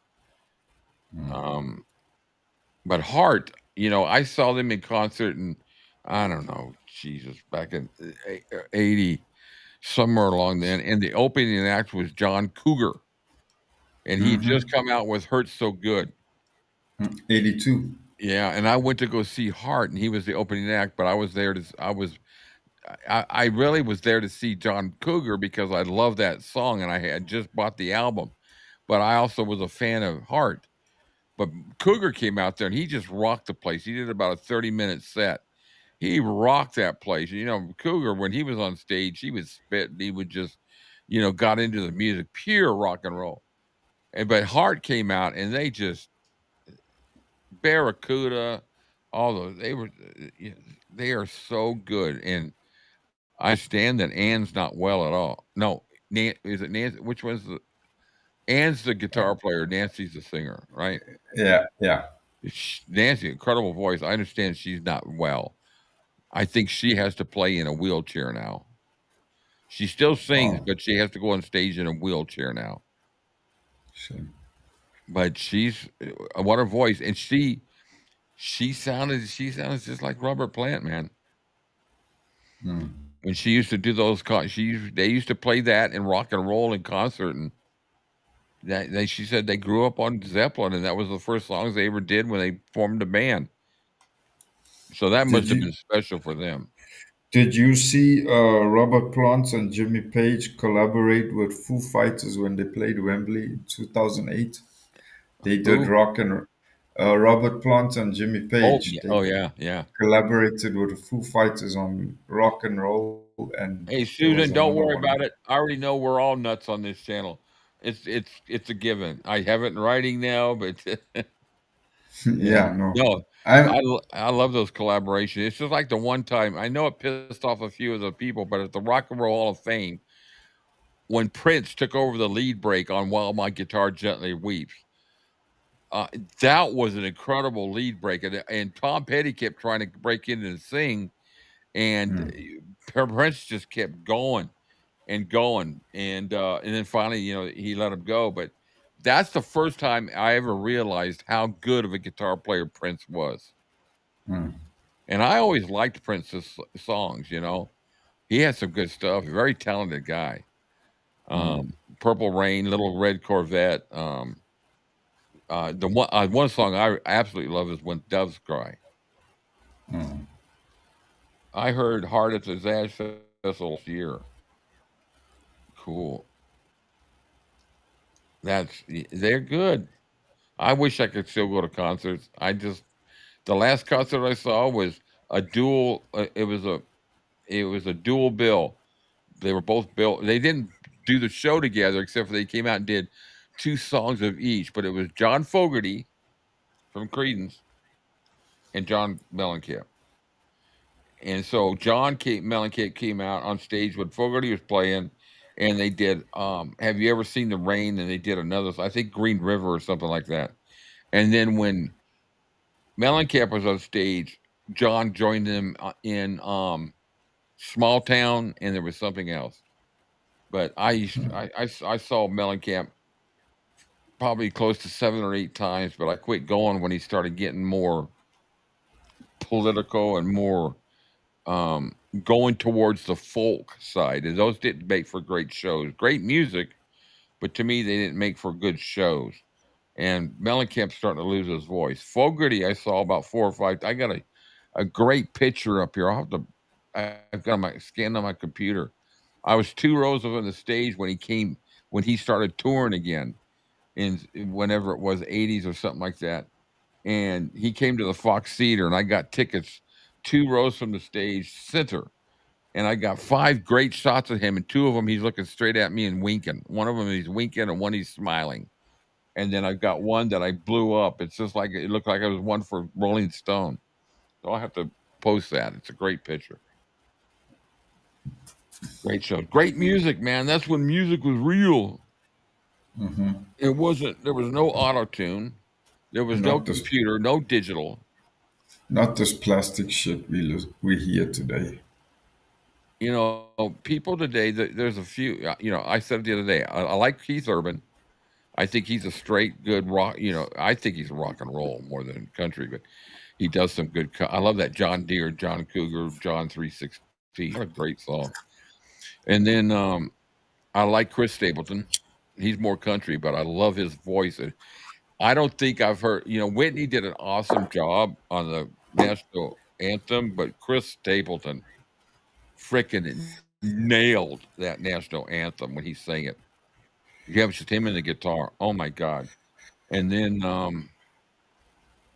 who else today would be classified as John Fogerty's, but he's still he's to the old class.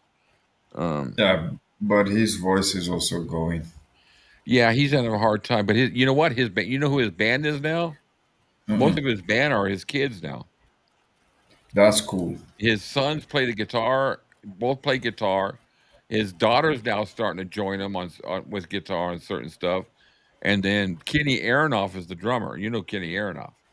Yeah, he played with John for Yeah, years. and he's played with everybody.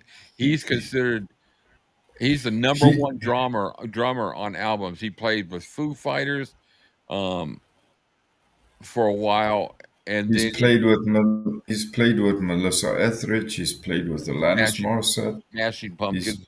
Smashing Pumpkins. He's played with who's it now? I lost my train of thought. He's played with Joe Cocker, I think. And not only that, he does a YouTube channel to teach people about drumming. He's in my opinion, after Ronnie Todd, he's my favorite drummer. Yeah, he's got to be the hardest working person in music. Without I mean, the guy is when they do interviews with him, he can't sit still. Did you see his interview he did with Rick Beato? No. On his channel? My God, that guy takes his craft so seriously. Oh, yeah. His whole life revolves around his drumming, and the way he talks about it, it's to him it's chemistry. It's And not he's got an interesting story of how he got into it too. Yeah, and he talks about how he's structured his diet around it, how he structured his fitness plan around it, how he doesn't partake in things that send his stress levels through the roof. It's everything, his entire life, because he believes that's my craft, that's what I'm good at, and that's what keeps me in the business. So it deserves all my attention. Everything in my life revolves around my drumming and the Yeah. quality of product that I put out there. It's just amazing. I mean, he did a 2 hour, I think it was a 2 hour interview with Rick Beato. It's on YouTube. Yeah, he's good. I watched the whole thing. It All was right, like guys. the Hey, listen, it's 5:30, and I gotta eat something and everything because I want to make Rich's show today. I missed it last week because I was just so freaking exhausted. But or I think there was something. Oh, I would think I was sick last week. Anyway, um, the fact that we still have almost 20 people online with us after 4.5 hours is so heartwarming, and I love it. You know, somebody made the remark to me. They said, "Well, you only get this many views." I said, "I don't care.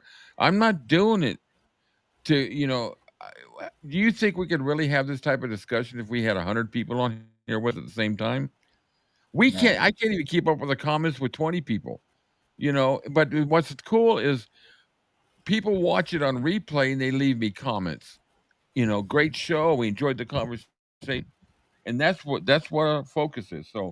Um, so I'm going to scroll through the comments and say goodbye because this one can't be a long bye because if I don't get up, I'm going to need a catheter here in a minute. So, all right. So who we got here? Let me get. Holy crap! Did I have 60 messages? Deb, thanks. It was great to see you. I love seeing you here. Um, hope it's starting to cool down a little bit. Susan, yes. Kathleen, always fun to see you. And Deb again. We got Val, you two. Um, Lily, thank you, Lily, for your support. Laurie that joins us every week Well, also. yeah, Lori, we Brent, Rich, Brent, Brent. Rich. Yeah, I mean, this is our brother from another mother. You know, I'm not saying that. That was there was a Dan Fogelberg album named something along that line. Something about different brothers. Fogelberg was good. Um, Kathleen, Lily, look at that. I'm going to scroll up real quick. I just want to make sure I acknowledge people. I got to figure out a way to. Dylan in his absence, get well. Yeah, Dylan. I think we said it at the beginning, but we're thinking of you. I'll give you. It's late for Tracy, you, but I'll give you. I'm going to give him a shout tomorrow. Yeah, Tracy was on board too earlier. I don't know if she's still here, but she's still here. we got 21. Oh yeah, there she is. This one has to be epic. You're right. You're right. I might have to put this in a 4-part series on the podcast. Number one. We'll get a couple of good bloopers out of this one, I'm sure. Oh yeah, we got some bloopers. I'm creating a good blooper reel of some of our videos. And I still want to start making some blooper reels.